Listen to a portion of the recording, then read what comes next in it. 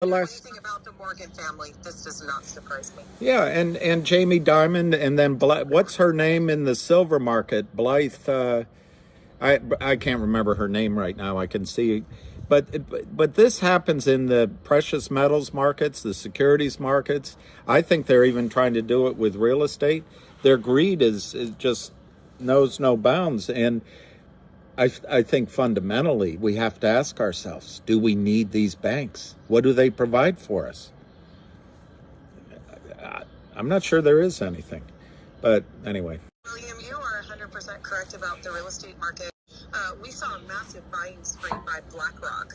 I lived in the beach areas of California, and so I saw a little bit of it. A lot of Russian, Saudis, and Chinese coming in and buying up the real estate and turning them into rental properties. But we saw, there was a time that BlackRock was going in and buying entire neighborhoods and buying them at escalated prices and but highly incentivizing people to sell off their real estate, not realizing what they were contributing to. I think BlackRock is the biggest owner of residential real estate in this country. And for me personally, that's terrifying. You know what else they own?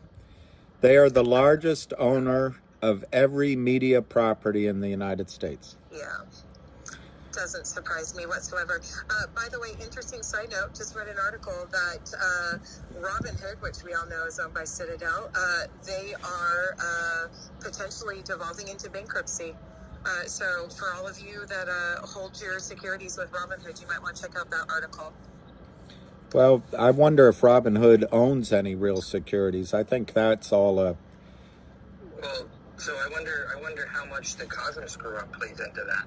Because, Robinhood specifically took the loss on that, and they're still stuck in that position in my eyes. Which position?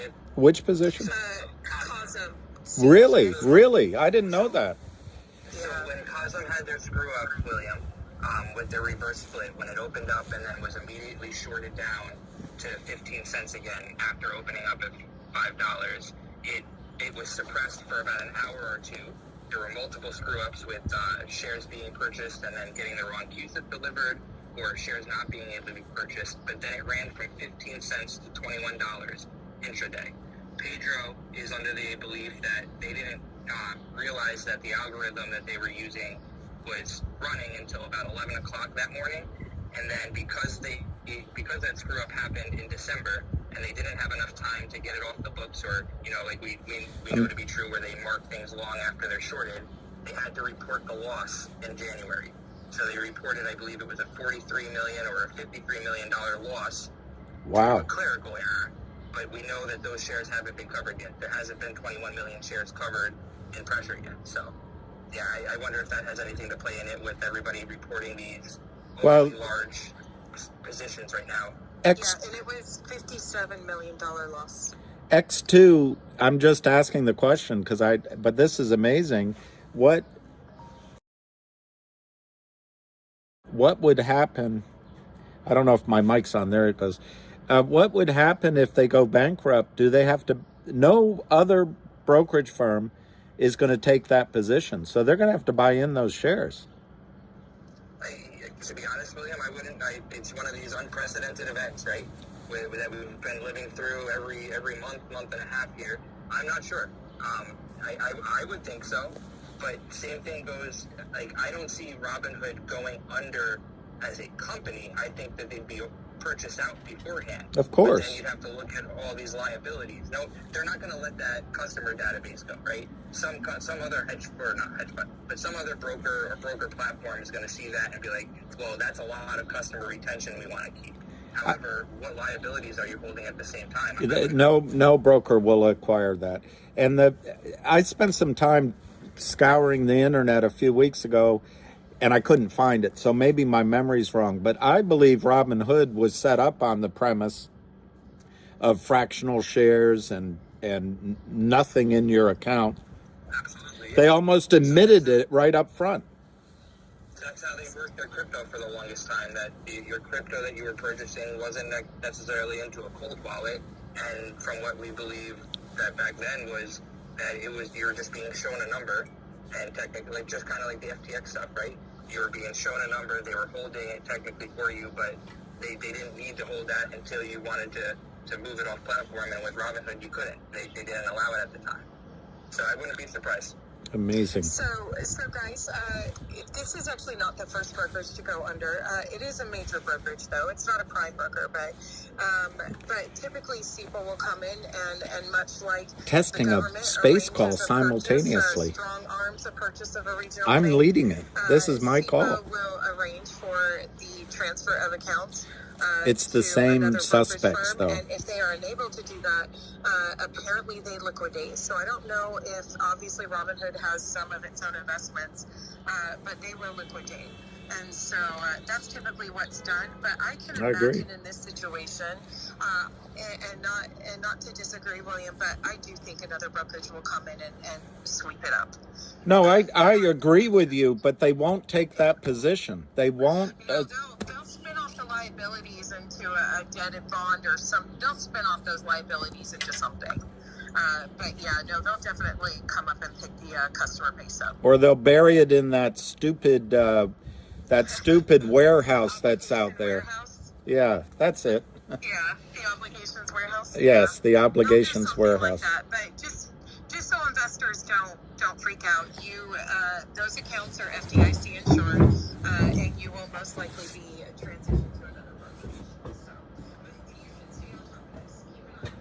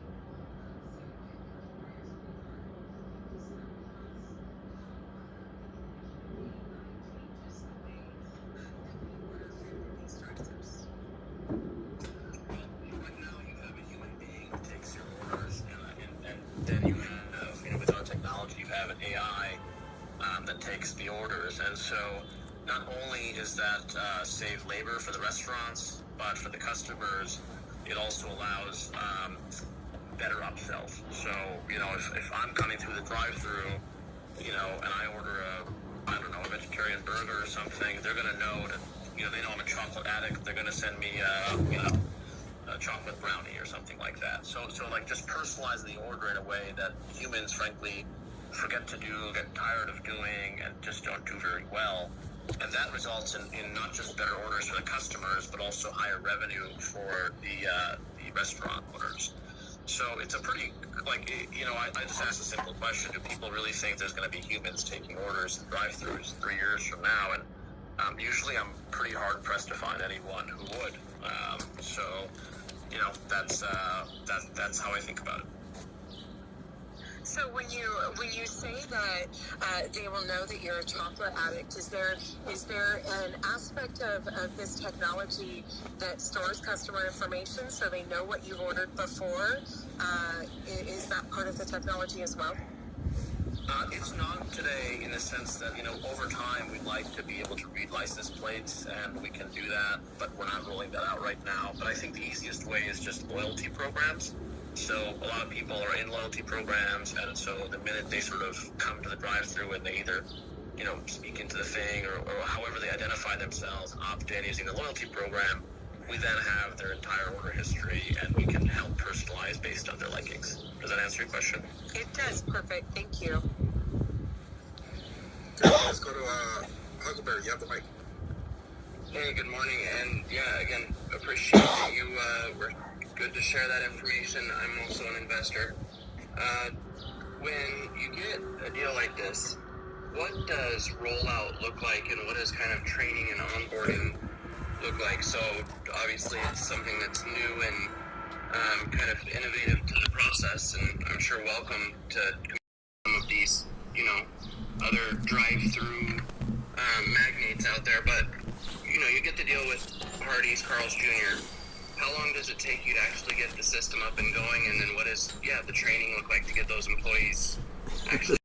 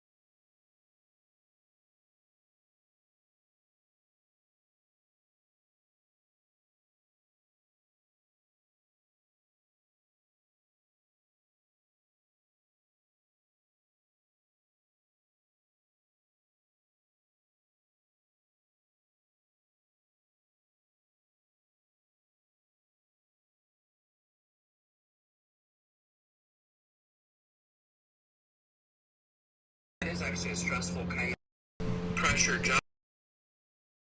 People are frustrated that it's taken so long. Are you seeing that the employees kind of welcome this, and that they're seeing a lot of, almost stress relief in something that's kind of helping them with their process and their flow? It's a great question. I like that I think it depends. Some restaurants will look at this as a labor automation play, so they might actually replace the employee entirely.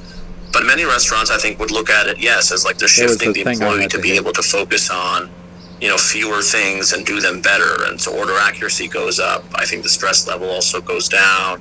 That'll go away. I think in general, we are seeing that employees, at least some that we've spoken to have definitely mentioned that they like it and they find it valuable and relieves the stress. Hey guys, unfortunately, I'm just getting a call that I have to take, so I'm going to have to jump, but I wanted to just jump on because Busy did did kindly invite me, and you know, you guys are a great group of people, and I always learn something from listening to these chats. So thank you for having me on, and I'll talk to you soon. No problem. Thank And you. thank you for joining us. Hey guys, this is Tony. I just would like to inform you, give you an update on the GTII. William and Busy, I tagged you on it. I tagged him. I talked to them online to Fidelity about, you know, getting a certificate mailed to me. The lady, she's like, I'll call you back, and she bounced on me. So I called them on the phone, and I recorded it from my other phone on a video. Like, literally, their phone number shows up in the conversation. They put me on hold. The lady put me on hold for like 20 minutes, right? She, like 21 minutes, and then she comes back. Now you guys can listen to the video. I posted on Twitter. She's telling me it's a master stock, basically master certificate. So they are on hold, not from them, by the company GTII. So they can't send me a certificate or nothing because they have a case going on. So basically, she's like, the next 2-3 months, maybe the company will kind of unlock them or whatever. They basically on hold. Like, wow. Like I was like shocked. I'm like, what? I can't get mine, you know? And I mean, I have shares with 3 different brokers, but Fidelity is the largest that I have with GTII, and that's what I got from them. They're on hold, and they cannot send a certificate, or basically there's nothing we can do about it. It's up to the company. So they blaming the company. And what did you call it? A master or a masser? She said a master. Like if you listen to the video, there's two videos I posted. Like I posted a video, like a shorter one, and then in the comment I posted the other one. If you can hear what she was telling me, like I didn't understand. I was like, explain to me. A master, basically, like they are on hold. So even though they're restricted, they're still on hold. They can't send certificate or nothing because there's a case going on with GTII. So I was like, because of the lawsuit, I was like, the lawsuit has nothing to do with the dividends. She's like, it's not us, it's the company. So they're on hold. There's nothing we can do.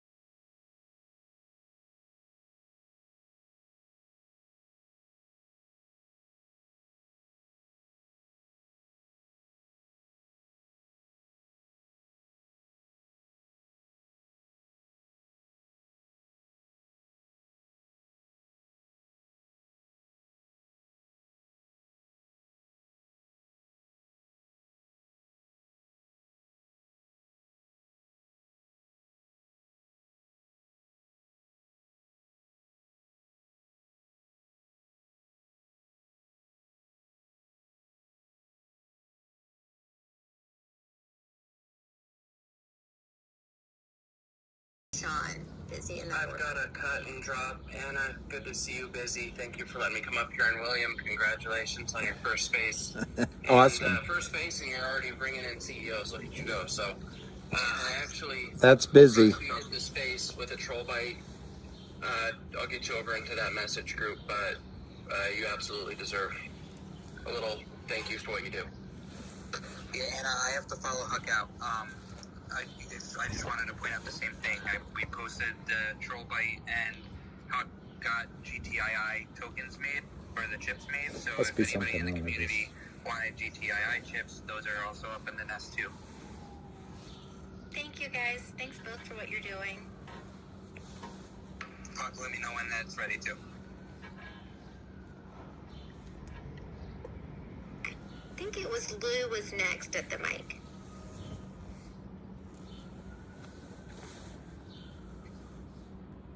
Hey, Black Bezos. Black Bezos, DM me. Well, I'll visit. I'll come see you wherever you are.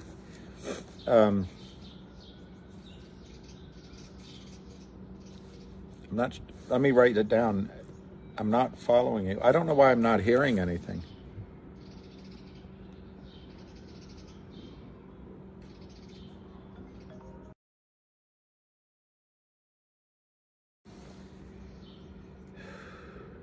I don't hear anything.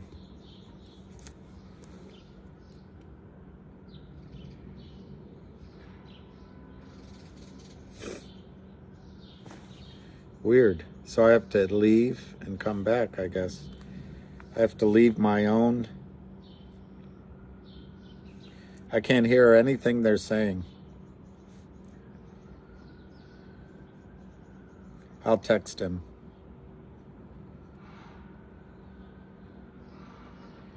I will text him.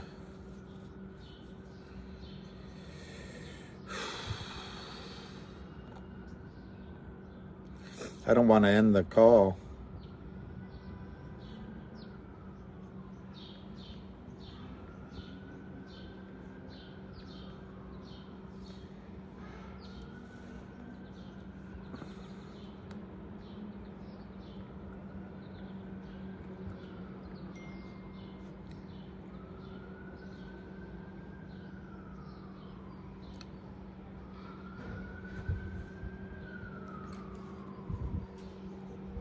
Hey, Lou. Uh, Lou, give me a second, because William just texted me. He's having some technical issues. He can't hear you.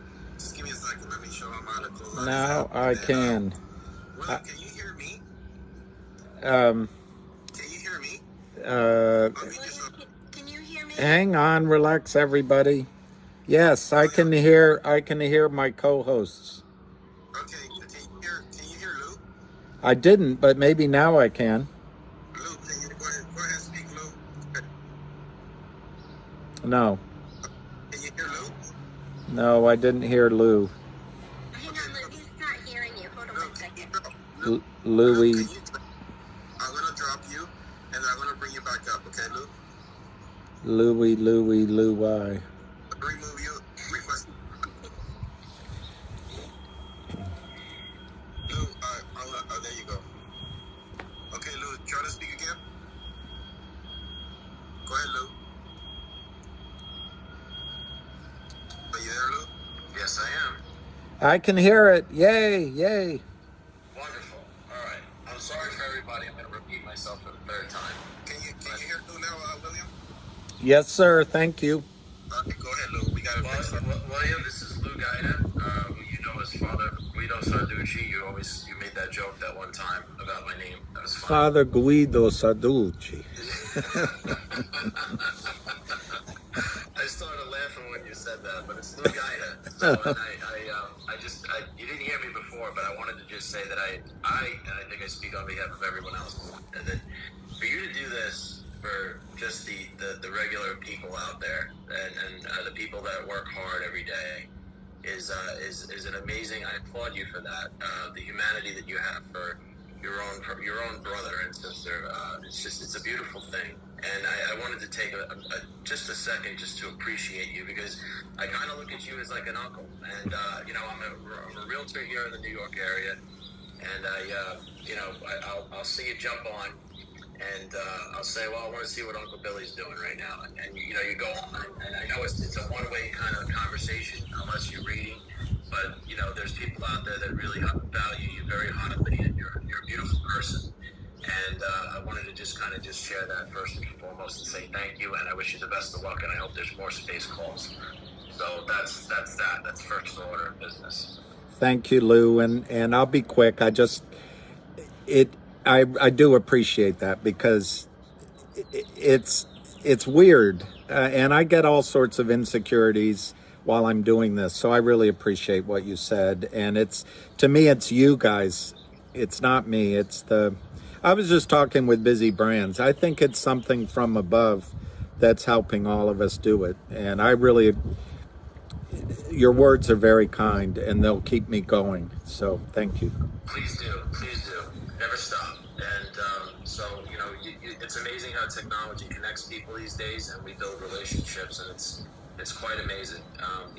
Technology is, as you know, a double-edged sword. It could be wielded in the wrong way and wielded in the right way, and I'm happy that you're a pioneer of the right way, and it's a beautiful thing. So to connect with you is really lovely, and I wanted to thank you for that. My question to you is, and now this may be a very elementary and simple fundamental question. I'm a real estate guy. I'm not a stock guy or anything like this. But what is when I buy stock in GTII, I buy shares as much as I can responsibly, whatever I can afford. And next paycheck, next closing I get, and I buy some more, and I buy some more. What I'm a little concerned about is, what happens if, we're hearing that, there's all these fake shares and everything else like that. I'm on TD Ameritrade, which will be switched to Schwab. I'm concerned that what happens if, when the day push comes to shove and it's time to deliver and I want to sell, those shares aren't there. And I'm just buying basically knockoff brand, almost like bootleg, ties on the street or wallets in Manhattan. You know what I mean? I'm buying the bootleg type or movies, you know what I'm saying? Yeah. I'm just nervous about that. If you can kind of just bring light to that, how does that all work? I think that's actually, believe it or not, the only thing that you shouldn't worry about, as long as your stock is in the system, so to speak. It's all electronic entry, and they will honor your sales.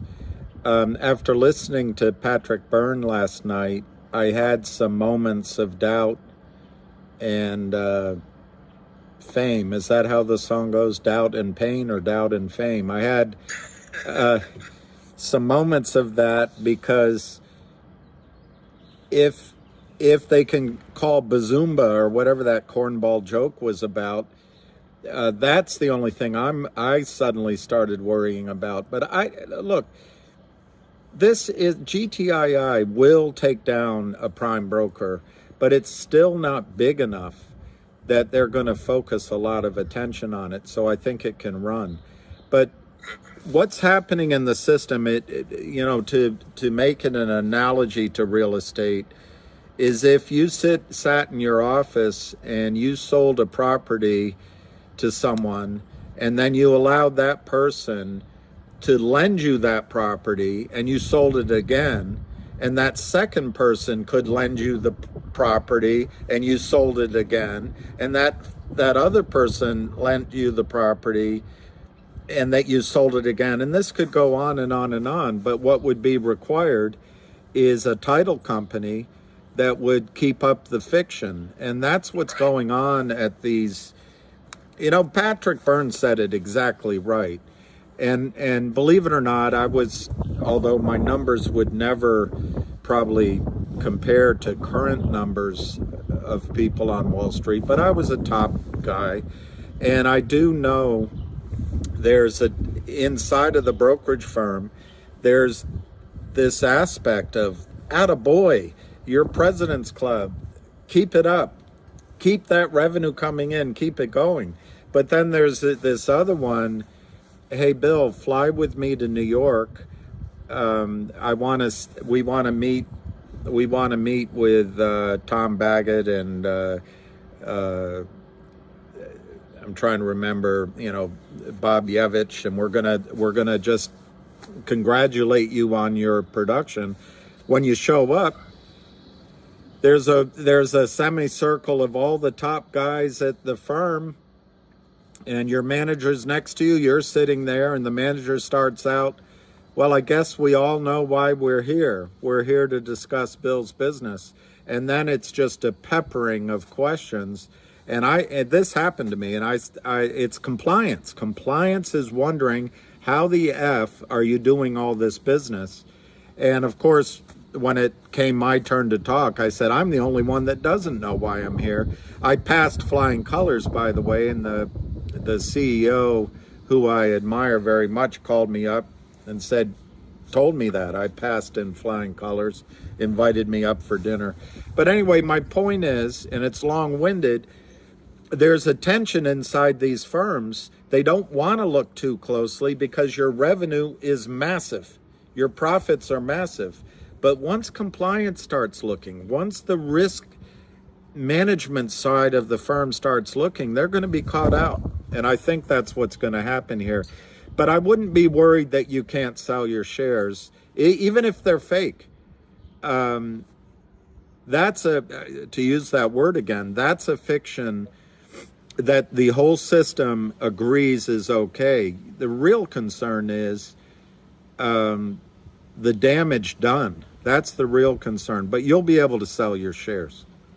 All right, really quickly also, can we touch up on the Gary Gensler? I'm so impressed with the MMTLP people. I'm not, like I said, I mentioned in a previous space call, I'm not in it, but they did some incredible work lobbying and literally going there face to face. I think there was that one lady, and I've been following the story on Twitter here, and Busy Brands was so nice enough to put up something like it was an article about how the SEC is literally giving them 3 days now through Gary Gensler to report whatever information they need to report on shorts. And I'm like, wow, that's like the nail in the coffin. Thoughts on that? Well, I'll make some points and then I'll defer to Anna because she's here. But there were about six or seven people, 8 maybe, that I met doing this work. No one better than Anna, Queen of Trades, but no one, and she was extraordinarily effective and persistent. But I'm trying to remember all the names right now. Anyway, my reaction is that Gary Gensler is nothing more than a suck-up. You've met these kind of people in a high school, college, at your careers. He's just a suck-up, and he was sucking up. He's also a distractor. He deflects answers, and finally he hides behind the same legal crap that the short sellers hide behind. Almost exactly a quote he made was, well, we're going to do whatever the courts allow us to do. A couple of congressmen were furious with him. He started his entire arguments, his entire testimony, by saying he's giving his own opinion. And I'm not trying to cause politics, but the newly elected members, mostly Republicans, weren't going to have it. They said, hey, wait a minute. You're here representing the SEC. Your talk is the SEC. But he's a weasel, and I don't expect anything out of Gary Gensler. That's my opinion. You know, you have to make your own judgment. But I'll defer to Anna. To me, on the short selling and all these steps that it appears they're doing something, I just think it's 3-card money. Look over here. And then they don't do anything. All they have to do is settle trades. If they settle trades in one stock, if they put one person in jail, if they prosecuted this issue with one firm, it would end across the street. But he's not going to do that. I'll defer to Anna now because I really think it was her. Well, not just her. There's a guy named Patrick, and there was Sada Aman, if I got her name correct. There was Mark and Matt. There was LT. There was one other person I'm forgetting, and maybe she can help. But Anna really was the champion in the halls of Congress, so I'll let her speak now about it. Thank you, William. Yeah, I think we missed you, Taman and Ham and you. I mean, we had people there all week. It was an eye-opening experience, to say the least. I think it was very good we were there that week. We got to educate a lot of people who really don't know the extent of what's happening. And I think that's why it's just important for us to keep the pressure up, guys. I put up in the nest the links for Anna Trades, which you can just type your address in and it will take you to your congressman, to your, so we can just keep pushing the pressure on Congress, the House and the Senate. I also think this is a matter for the FBI, but I really appreciated what Patrick Byrne brought up last night about he felt like we could get somewhere with this being a national security issue, because it really is. I mean, if you see, I started to think about like with the tops and what the Chinese are doing with these short squeezes, and that they can continue. I mean, they know that there is a big crack in our system, and I feel like our markets are probably some of the most corrupt in the world, and we're supposed to be the most powerful country in the world, and our dollar is the currency of the world. So this is truly a matter of global security if we think about it, and they need to take this seriously. And I think just because they've been paid by these hedge funds for many years billions of dollars, that doesn't excuse the fact that they're putting us all at risk, and they need to do something. And I think it's just to continue to speak to our representatives and to push for change. That's where we can actually band together. And I was, speaking on it earlier, Patrick Byrne, when he was fighting this fight, he was just one person, with a legal team, and he spent $30 million. But, we have MMTLP and now with Retail United trying to band together with other communities of investors, and because it's market wide, and just to continue to push to be heard, because we do represent the 99.5%. And it's not just people who are investing on our own, it's the people who are being invested for, and how they are stealing people's pensions and 401ks and IRAs without them even knowing it. So it's such a bigger problem than anyone knows. And the layers we peel back, the more we see it's just how much collusion and conspiracy has gone on here. So thank you, Lou. We are all in this together. And Anna, just... I'm sorry, Anna. It's nice to get acquainted with you over this wonderful technology we have this day and age, and I appreciate all your hard work. I mean, to get there in person and actually go there, it speaks volumes, and truly good for you, and you should be applauded for your actions. So, thank you so much for all that you do. And just to add quickly to what Anna was saying on national defense, and the oath they take is to defend us against enemies, both foreign and domestic. I think maybe one of the tacks here, and I intend to write a letter. I'm not as good as Anna, but I think the Al Capone, how they got Al Capone was failure to pay taxes. And these criminals have been doing it for 2 decades. I wouldn't be surprised if they haven't paid trillions in taxes, 1 or 2 trillion. So anyway, I just throw that out as well.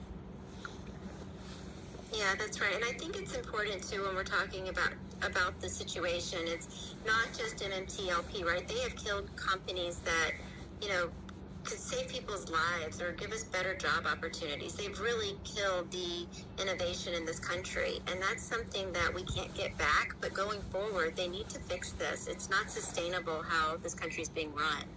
And, these politicians shouldn't go into becoming an elected officials just to become wealthy. And that's what's happening. They go in there supposedly making $169,000 a year, and they stay forever. Then they become lobbyists when they decide to step down because they see how much money is in it. And that's something that, we as Americans should demand better. Hey, Anna. Yeah, sorry, Busy. I can go on about that for a while. Somebody want to congratulate William on his first space call. William, it's him. I think my daughter's going to doctor appointment in Mount Sinai, so I'm sitting in the car outside waiting for my wife and my daughter to come out. But congratulations, you probably grown up and understand technology. So well, Ham, everybody here owes it to the prime mover, and you're it, the strong and stalwart champion of all of us, to use that word again. But tell us a little bit about GTII and Finger.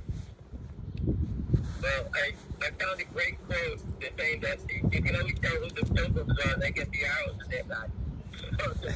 So we've been doing this for a long time. And yesterday, Patrick Byrne, you know, a couple of people got upset that he didn't give you the big speech to get you fired up and run into the bullets. Okay, Patrick's been out of the game 13 years, 14 years. He won. His stock went from 3 to 128. Trust me, they all made a ton of money. They won. Okay? He fought. He told you politicians are worthless, but that was a different time. Okay? Politicians changed over. You know, he used to deal with Orrin Hatch. He passed away. This guy, it's a different time. The banking sector is collapsing. He just back into the political stuff now. The reason I got him on the call for you is so you can hear the things that he's saying that you all know, and that you've been trained very well. Patrick bought and put on a team, a high-profile team of people, experts. It wasn't a ragtag team, so you learn from the best. William is teaching you everything you need to know. Anna's showing you the fight of Patrick Byrne in D.C. These things all work together, and we're going to win. MMTLP. You know, if you like, I can get a guy together who will buy 5 billion shares at $1. Okay, and I discussed it with him, and he give you a 20% upside. So if he sells it at 10, the most you'll get out of it is $3. Okay? People want to buy those. People want to buy you a stock because they believe you're going to get settled and you're going to make a lot of money in it. This is a different time. You have proof. The regulators know the fraud. Cheer up. I know. Think about it. You're in the market. I told you, you probably would have owned a bank stock and got wiped out. Okay? Your chance and your MMTLP is coming. You got great lawyers. No one's going to settle and leave the investors hung here. You can't. It's one market. Box Brazil is doing a great job with fishing, with lawyers around it. They got former SEC enforcement attorneys working for them. You got a great team here. Just keep knocking on the doors. Make the call to the SEC. It takes 2 minutes to make a whistleblower complaint. Just keep going with them. If you're pissed off, call them up. Leave a message. Wait, let's talk to them. Abuse Yvonne Hubler at NASDAQ, who's done nothing all these years. Take it out on them. They're the ones that are protecting these guys. All right? So they don't. Listen, I'm a firm believer we're going to win. I wouldn't join a team standing around for 23 years if we're going to lose. I'm not that stupid. This is a different time. CEOs are speaking out. Before, if you had 3 CEOs speaking out in 2005, you were lucky if you get another 3. I can't even keep up with all the people that are screaming about it. All right, so the game, because of all these calls and education, is helping. Because listen, I'm not here to tell you to buy a stock, but you got to tell someone you know, be careful. Don't invest in the equity market. Take your money out. It's dangerous. You're going to get robbed. Let the world know that the system is broken and we're full of counterfeit shares. People are being looted here. How the SEC is allowing bank stocks to get destroyed every day. And their story starts, short sellers attack bank stocks. All right? Just read the stories. How are they not protecting the bank? Everyone has their money in the bank. The whole system is on edge. Their bank failures are going like crazy, and no one's stopping them. Where is the SEC? Just stop short selling. Serious. I've been saying that for 100 years. They're criminals. They're just looters and vultures, and they hide behind the fact that, oh, we exposed fraud. They're full of shit. Even Carl Icahn said it yesterday when Hindenburg called him a fraud, his company a fraud. He said they're only doing it for their own reasons, so to make money. That's what they do. You leave the system open, and the fraud will exist. Short selling, tied with stock loans, is completely unregulated, and that's how they're robbing everyone. BlackRock told you yesterday, go Goldman Sachs, JP Morgan, they make all their money from stock loan. It's a black hole. They charge what they want. They lend out what they want. They choose who they're going to lend to. If you were to go and knock on a door and you were running $100 million, and I want to short 1 million shares of Tesla, and I'm walking behind you and I run $1 billion, you'll say I'll pay you $1 a share. I'm going to say, well, I'm going to pay you $2 a share. The next guy says 3. The guy who puts up the 3 wins. It's not first come. But who's going to pay the highest? Who's going to pay the fees? That's what they do. And that's stock loan. It's complete black box, unregulated. They expose you. They make all their money. BlackRock spent $30 million, and that's the only proof he got. Nothing. 0.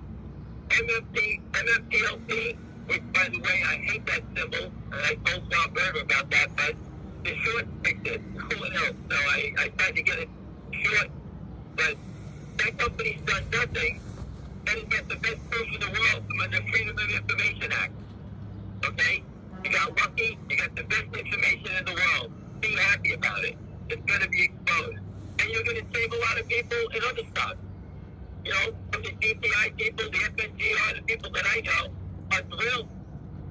They're not happy to see you suffering, but we're thrilled that you got the blue sheets coming up. And it's going to be earth-shattering. I'm telling you, it's going to be earth-shattering. You know they're never going to show the number. That means they're going to settle up. And the ham? Everybody hold or whatever they're going to do in the stock. If you think MMTLP is worth 60, and if they stop the bid, they're not going to give you 20, they'll give you 20. If it's worth 60, why would you sell it at 20? Hold on, that's your decision. You wanted to own this gas company, you own it. All right, so you're going to have to make that decision. I don't know if they're going to open it up and let it be a free-for-all, or they're going to work on some sort of settlement to get everybody whole. I have no idea. Right? But that's going to come. And then behind it, there's going to be the lawsuits by West and his team. They're not going to, they're figuring out what the damage is going to be. But they're never going to show you the number is going to be 565 versus 165. That number would rock the whole equity market. All right? So I believe that they're going to come up with an answer. It's coming up quickly. You got how many more days? I don't know what today is, May 5th, whatever today is. So you got 20, 15 trading days before the end of the month. These things come up quickly. And they're not going away. What happens in MMTLP is going to help all the other stocks that we're talking about. And you can say, well, I know XYZ, ABC Corp. It's the names that are out there that have been fighting. GTI's name is out there a long time fighting this battle, 2.5 years. Singapore has been fighting it for 4 years. Okay? These are the companies that I believe are going to get the first run because they're the most well-known in the fight in the space. For everybody here, I helped the CEO of MULN. I spoke with him. I had legal documents drawn, press releases drawn for this guy, and he decided to do nothing, and I told him if he did nothing, they're going to reverse the stock. Many people here, I've shown them the press release. I showed him the documentation. He shot himself. I don't know why, but when you don't fight back, it's the end of your company, the end of your investment. I don't know what stock you're in, but if your CEO is under attack and he's not fighting, run for the hills. You have zero chance of winning. I don't care what they're doing. I see cancer companies go down, everything. They don't care. But if you don't fight back, educate the press about it, they're going to be burned. I don't give it a cousin, a niece, a nephew, a college kid. Let them understand this. It's important. I'm not telling you to tell them about how to buy and sell stocks. Okay? It's important to educate them. If they don't know, they're going to get ripped off. All right? So again, you got great people, Anna, William, Ace, Abbott, all these people that are fighting for your job, Berger, the lawyers. Everyone's fighting for people we don't even know.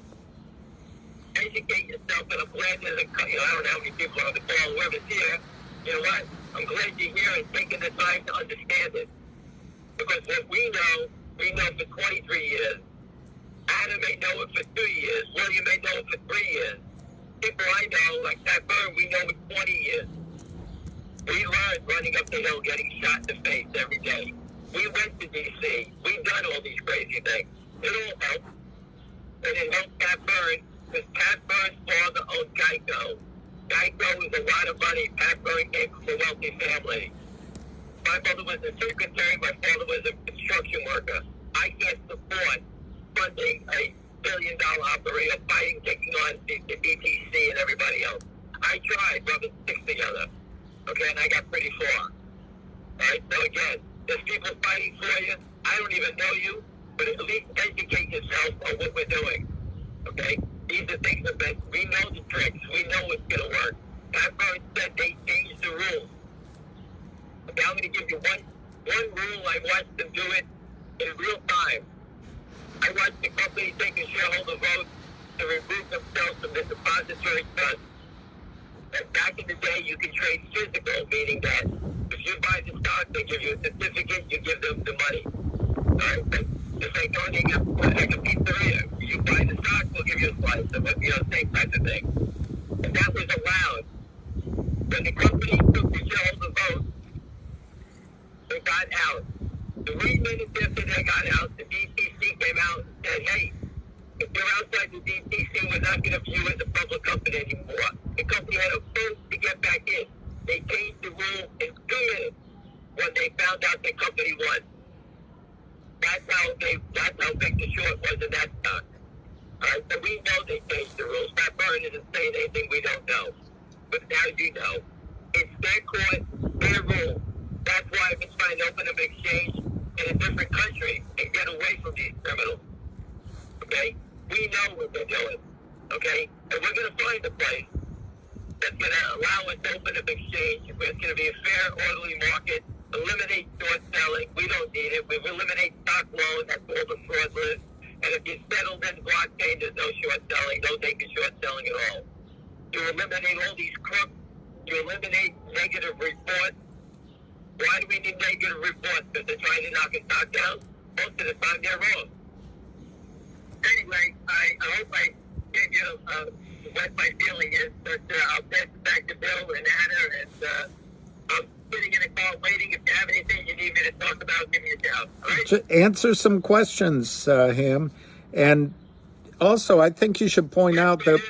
If there is a hot dog stand on the corner, I'm eyeing it up, yes. There's also, you should point out that Wall Street makes money on the upside, the long side as well. So Wall Street's all about making money. I reported on Overstock. Morgan Stanley took a big stake in Overstock, 10% of the company, but it was very low. Once they knew the approval was coming on their dividend, they took a stake in it. It went to 128. And then it went only back down to 50, back up to 128, back down, and Morgan Stanley never sold it. And the reason is because they were using the stock to loan out. They made more money daily on stock loans, lending out those shares and controlling the stock going up and down. They were shorting it when the stock ran up. You know, hold on a second, everybody. Yeah. Do we have a choice? Hot dog will be really good. For him, if you guys don't mind. Yeah, go ahead, Sally. I was just going to say, while we're waiting for Ham to pop back, if you guys wouldn't mind, check out the Nest. We're populating it with some action items and tweets. Hey, Ham, can you hear me? While we're listening to the conversation, let's keep the work going. Morgan Stanley used to take stakes in the company and lend out the shares. And that's what they do. So when you invest in a company, look at the holders and see if you see Morgan Stanley in there. Because that's the way for them to make more money. And it's not for the big short position. They file, they own it, and this way they become the stock loan in those shares. What was the next question, Gazo? Yeah, I got a question for you, Ham. I posted a video. I tagged you, William, Busy, Ace, and Avid, and Tono. That's Tony out. Ham, if I don't know if you listened to the video, they basically saying we can't. You know how you told us yesterday, call them for the certificate, actual certificate. I talked to them online. The lady dipped on me once I asked her about that. So she just signed off. And then, so I called him on the phone. I was on the phone for like 21 minutes on hold. She gets back to me and tells me we can't deliver it to you because they are the master, master certificate. They are on hold because of the lawsuit that is going on, the case, because GTII has a case. So if the problem is with the company, it's not on our end, it's the company has to kind of issue those actual certificates. I was like, but the dividend has nothing to do with that lawsuit. It's a dividend. It's from the company. And she's like, well, it's not our problem. It's the company. I have something to add to that. The brokerage firms, the reason I wanted everyone to call, we want to see what they're going to tell you. But first, they're going to make you wait online. They're going to make you do all this stuff. All right? That's the first thing. They want people to give up answers for it. But it's serious in here when everybody's going to tell the stories. They're going to say it's a dividend. IBM, Apple have lawsuits against people all day long. Okay? It doesn't affect their dividends. Big companies have dividends. They get dividends out. It doesn't affect the restricted share. And all you have to say, if you do get them online, and I applaud you for making the call, is just keep the pressure on them. They can put that in writing to me that you are, that this is affected. So I can go to the company and tell them that this does, since you're telling me this is the answer. See what they say about that. If you're invested, you make that decision. I don't want to make you waste your time and take away your time. But you can see how deep the fraud is. And that when you understand it, you can tell the next person that you witnessed it, you called up, and that's part of an education of this game. Okay, I'm not trying to turn you off from the U.S. stock market forever. I'm just trying to show you so you understand how deep the fraud is here and how they control the game. And a way to do it is when that woman hung up on you, put you on hold for 20 minutes, he was talking to a manager, they don't know what to say. And they're saying, blame the company. That was what they came up with. Same thing that we're doing to MMTLP. I requested physical shares this morning from TD, and they said it was going to cost me $500. So I think that was a little wild. So that's the next thing. They're going to say it's going to cost a fortune. We can't do that anymore. It's going to cost a fortune to send you a certificate. And just ask them, again, can you put that in writing to show me how much it's going to cost? I want to discuss it with my wife or whoever you can make up the story. Put it in writing so we all have, so you can all see the proof. We'll send it to West Christian. And, I'll talk it off of Twitter and I'll send it to West. And show them the games that they're playing because one's going to say 500, some other firm's going to say 200, one's going to say 100, so it's going to show that you're just gouging everybody across the board. Yeah, I did it. I recorded on purpose, Ham. I recorded the phone number and everything, so they can't say, "Oh, this is not us" or whatever. So I recorded actually the conversation from another phone. I did it on purpose because I had a feeling they were gonna give me the runaround and not send me or like say it's gonna cost me like $1,500 or $2,000 to get the certificate. You know what I'm saying? Like I figured something. They're gonna tell me something. I was already prepared for it. And that's why I recorded it. So, they can't hide from and say this is not us or this is like made up or whatever. This is actual recording, a video recording of their phone number and everything. Right. What they're saying here is, someone just asked me about it. MMTLP, they said there'll be no charge. GTI is not charging anybody for this. They would never charge anybody for this. This is a brokerage firm that doesn't have your dividend, trying to figure out a way to get you to stop asking for the stock. This is what all they're doing.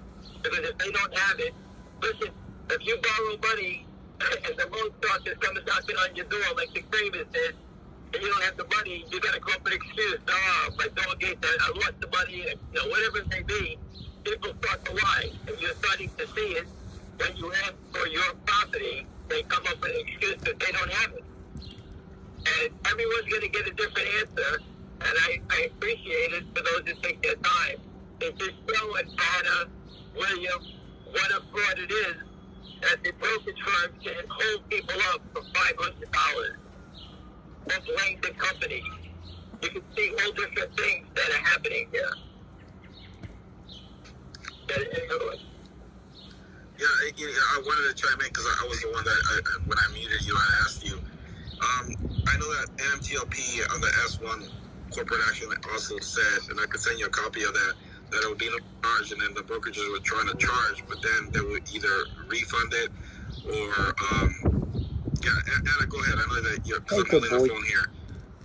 Or Savvy, can you speak in regards to that? I don't see John I in here, but I know that we ran to the similar situation that they were trying to charge, but then when we confronted them with the literature on the S1, I believe it was, or the corporate action, it stated there would be no charge. Go ahead.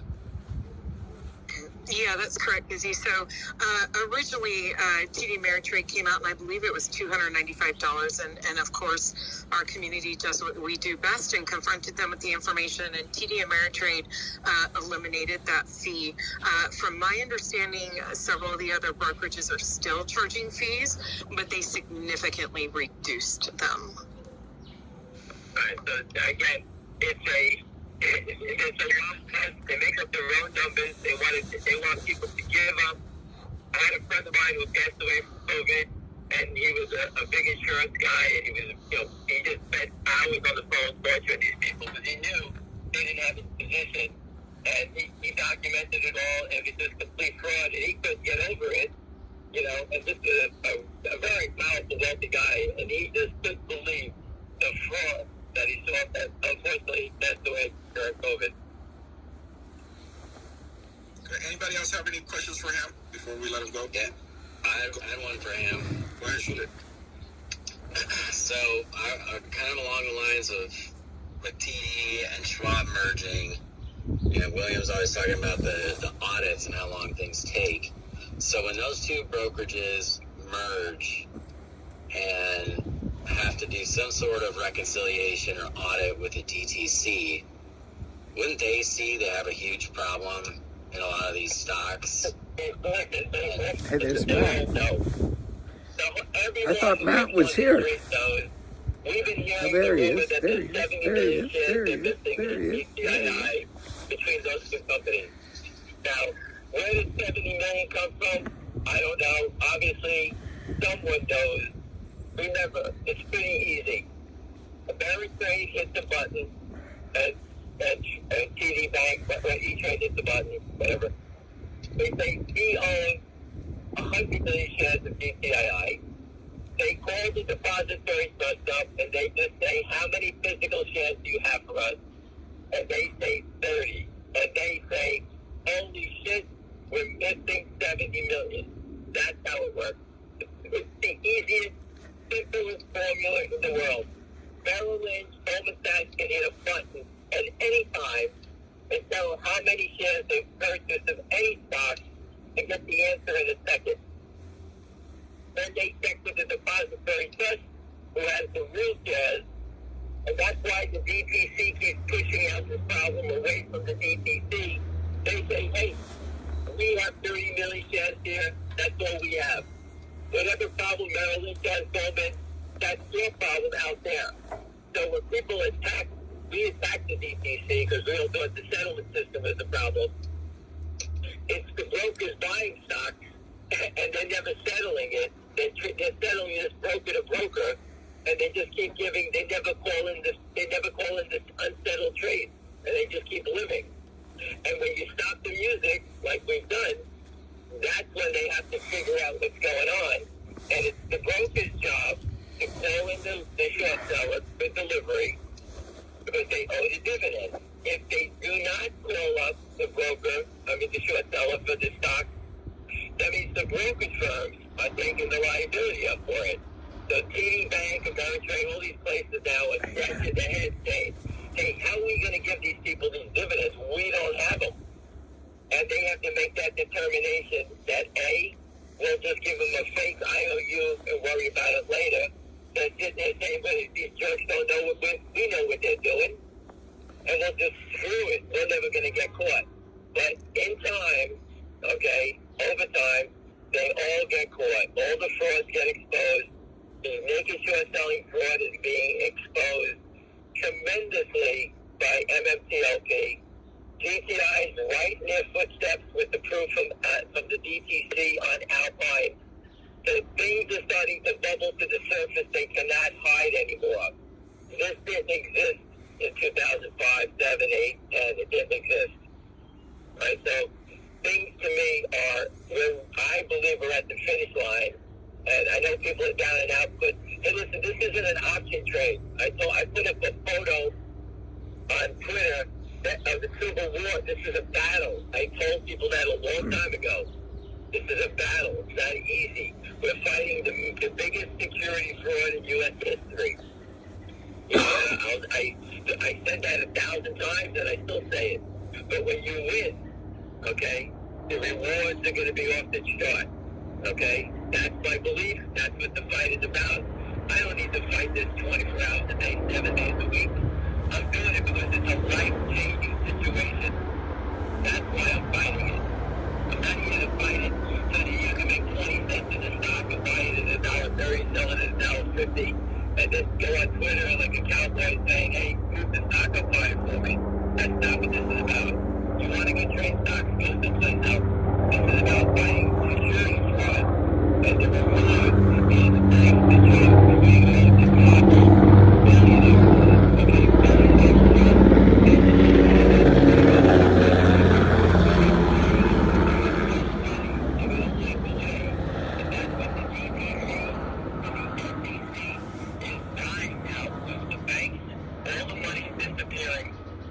and these guys have tremendous leverage and no money to back it up. How anybody is taking an order from the Kramers or whoever's playing the game now is insane. Okay? Fire. Yeah. I'm going to Vegas on Friday. I live out here in San Diego. I'm going to Vegas on Friday. I like your analogy the other day. It's like I can't walk up to the craps table and say, I don't have any money, but I want to, make all these bets. And if I hit, I win. And if I don't, I'm just going to walk away. I can't tell you, I'm a dice player. I can't tell you how many times I was at the table and I was down to, $200 and I had it all on the table and I wanted to make more bets, but I just, and then all of a sudden I start to win. And, I win with $200 instead of betting 500 more when I started.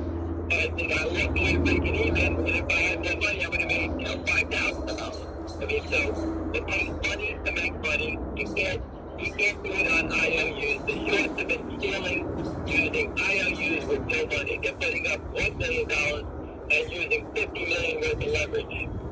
Okay? And now the banks and the SEC realizes that these guys are so exposed and the damage is so enormous to the upside, they have to get to the bottom of this. They can't have these things living in the system anymore. So the more noise we make, they know who GTII is. They know who MMTLP is. We had the truck at their door for 2.5 years. Sorry about the noise. Link Partners, we let them know who Link Partners is in Finger. We let them know the source. I think it was Kamala Harris going to the White House. Have to do, and we've done it. MMTL people have band together. I can't tell you how many people who fought with GTII, 2.5 years ago, when the stock ran to 9, on a squeeze, it went to 9. I never heard from them again. Because guess what? They signed up for the battle, and once their war was over, they left. Okay? It's not hundreds of them. I'll say 50 of them that I spoke to all the time. Never heard from them again. I don't know if they're dead. They made their money and ran away. Okay? Some have come back because they lost all their money in other names. And after I told them don't do it, they did it anyway. So again, the MMTL crowd signed up for the fight, and they can't get out. Right? So they're doing what's best, and that is keep fighting, which I can't afford enough for. And that's why I went to D.C. to sit down with Anna and any of the other people in MMTLP, because if they're going to fight, I'm standing there with them. I'm not even involved in the stock. So again, I applaud all those people. Any other questions?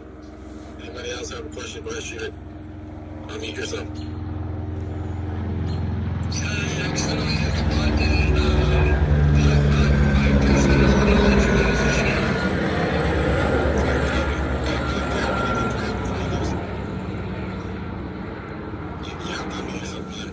Loud buggers. He's a technology guy. William, you there? Yeah, I'm here. There was a helicopter. So, Ham, all I can say to that leverage that you're bringing up, live by the sword, die by the sword. When leverage goes against these guys, I would live and die by that sword 100 out of 100 times, because they're opening up new LLCs, they're putting up $1 billion, and they're swinging with $50 million. Until the system shuts them down, they're just going to blow up like the GTII. They're going to walk away from the safe. We're going to win. And they're going to go down the road and do it again someplace else under a new LLC. And we posted Alpine has 100 LLCs that they're hiding things in. GTII declared, I don't know how many they have, 60 of them, 60 or 70 LLCs. And now Peter, I'm not sure it's the mic. I think it's the that's the system. user. What the SEC needs to come out and say is one thing, and I put Harvey Pitt up. He said, this forced delivery and it ends. I said the SEC just needs to say, if we catch you naked shorting, you're going down minimum 1 year. You do it 2 times, it's 5 years. 3 times, it's 10 years. That's what they need to say. And then it will end in 1 minute. But they're all get caught. They show up secondary. These big Millennium Fund, you can Google it. They should, when a big time broker.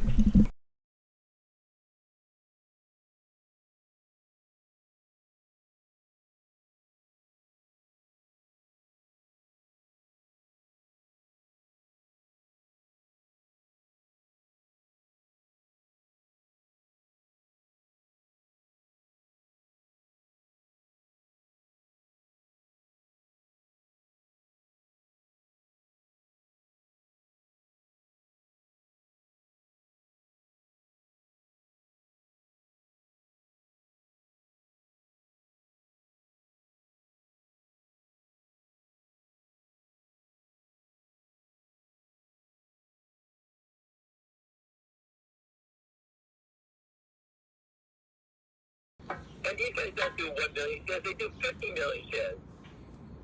So down $2 is $100 million that was lost to the company that the short sellers are stealing because they're manipulating the stock lower. I think Pete has a point. They do it at the big board level, and it happens every day.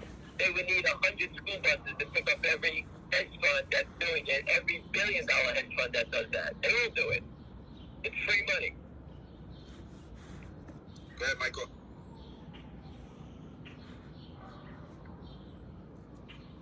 Michael, is that me busy? Yes, sir. Hey, Ham, when we hit the 275 strike price on the warrants back, I can't recall if that was a year ago, if it was April or when it was. Are you saying that the reason that didn't cause the squeeze was because they were still getting leverage from the banks at that time, and now they're not? Well, it did cause the squeeze. It went to $9 when it went above, right? The company had people that exercised it. Many people were shut down from exercising it, and the brokerage firm told them, if you exercise, let's say you got 10,000 of them, you had to pay the company the $2.75 times 10,000, right? So you would give the money to the transfer agent. The transfer agent would electronically transfer. They call it DWAC, DWAC. It would put them into your account. It's as easy as pie. Everyone does it. But they told everybody, if you were to exercise those warrants, we will not take them back into your brokerage account. So people were afraid to pay for the warrants because they'd be stuck in limbo. You won't be able to sell it. So that was a trick to stop the stock from going up higher. Because they couldn't get the warrants, they stopped people from exercising them. And that stopped the squeeze. Okay, thank you. Pam, I'm a Bay Ridge guy, by the way. That's it. Thanks a lot. Right. Yeah. Go ahead, knowledge. We'll go. That'll be the last question. I'll let you have the mic. Thanks. Hey, Ham, is it possible that the company might put out a statement saying that they did not issue these on a master certificate, and that, and clarifying that they are not restricting the release? Later on, I'll send a message and say, that the brokerage firms are saying the company telling us charges to these things, and that the company denies that they are. Is that good enough? Yes, just something that I can take to them to shove down their throat when they lie to me. I will get those. I hope it's in my words and not some fancy lawyer word, but I'm going to try to get the company to say, hey, these are free of charge. We have nothing, the brokerage firms, we're not telling them to charge you anything. They're free. We'll get that. Perfect. And if it could be in your exact words, tell them we'd all appreciate it. I will take care of that, I promise. All right, everybody, have a great day, and I'll touch base later. Yeah, go ahead. Thanks, Ham. Okay, thank you guys. You got it. Go ahead, Anna, you have the floor. Let me talk to Ham real quick. Oh, I just wanted to say, Ham, thank you so much for coming on. It's always just amazing to get your knowledge, and I know he's probably not listening now, but thanks. I do want to draw everyone's attention. Yeah, he was listening. Oh, he was? Ham, you're always awesome. Just different one. Thank you, Ham.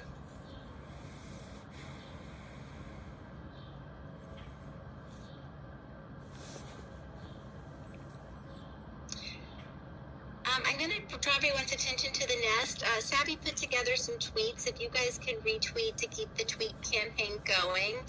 Also, I put up here the call for action, which is to keep the pressure on our Congress members. So please, guys, take a moment to look up in the Nest. And Anna Trades, that site, takes you to your congressional leaders. So you can type your address in, and it will send you directly to their contact information and the different ways that you can contact them. I still encourage everyone to write the letters, drop them off in person, let them know who the professor was that was sent in, that we have the upcoming court date with FINRA for the blue sheets, that we encourage Congress to please ask them for the blue sheets.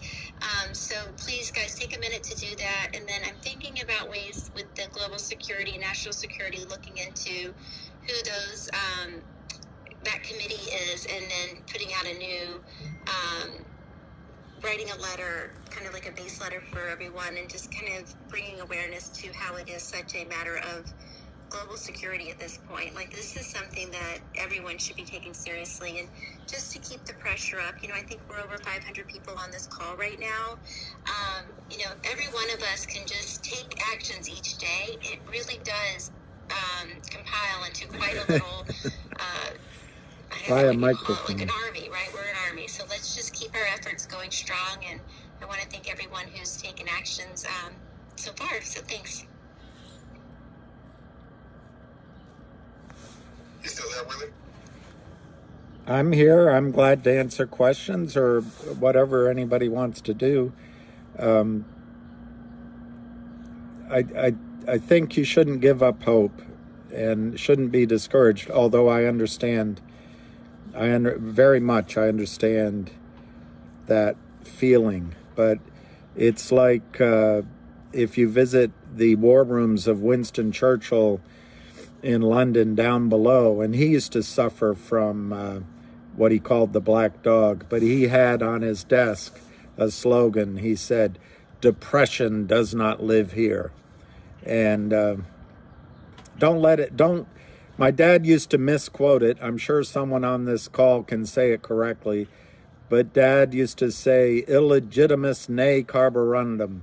Don't let the bastards grind you down. And that's how I feel about it. We're going to win.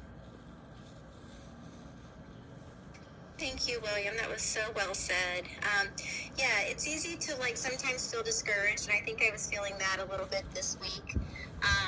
But then, we have to look at all the amazing things that have happened, and I've talked to several people up here about how we do believe that there is a higher power that is backing us, right? So, and how things do take maybe it's taking longer to play out because we're getting so much evidence, and this evidence can bring down the whole broken system, right? It can expose it all. So I think we just have to be patient and realize that it's not always on our time frame, but that there's something bigger at play here. So I just wanted to mention that as well. Hi, Susie Surfer. I will look at that now. sorry I haven't checked my DMs this morning. No, it's okay. And I wanted to get that out there. I did speak to Drew on this too. Very, very interesting conversation. Just so you know, FYI, that I've been having on with this person on LinkedIn. Just so you know. Okay. Okay, I'm looking at it now, Susie. Thank you. Yeah, and I wanted to get your thoughts on this. It's just very curious. Did you send me your phone number? Maybe we can talk up on I it. did send you my phone number in that DM, and I'd really love to discuss this because I wanted to get your thoughts. Okay, I will look at that. Thank you. All right, dear. All right, and thank you again. And and then maybe you can share it with some of the other members of the community to get their thoughts as well. I think I also sent this to Bissy too, Andrew. Thank you, Susie. Okay, thank you. You're a real warrior. Thank you for all your actions. It's always well. I also mentioned the other day, just this, to kind of chime in, as you would say, on what Hammond said about sending this to the tips, complaints, and referrals. We've done that millions of times, and I did speak to the lady at the investors who's supposed to be an advocate. I know Gray was on this space, and he's like, yeah, they're not our advocate. She's not our advocate. Her response was kind of a copycat of the interview with Charles Payne and Hester Pierce, about, just keep sending, as you said, just keep sending everything, sending all of the information. And then she also mentioned something that I thought also was very curious, getting back to the brokers. She said to me, and this is just laughable, she said, oh, well, the brokers are just as confused as anybody else in this whole predicament. That makes me think, she's supposed to be our advocate, and she's saying that the brokers are just as confused. Oh, and then if you want to go and you want to reply to, the whole, the change of regulation, her other speech was, well, this happened with, GTII, or was it, with GameStop and AMC, and, we went through that whole era of them trying. I said, but this is a private company now. I said, and we are sitting here 140 days out, and we may be confused, but we want answers. And this is their their rebuttal to our questions as the SEC investors advocate, who are supposed to be working for us.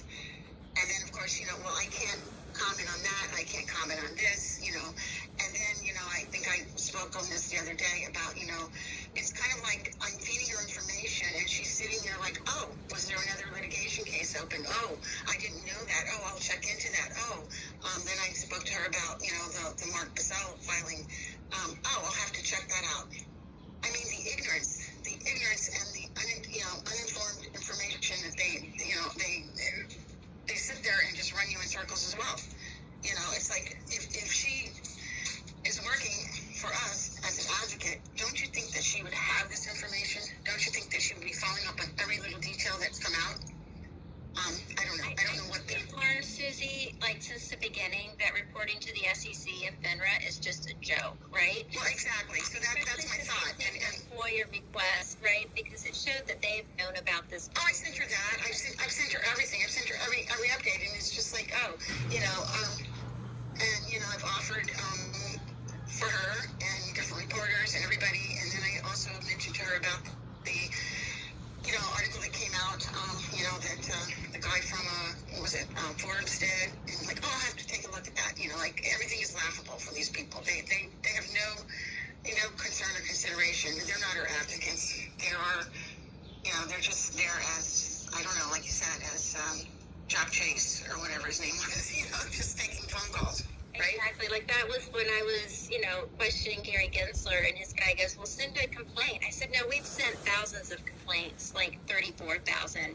So I don't know how many more complaints and how much more information. Well, I flat out asked her, I said, did you happen to hear anybody who called about the Charles Payne, conversation, that was, with Hester Harris?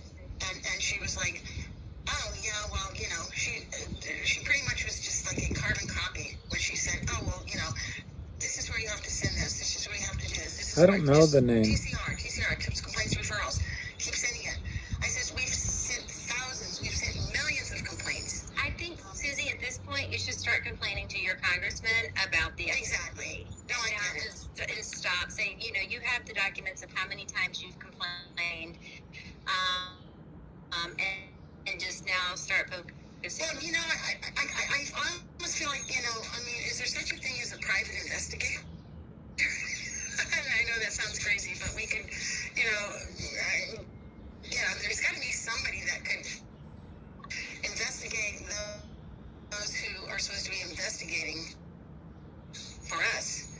You know, like a PI. Some hands, they may have answers on that. Let me go to Busy and Okay. So you in a conversation on LinkedIn with that individual?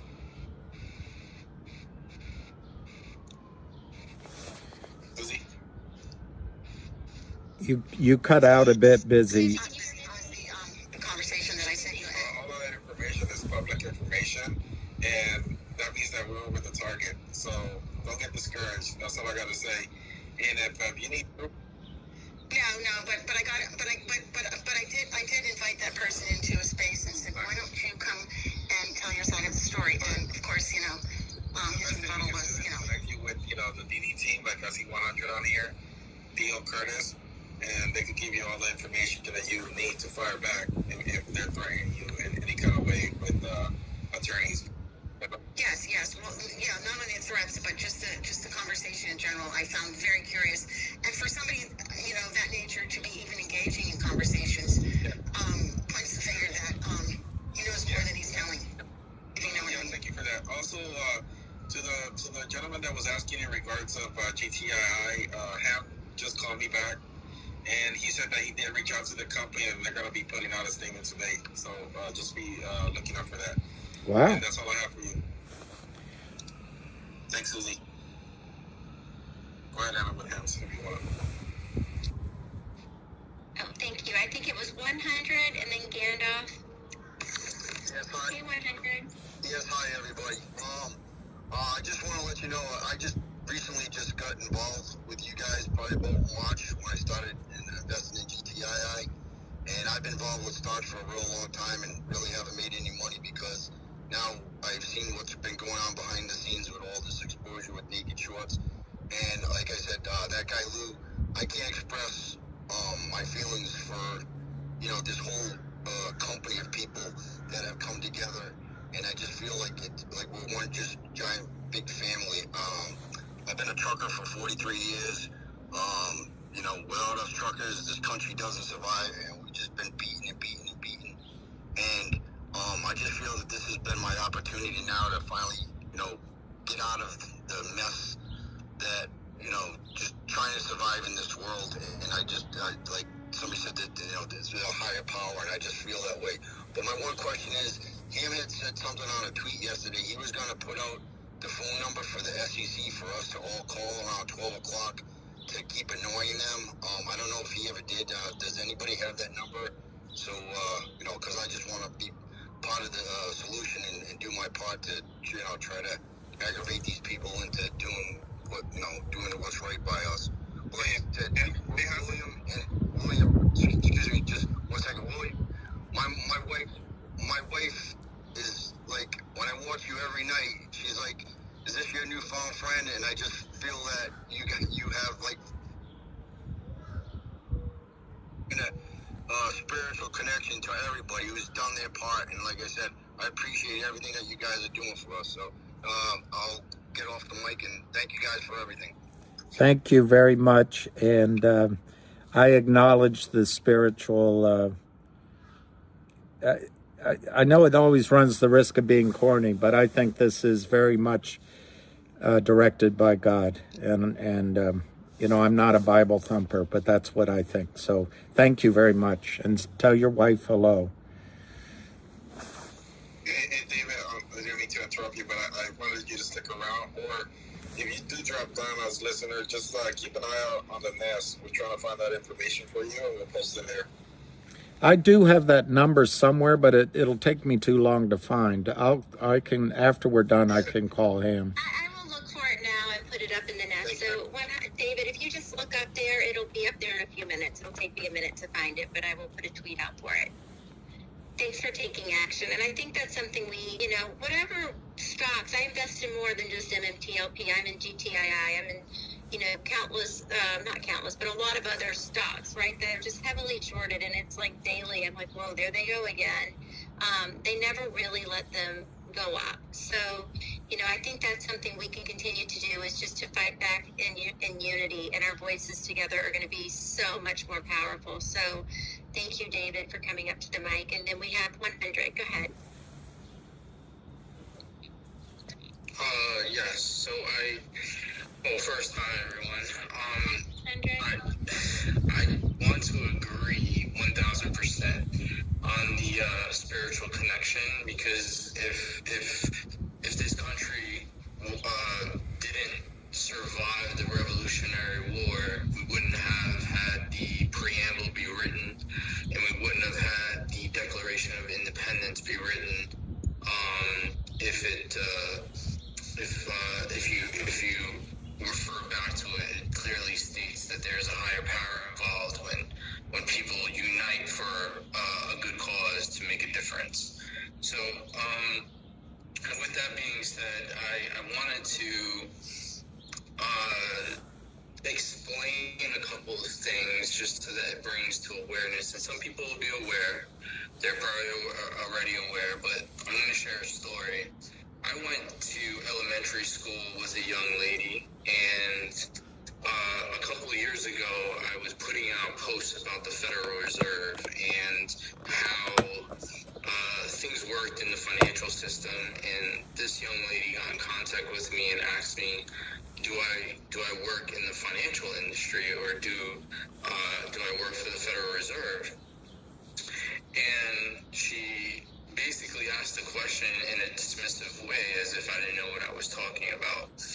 And during that same time, I had many conversations with other individuals in the industry relating to, what we're all here for. And a lot of the time, most people would either play ignorant or they were ignorant to these practices. So it's not uncommon for you to speak to people in any financial industry, any resource that you are in contact with every day, or on a weekly or monthly basis, that they would present you a challenge of this type of nature. So don't get discouraged by it. This is normal. People, they don't look into the weeds like what we're doing. So we're very educated, we're very focused, and we're very strong-willed. So don't let that discourage you, no matter what what you experience going forward. Now, having said that, I also want to explain that we are now at the point where a lot of information, a lot of details have been displayed in the public view. A lot of litigation has been amended because of that information that's been publicized.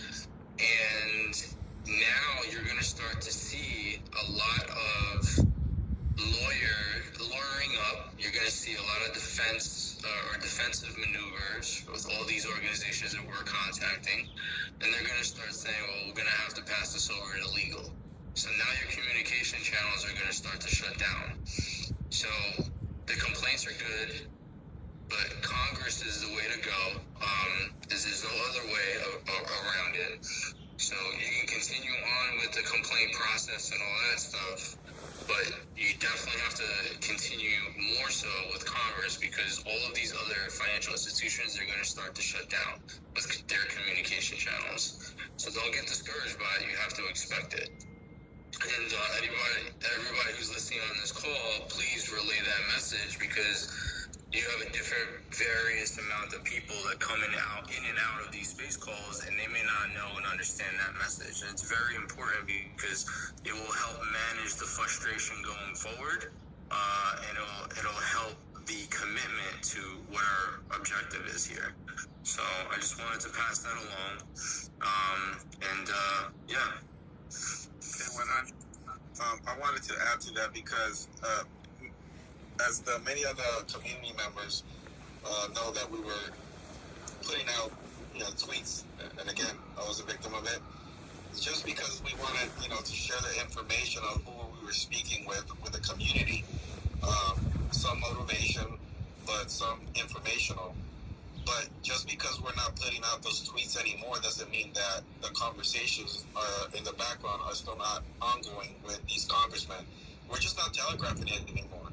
I know in 2 instances that we're having an AG and a congressman. We're not talking about staffers. We're actually talking about the actual AG and the actual congressman that are going to be having a conversation with John. And just again, I want to reiterate that we're not telegraphing anymore. So we're not coming on the space calls or tweeting out who they're speaking with because of the simple fact, you see what they did. They sent James Angel right behind Anna and Ham and McQueen and Nari Righty, I believe it was, that went in syntax to Washington, D.C. So we're not telegraphing anymore what we're doing. We're being strategic of who John or Huck or Curtis, whoever is the person that we assign to talk to them and explain our situation here. We're just not telegraphing that anymore. So please, I just want to make sure that the community knows that because we're not putting it out there, that doesn't mean that there's still conversation ongoing in the background. I just want to say that. So I'm just going to rephrase some of the things that Busy just brought up because I think it's extremely important. A few weeks ago, we Anna presented the Congress and junk approach on how to go to specific members and address them directly, right? And then we included the AGs, and the AGs are critical here. So, as we move forward, trying to address the congressional aspect of it, definitely do not forget to include the AGs. That doesn't mean you can't have your own private conversations, right? And keep that awareness on their minds. So that is very important. And the other aspect of this is the communication that we have on the back end is essential to make sure that it is direct and it is secure, right? You don't want to have any type of conflict that would not allow a very important message to be sent through, and you don't want disruption, right? You don't want any of that. So assigning what I made a suggestion, if you don't remember, it was a couple months ago with the what was it, one of the websites that we were sending out letters from, I forgot what it was called. Fair Markets, thank you. So, forgive me, I had a brain fart. The website, I had made a suggestion to include ambassadors so that if you had an ambassador, you could go out to different communities and those people would report back, and they would mediate any efforts that we would be working on. So it's no different. You set up ambassadors to communicate with Congress and the media and AGs, and what you do is you have a controlled approach, and there's less conflict here, right? And it's more efficient. So it's not to keep anyone out of the loop. It's actually just to increase efficiency and make sure that we're crossing our I's and dotting our T's and being smart about it. So, please don't take it the wrong way. It's just the intention is good. It has to be worked in a very particular manner. 100, I just want to chime in on what you're saying, David. I'm glad you're still here. Up in the nest, I did put out Ham's tweet, which is he put out yesterday for the SEC to call, and it has that link. But you can also go onto the website that Winston created for our community. It's Anna Trades. And that takes you to the AGs. It has all of them, and you can type in your address, and it will give you your attorney general for your state, but it'll also give you your congressperson, your House and your Senate. So you can, I highly do not recommend enough to keep the pressure on Congress. and on the Attorney General's, just like 100's saying. And there's a lot of other links in there that different people that we should be contacting to keep the message out there, to keep our voices heard. So, David, please take a moment, put your thoughts into a letter. If you can drop it off to your congressman or your Senate, the House or the Senate, and they have a local office near you, that's what's most recommended, because you will get a call back. And in those letters, put your information, your email, your phone number, your address, and just keep the pressure up on all angles. So thank you for chiming in on that 100. We do have some hands. I think it was Gandalf, and then Cookie, and then Dwayne. Hey, Gandalf, can you hear me? Hey, no, sorry, I was just answering someone. So I just wanted to this is a reminder to whoever has seen the post, whoever hasn't seen the post, this could be important information to share, and maybe act accordingly if you believe that your ticker was in any way manipulated through swaps or options derivatives. So, as we all know, in the MMTLP community, through FOIA requests, bloody cold, we were able to get valuable information internally about the SEC and FINRA about specifically MMTLP and MMET. So a brilliant idea was suggested by someone from the MMTLP community, for those who know him, Rocco, and he was suggesting that maybe perhaps we could also FOIA request the CFTC. So I put it up in the nest. It is the second point from the left. And essentially, the CFTC is an agency, also a federal agency, but they regulate the options and the swaps in the United States. So if you feel that you want to put in a FOIA request to that federal agency because your ticker was potentially manipulated by options or swaps, that could be an avenue to explore. Just an idea to whoever... to whoever that would want to place a FOIA request. That was it. Thanks. Thank you, Gandalf. I think it was Cookie. Go ahead. Hi, Cookie.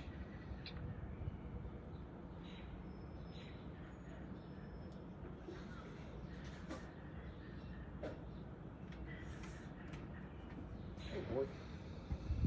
Hey, boy. Boy, I can't hear anybody. Trying to make some hot coffee. It's cold out here. So I can't hear anybody. I don't know if that means they stopped talking. Did we all get muted? I can't hear anything. Yeah, I don't know. I think, Cookie, you might be glitching. You might need to leave and come back.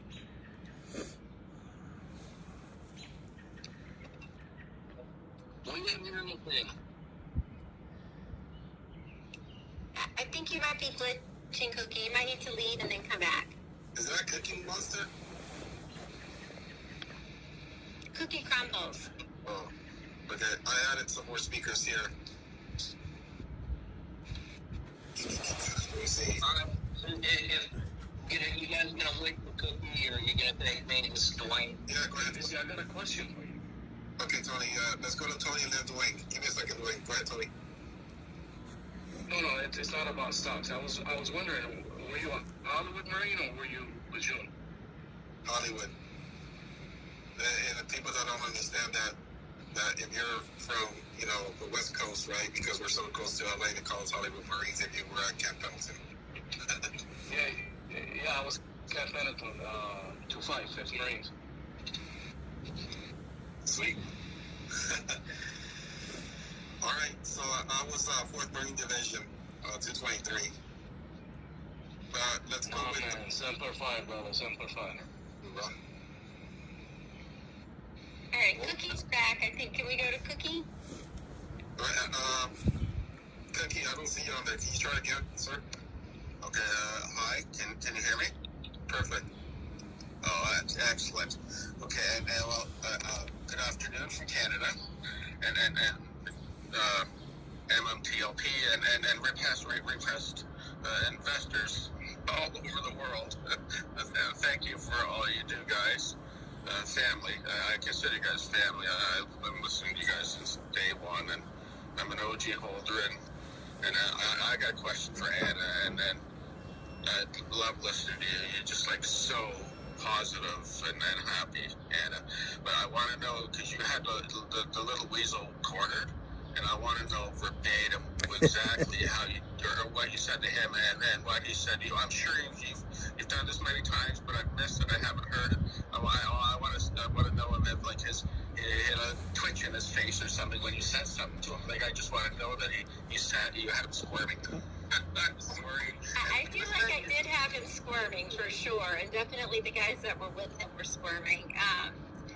You know, he didn't say much. He did acknowledge that he's aware of MMTLP, and I said, "Are you aware of the counterfeit shares?" And his guy goes, "You need to file a complaint."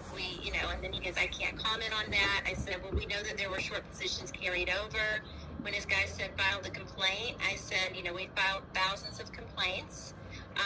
And I said, "We know that they were carried over. There were 9.5 million shares sold short the last day. What are you doing for us?" We've been stuck now for 30 days at that point. And, we're 65,000 investors. What's going to be done for us? And he really wouldn't answer me. And I said, "Well, I did give you my letter. I hope you read it. And it has all my contact information in there. I would like to hear back from you, but please read the letter. It has the QR codes for, MMTLP Studios, resources, or you can find all the information there."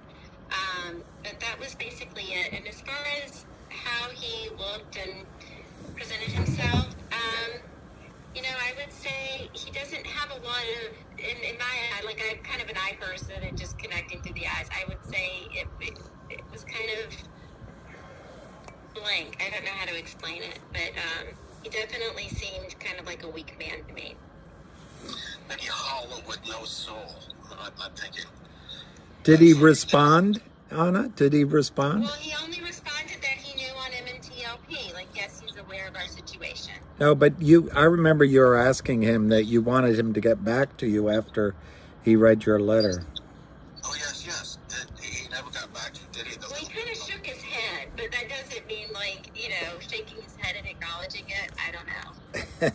But this guy did say, "Yes, I have her letter." So, yes, I have her letter. And I That's said, right. He acknowledged that he would read it, I guess. Yes, I will look at it. So, but that he would get back to me, I don't know. I haven't heard back yet.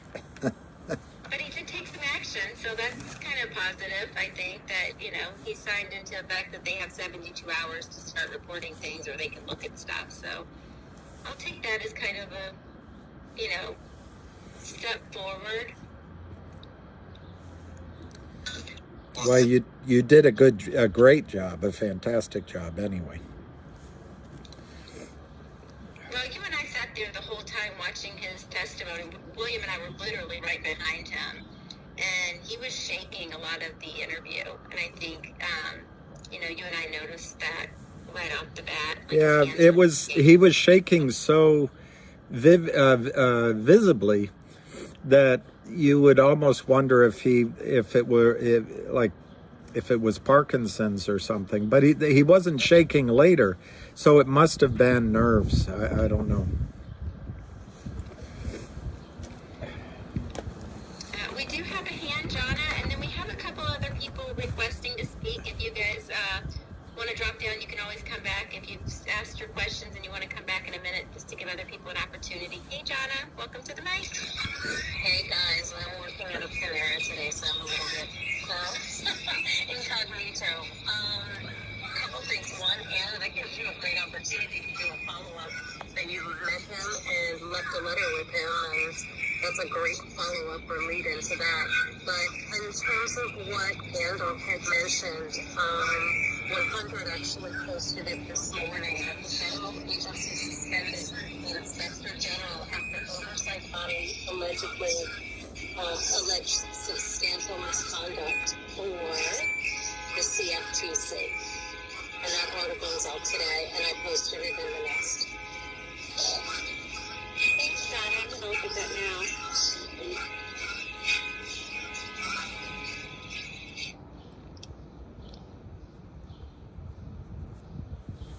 a couple other hands. I think it was Joe and then. I was up before, but y'all guys keep bypassing me. Sorry, Dwayne, I didn't see your hand. I didn't know. I'm sorry. Go ahead. My hand was up before, and then they went on about the Marines and some other stuff, and they 100% go Marines. I was 11 years, 9 months, 2 days, and 8 hours U.S. Navy as a nuclear electrician. So, you know, I'm happy about anybody that served.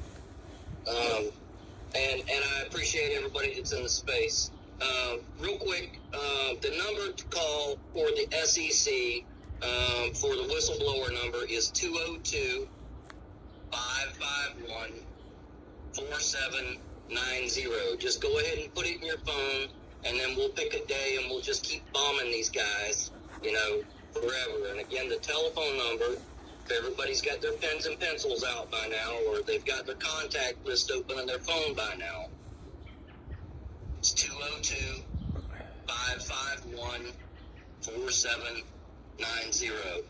And on another note, for GTII, for the restricted shares, I called TD Ameritrade this morning. They said that it would cost me $500 if I wanted to get the shares in certificate form. And then he said that, you know, in my account, they will not be able to lend the shares, but the shares haven't been funded yet, so, you know, it doesn't really matter at this point. But I asked them to send me a letter stating that these shares cannot be lent. And what they sent me was, securities will not be lent to other customers if held in a cash account, which is not voluntarily enrolled in the fully paid lending income program. For margin account types, this is a with an speaker. outstanding margin loan, TD Ameritrade may lend your shares to other clients or other broker-dealers, subject to certain limitations. If your account does not have an outstanding margin loan, your shares are not eligible for lending. Additionally, when you have an outstanding margin loan, think that's true. you may lose proxy voting rights for the shares held in your account. And then they go on to say that I have an IRA and my shares would not be able to be lent.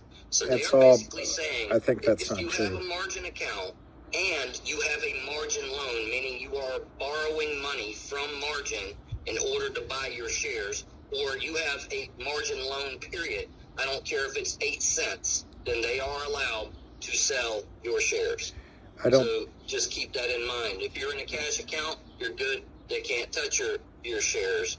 But I don't think I'm going to spend $500, you know, to get a certificate, you know, when they say that my shares can't be loaned. Well, and I can, I downloaded they're going to loan your shares. This letter is given to me through a messaging system through TD. They do not send this type of information out across. You won't know if they lend your shares or not. Secure. But if anybody wants to DM me, and they want to see this letter, I can forward it to you. It'll probably be in Word format, you know, which I think is how it's downloaded. I am. That's true, Brad. I'm Dwayne Dotson 9 on Twitter, but I am also One Fix It Man on That's YouTube. true too, Aaron. So, you know, I didn't get into Twitter until way too late, and, you know, I think some of them names were taken or something other, so I had to go with Dwayne Dotson 9. You know? So that's about all I have. I just want to make sure that that everybody, you know, I'm not saying he's not. And I can give that number again if anybody needs it. I'm not saying he's not truthful. Real quick. So, I'll two things. I know that in regards of the amount that they're trying to charge the GTI community to transfer the shares. I know that Knowledge was up here. He asked a similar question to Ham. During our space call, Ham did It is a bit much. 500 smackers? They are going to be putting out a statement in regards of that. They should not be charging, but just please look out for that statement from the company coming out here pretty soon. I don't know if it's going to be today or tomorrow, but he said that the company did tell him that they're going to put out a statement. Also, in regards to what's happening to GTII, the MMTLP community, they're going to tell you that we're learning, right? We're picking up knowledge through all these months, right? Look at what's happening to GTII. Same thing is happening to GTII. So Now we gained that knowledge. Now we could help GTI, help them understand what's going on with the dividends, these transferring your shares to either AST, and I believe that your transfer agent is Liberty, if I'm not mistaken. Yeah, they did mention that Liberty. I could transfer them to Liberty, but they said that there would be a fee associated with that for whatever Liberty charged. What I'm trying to say is that MMTLP community, we went through this I don't want to say, John, I know you're here, about a month and a half ago, 2 months ago. So we're extremely knowledgeable in regards of transferring your shares, what they're going to tell you, what each brokerage is going to, probably say, misinformation. So this is the whole thing that I was saying from the beginning, that we're going to be able to continue on as we either stay stuck here in this situation and continue to gain knowledge. But after this is all said exactly, and done, Vegeta. we go into other communities. So and yeah, you know what? I think Dwayne was truthful, but I think the brokerage firms lend out your shares. Or this is how you guys need to go ahead and approach it. So it's happening. We're actually picking up the knowledge as we go, and then we're sharing it with other communities who are gonna be in the same situation as not suspending or halting the ticker, but the same No news on Trento or 1-800-Paulette. A dividend or transferring a share. So that goes to show you that now we For can me, help the GTI community. if 1-800 doesn't get done next week or so, I'm going to start wondering about the seriousness. Because they're trying to persuade you for transferring your shares, right? I also think Trento is going to happen, but we get ham. I have no crystal ball. The company puts out a statement, then you have that arsenal to go back to the brokerage company and say, hey, why are you guys charging me? Here you go. Here's the information. Here's the statement from the company. And then that way you could get your if they did charge you and you did transfer it, then they could waive that charge. So thank you for that, Dwayne. And I just wanted to share that with the listeners that, the GTI community, I'm a shareholder in GTI, so we're just going through the same thing, right? It is good to branch out and help these communities that are going to have the same situation and help them understand of how to do the do's and don'ts. I agree, Vegeta. Or Vegeta. If I take the lead there on that business real quick? Go ahead, sir. Well, go ahead. I'm all done. I just wanted to put out that number for the SEC. It's a quick Google. It takes like 5 seconds in Google, and boom, you have the number. So, but there's a lot of people that, I don't know. I just say, let me Google that for you, and that's actually a website. But Google's easy, 5 seconds. I got the phone number. So I think everybody out in the community ought to just put that on speed dial on their phone. And on every Wednesday, we just bomb these jokers. Good idea. At noon, Eastern time, every single Wednesday, or, we'll just make up a date, and just bomb them. But you got to keep that sucker in your phone as a contact, or, for the purposes of, helping this thing. So, I want to chime in on that one thing as well as the whistleblower. It's important to keep, to actually file the whistleblower through the website and then keep your reference number on that. That's something we've learned from the beginning with MMTLP, because essentially the SEC is probably not going to do anything to help us. But we knew that. But you do have to file those complaints, and then you can carry it up the ladder to the AGs, to your Congress members. So just keep those, and then just start to push Congress, the Attorney Generals. There's just, just to continue to keep up with your records on that. Thanks. Go ahead, Sean. Sorry to cut you off. No, you're good. So, Dwayne, the first thing I'd reference you to make sure when you're talking about making bookmarks is to go to Anna's profile and bookmark her Anna Trades website. And then there's another member of our MMTLP community, Jack. I can try to find the link here. This is a whole different world. He's created a full spreadsheet with handles and phone numbers for every contact you can think of when it comes to the Congress. But to the point I wanted to make and jump up, and to what 100 was saying earlier, and to what Busy was.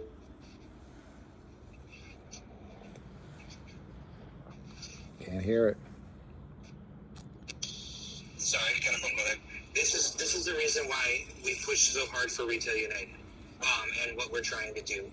We talked for a long time in the MMTLP community with if we had all the knowledge that we had garnered in November, December, and January at the beginning, the amount of moves and the minds we could have put at ease would have been a lot better. Pete, I think it's been grim for a long time. I don't think it gets grim and grimmer. But what Busy is saying is, we've been through this. We've hashed it all out. We've been back and forth. And then what we're trying to do with Retail United, Winston's working on trying to clone almost what we've done with Anna Trees. It's just you, I think. I understand the feeling. Everybody can go in and place their Twitter handles, place their social media platforms, what tickers they're part of. Nobody ever said it would be contribute, right? Whether it be a easy. space host or a graphic designer or a But writer. nobody or a told lawyer. me it would be this hard. Push all these different members of the community here into that one area to where, cool, you're a lawyer. Here's 15 other lawyers that are all volunteering their help. Cool, you like to look at the FOIAs? Here's 20 other people that are going to work on you that looking and writing FOIAs. So take the resources that Busy and Anna and 100 are trying to hand to the GTII community, which we've all been sharing with already. But this is your guys, this is your limelight, unfortunately, right? You're dealing with the same thing that MMTLP has dealt with for the past few months, and we don't want to, we don't want to see you guys fall behind.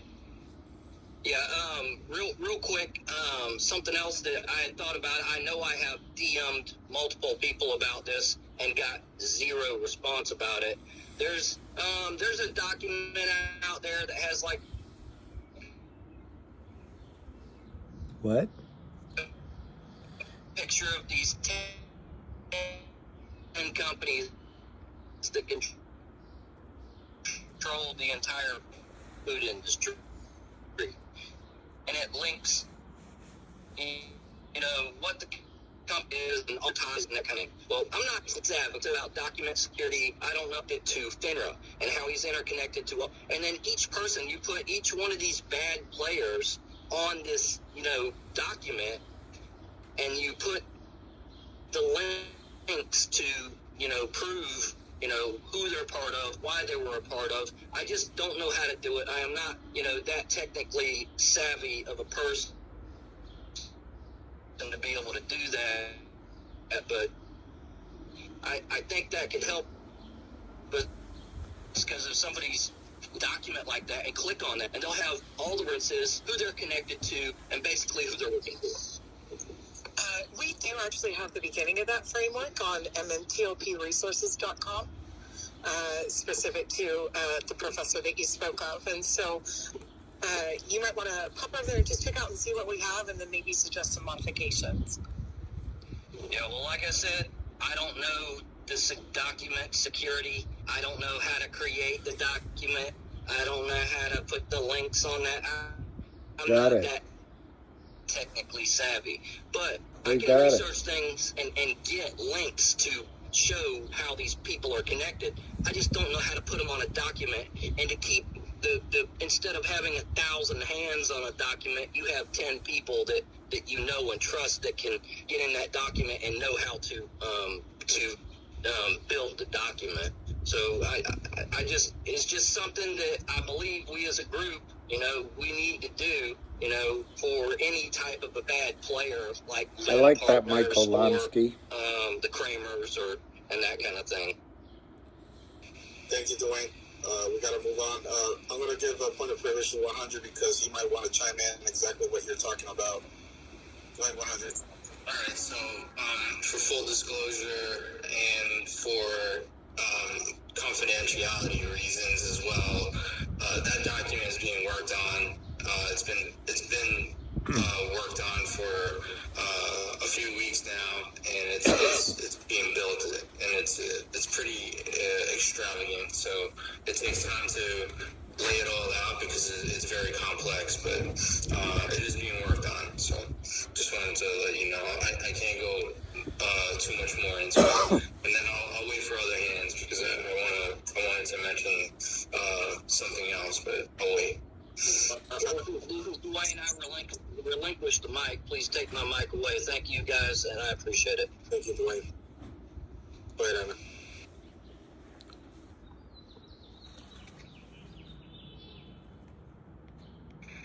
Okay, real quick. Hey, thanks everybody for the space. Hey, William. Hello. John. Everybody. Okay, so I got a call yesterday. It's not really good news. It's not really bad news either. But the complex letter that I got from the FOIA request, she actually called me back and she said, "Hey, I'm just calling you back to update what's going on with your request."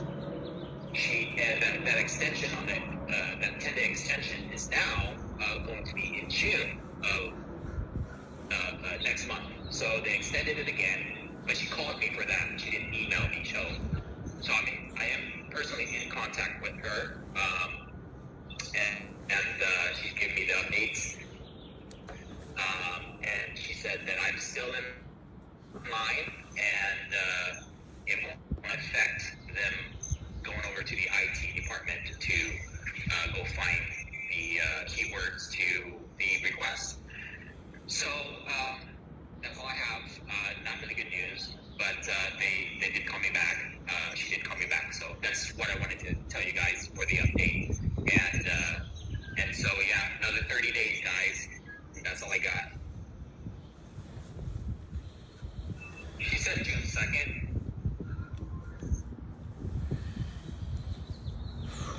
I know, and that was kind of my thinking also, because she said there's so much request for the FOIAs for MMTLP / MMAT / Torchlight / NextBridge.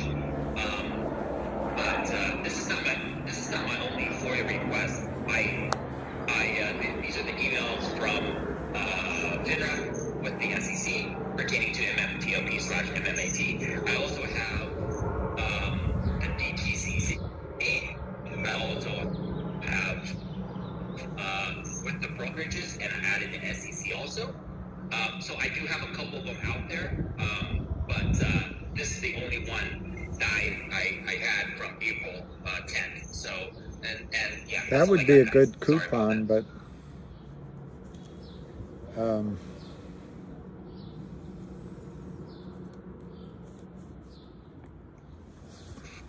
You have an open mic. sorry about that.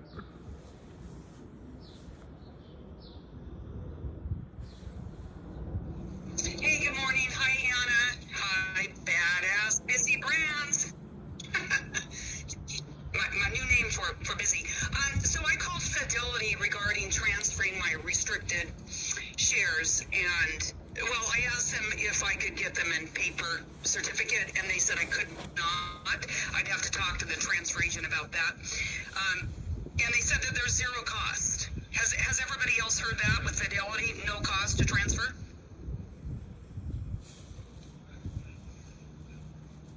I don't have Fidelity. No one's answering you. What's happened? What happened? Nikki, what happened?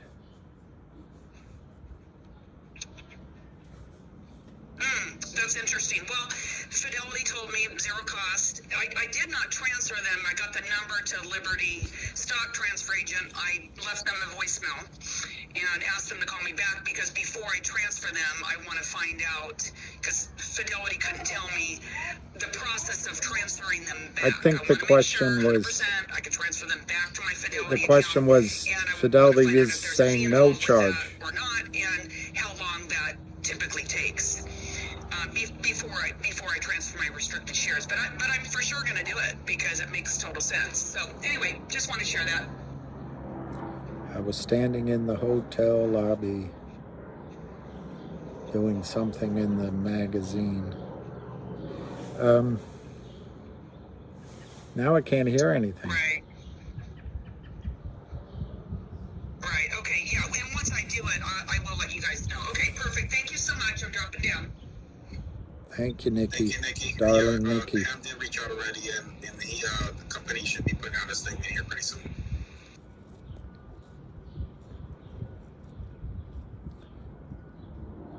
Darling Nikki. Hey, what year is it right now?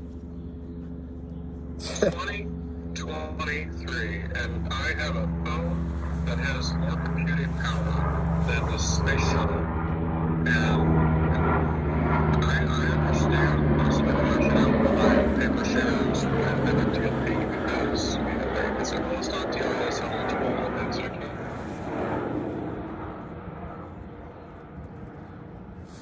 It's weird. I can hear the questioner. I can hear the wind blowing through your hair. Me and you, Lord, reaching for the love that was always there. Gonna cost $500. Do you notice a trend here? Yes, sir. The same exact thing. Go ahead, You were the best thing in my life that I recall.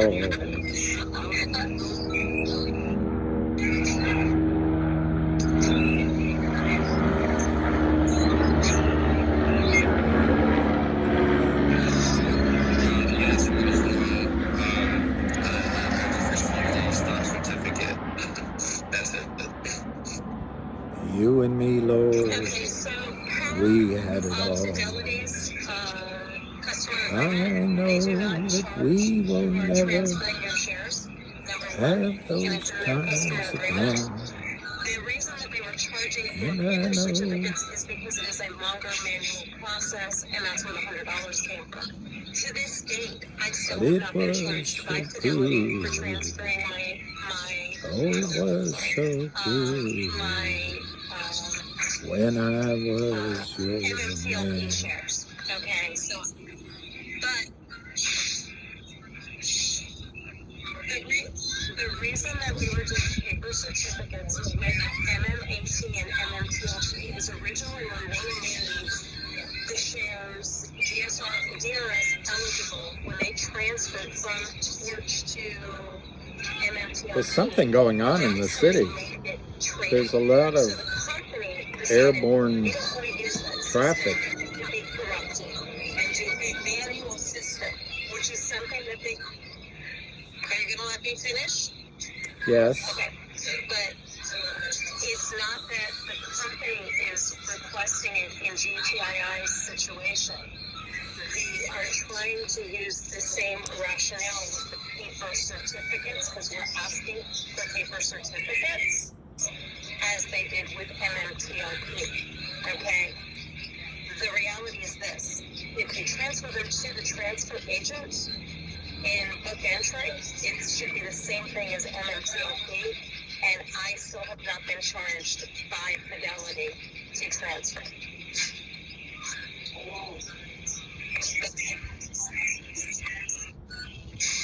I can still hear the wind blowing Of course it is.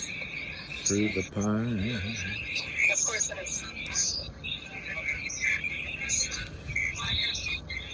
Reaching for the feeling that was always there. It's hard to hang up on this because I'm the host. What I would tell you to do is look up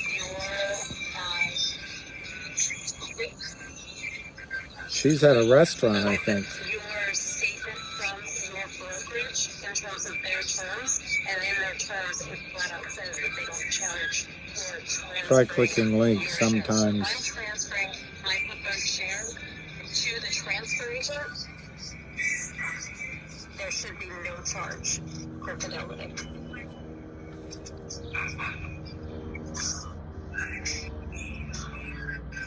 I'm not going to leave, Matt, because that it's okay if they, I don't know. I hear the speakers, but I don't. Well, actually, nobody's talking right now.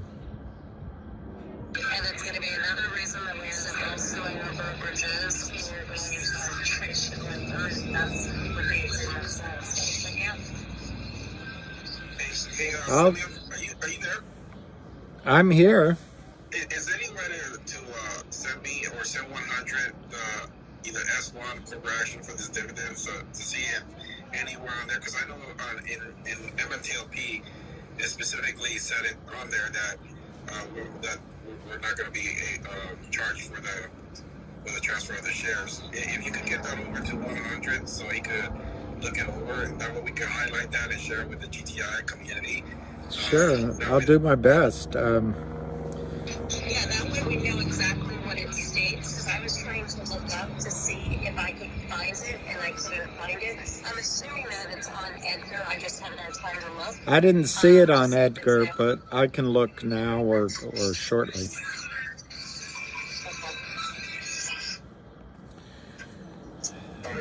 Go ahead, Rob. If you were done, I'm going to hand it back over to Nana to continue with him.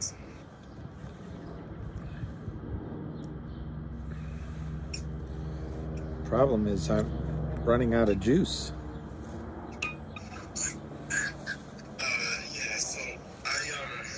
I know the transfer talk is boring. Opportunity and present some evidence for you guys to review.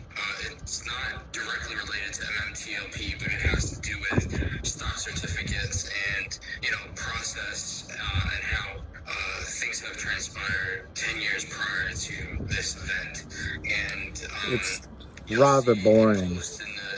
I guess I can talk a bit over it. The only time I ever have to answer is when they say my name.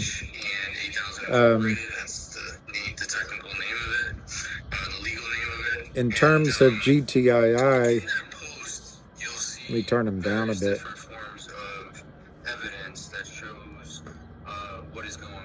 What I'm hearing on GTII is there's going to be an announcement today regarding the dividend. Running out of juice everywhere. Maybe this one would reach over there. Anyway, I think any news is good news. Any loving is good loving. But you can't see nothing. You haven't seen nothing yet. Baby, baby. No, I can't hear anymore. It's weird. No one's talking. Oh no, 100's talking. I can't hear him. So maybe I'm on some sort of timeout. But I can't leave because I started it. So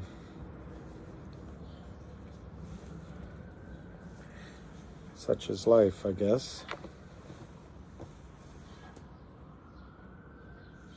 I might be able, you know what I might do is just go plug this in because it's about to go to 0. I'll be right back. Hang on one second.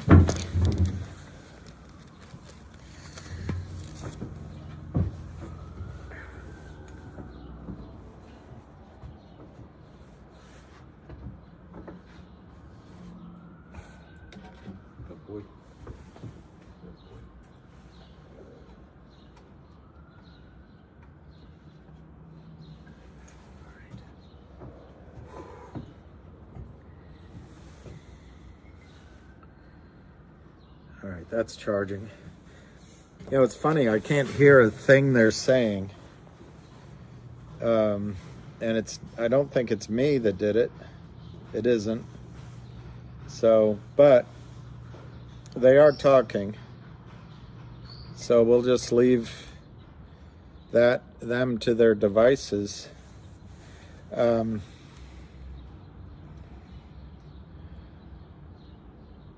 I don't understand it. Anyway, on GTII, I think you're going to get a news announcement today regarding the dividend. It's not going to be earth-shattering, but it's communication, and it'll go to the back offices will catch wind of it. So that I think that's a step. The 1-800 law firm everyone's asking about. I'm starting to stand sort of neutral on that. I still think it's going to go through. I was glad to hear that they had, they being Wildfire, being the law firm, had switched auditors because the audit was taking forever. Okay, so close. Slide out and close app. He's telling me to close it.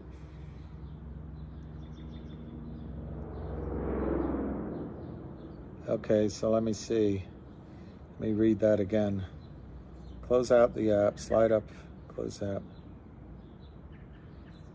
It will end though, won't it?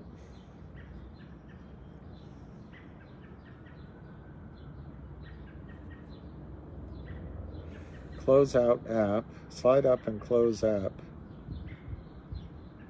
And go back to the close out, slide up and close app, then go back to the space.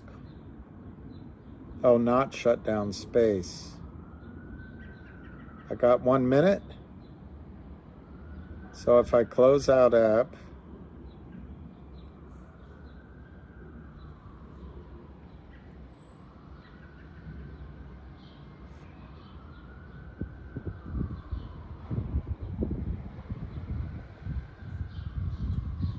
I don't know. I'm nervous about hitting that button.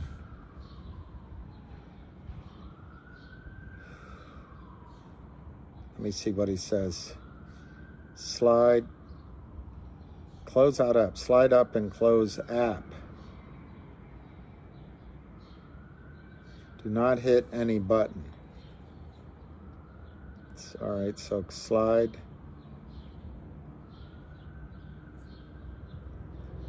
Close out app.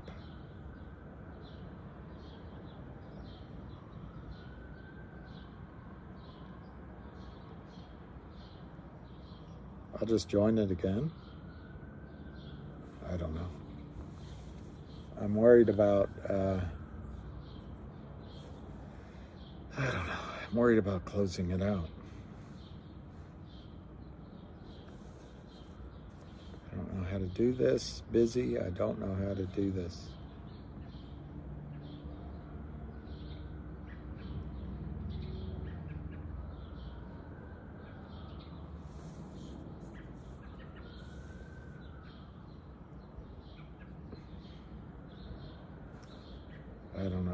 I don't know how to do it.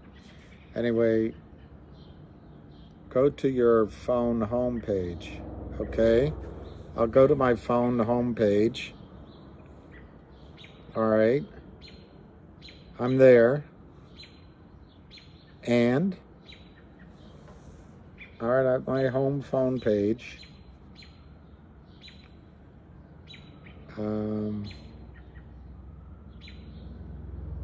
And close Twitter. Slide up and close Twitter. All right, home page. This is Nightmare City. How do you close Twitter? Twitter.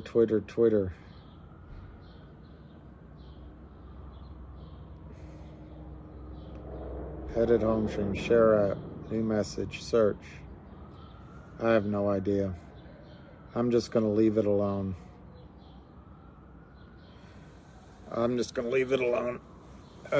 There will be a button that says close all. I don't see this button that says close all.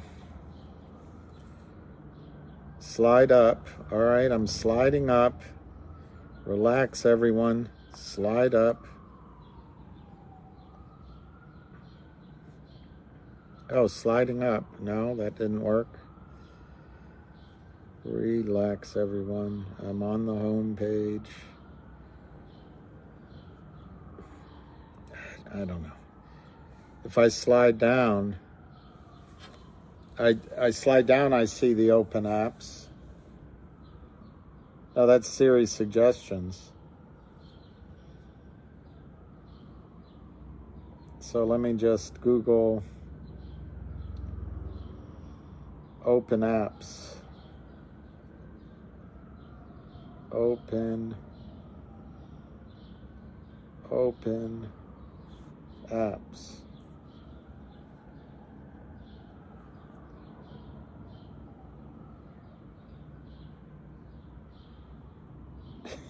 He must think I'm an idiot because I can't get this done. Swipe left past your home screen pages to see app library where your apps are organized. To open an app, slide up from home page. See, maybe that's the problem. All right, here's homepage. No, is this homepage?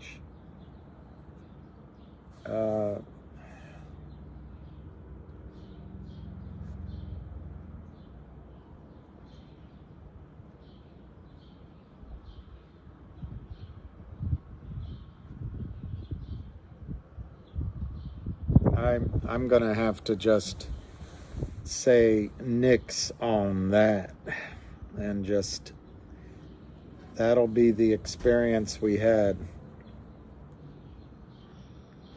When you see all the apps from your phone,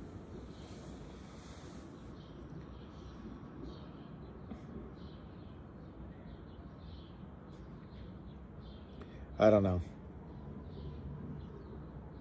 All right, he's giving me an image. Should look like that.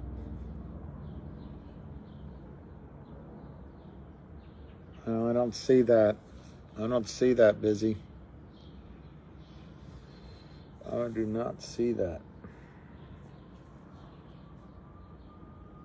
I wonder.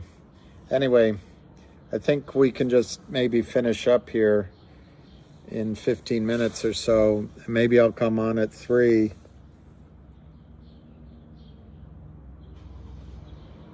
Slide the apps to close them.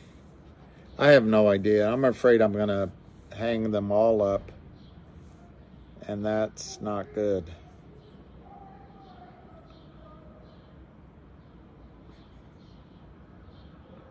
Anyway, I have no idea. So I'm going to leave it alone. Reboot my phone. Oh, now it's coming. First, wanted to thank William for hosting this. You're welcome.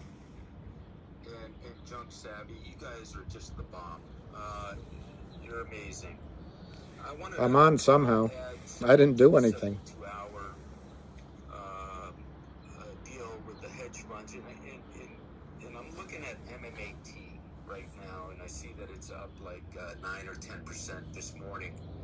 I don't know what the news is, if there is any news, if it's related to the 72-hour hedge fund rule with. I guess I'm back on. So we're talking about the 72-hour hedge fund rule. But anyway, on GTII, I think the 1-800 deal is meant to close by the 15th. If it doesn't, I'm going to start getting wishy-washy on it. But the thing I'm really anticipating is good news on the Trento mine. I don't have any specific information. I'll shut up and listen. I talked over him, but he's talking about the 72 hours, and MMAT is up 9%. And now I can't hear anybody again. Yeah, there is some resistance around 21.75, 22 cents, and keep on slamming it back down. So let's see if it breaks that resistance. You wore out my resistance. You wore out my resistance. See, it's funny. I can hear sometimes, and now 1-800 talks. I can't hear a thing he says. So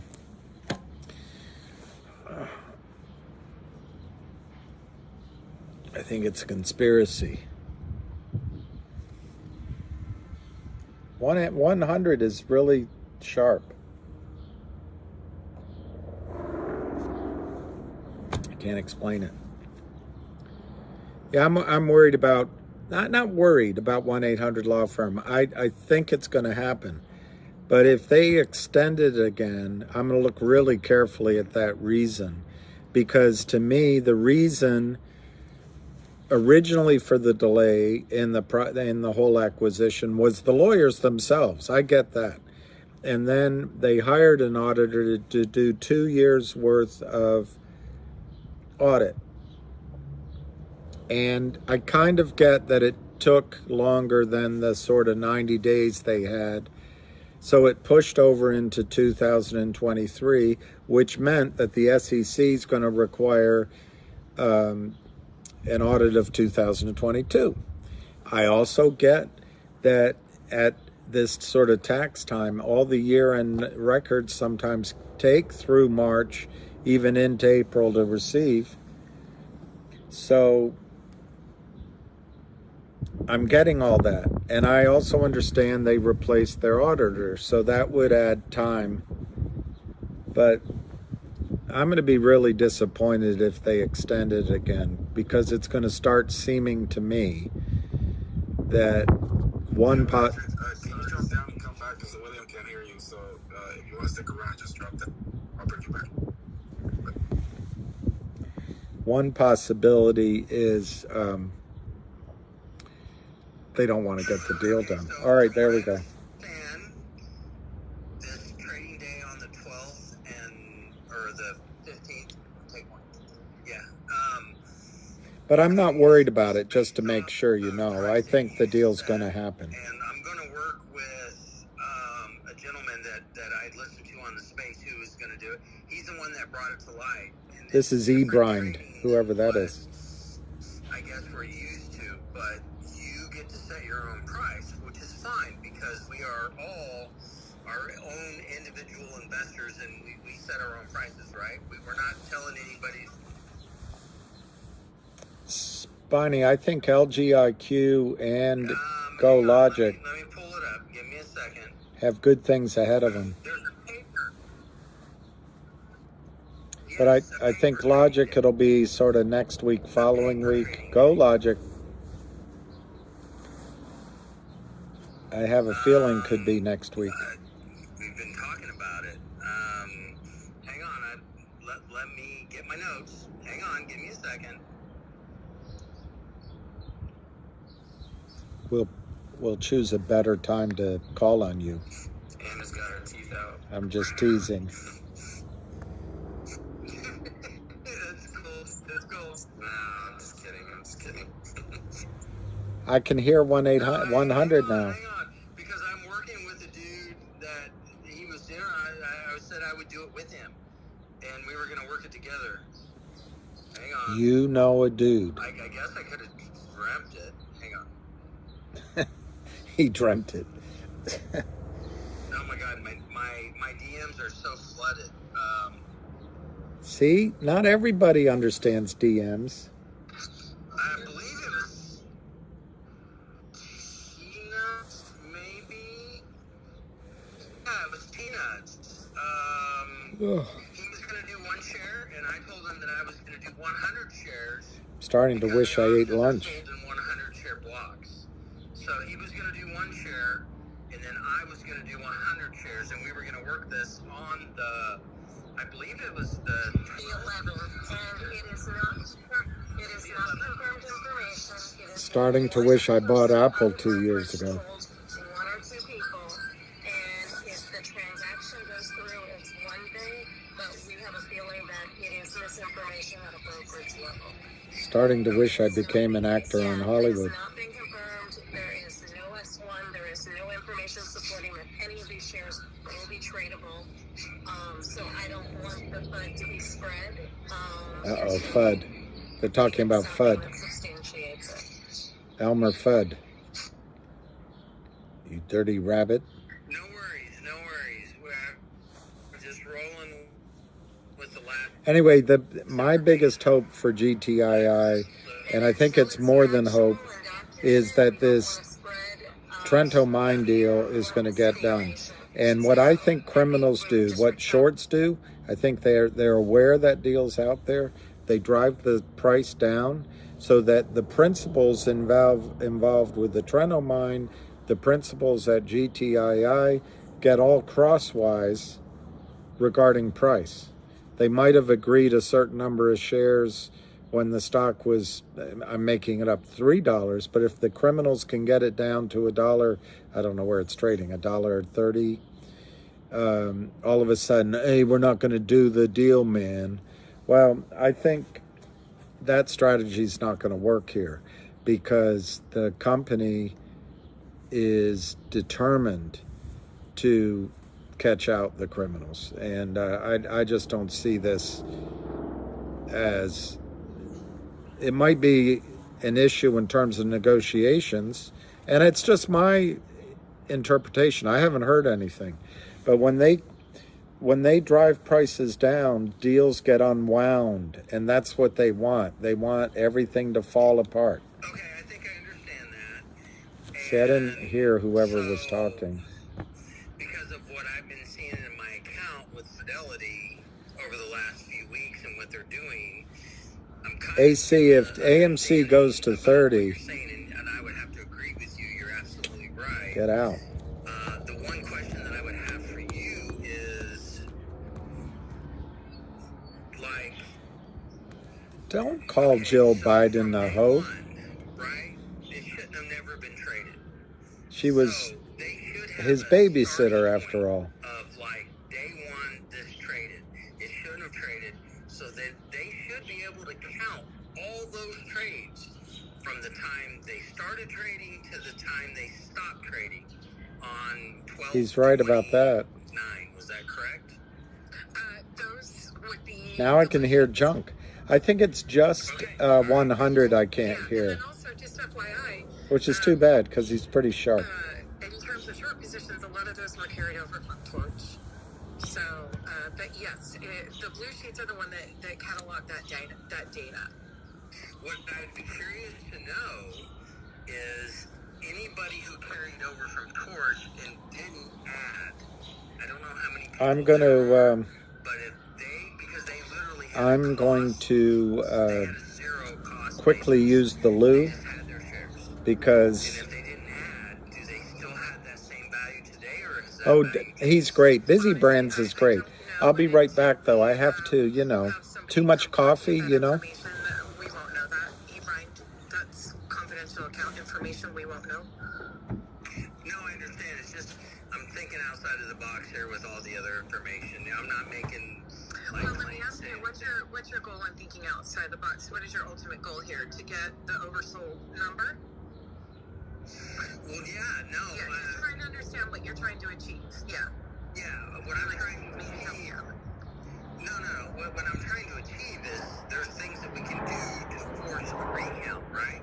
I know that it's in the court, and I know it's doing this, but there has to be, and we can. And I brought this up in a space yesterday. Like there is we can file a motion as shareholders. We do have some protection legally, and then it's up to Nextbridge Hydrocarbons, MMTLP, whoever owns this, to agree, because I think they're after the same thing. They want to know the shorts. They want to know how many shares were synthetically sold or, recreated that shouldn't exist, because they have to settle this in order to continue.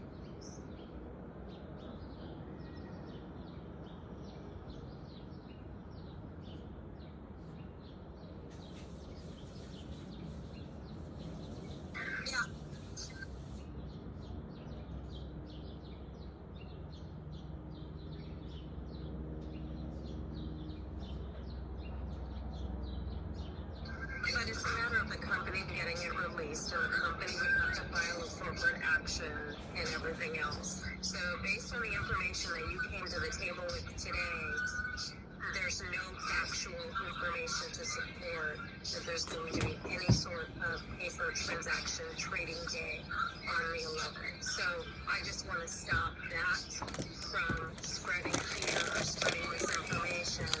And you know what? Our fight is to get the blue sheets. So when you buy a box, it's that big. That's the box.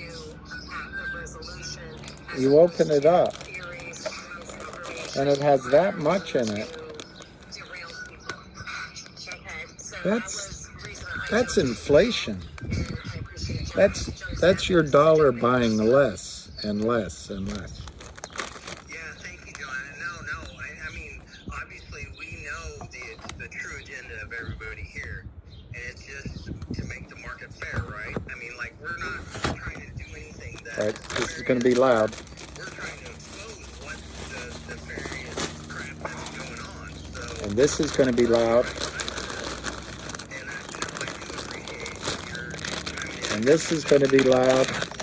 And now it's all over. It's all over. Okay, let's see. Thank you. So, Anna's still there. I think we had Mel is next. I can't hear. Okay, I can add Anna as host again. I will. Can you hear me now, William? I dropped and came back. All right, I can hear you now. Thank you, because he wasn't able to hear you. I'm watching this live stream at the same time. I can hear you, Anna, now.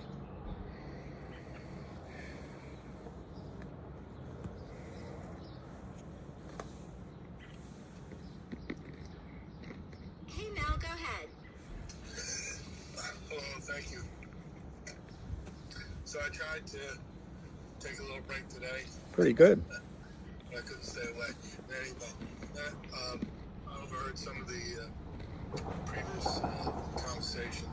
One thing, maybe, John, maybe you can explain, or that I don't quite understand, I guess, with the... Maybe I'll move this closer to the... I'm having a problem with all the power cords. Because I do hear saying, well, that came over with this. I don't really get how that plays into the additional shorting of MMTLP. Sure. So I'll do my best.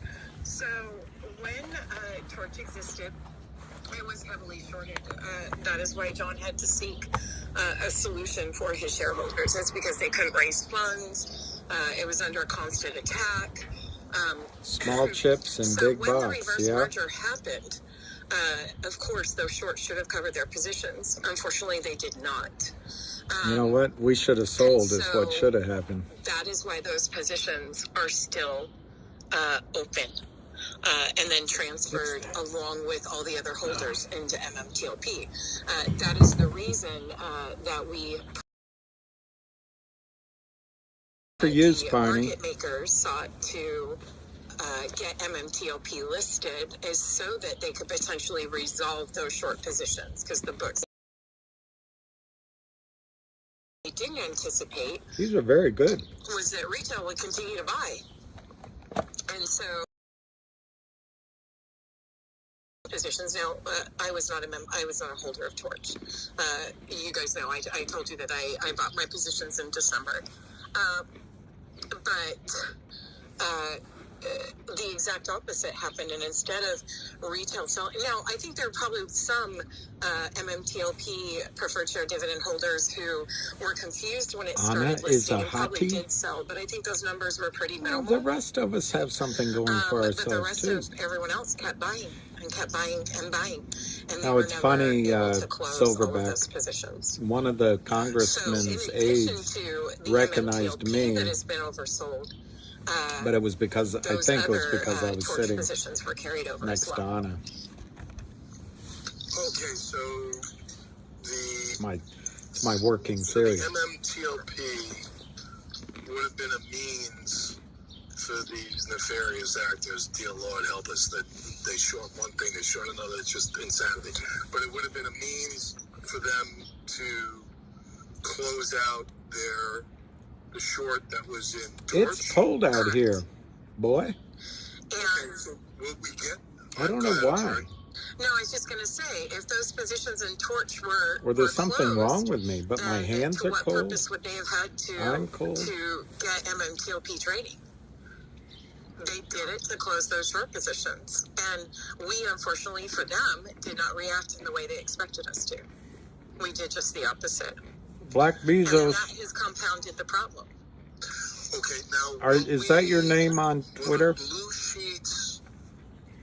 I mean, I know they requested for MMAT, right, and MMTLP. Correct. I'll try to follow you so you can DM me. Or you can send me an email at This thing is really, it's like, my God. So there still has to be Lucky is my boss position @gmail.com. luckyismyboss@gmail.com. And then Matt will send me your email or give me a picture of it.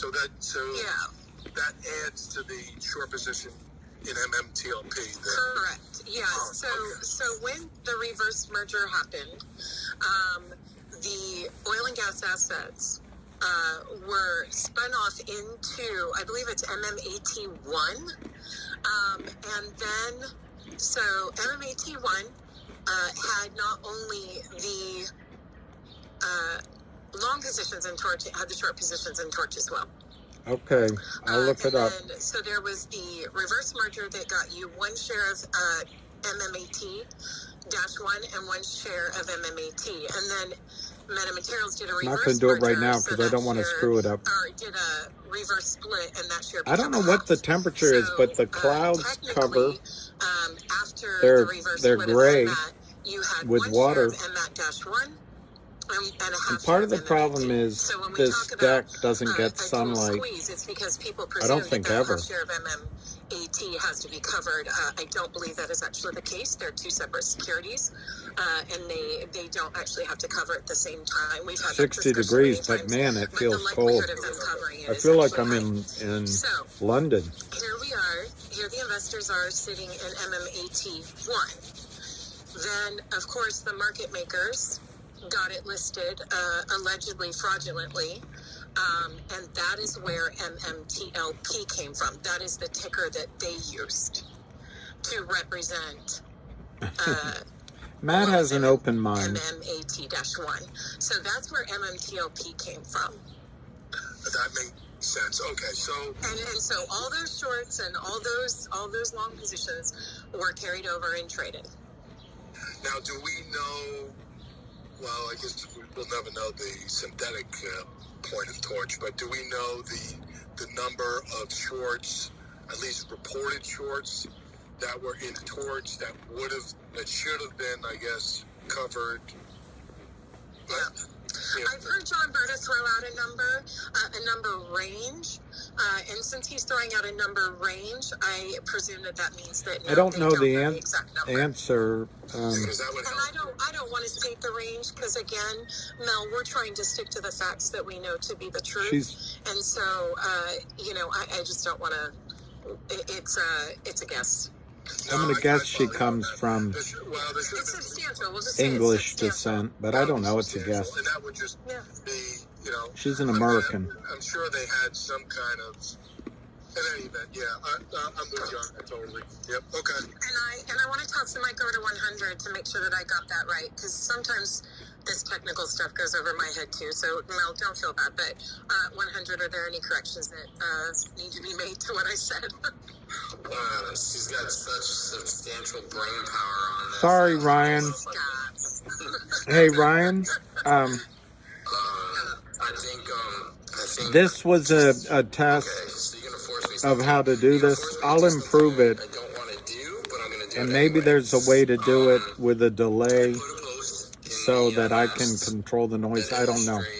But Ryan, I started it, so I can't hang it up. That's the problem. If I hang it up for everybody, and that's not fair. So I apologize, Ryan. And I can see your point.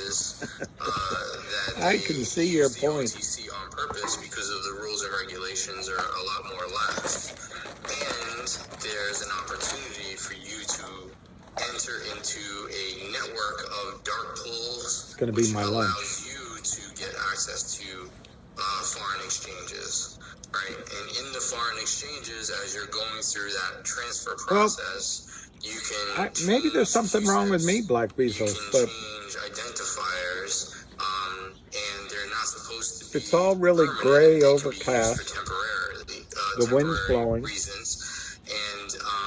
and there's no heat from the sun. It is a functionality of how it does business. So hard to explain. I don't know. And you start to see the aspects of that. Once I go out front, I'm sure it'll be nice and warm. So You know, everything, the options market everything, was definitely a pathway to everything get very MMTLP spring-like. trading, and the dark pool network through the OTC was the one that allowed the fraud to transfer over. Can I speak on this?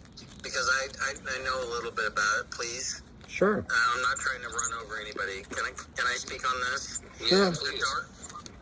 The dark pools was created to allow large transactions to go through without affecting the stock price. That's initially what it was created for. So somebody could buy 100,000 shares and then not affect the stock price. Okay. And then they figured out how to work it to their advantage, in my opinion.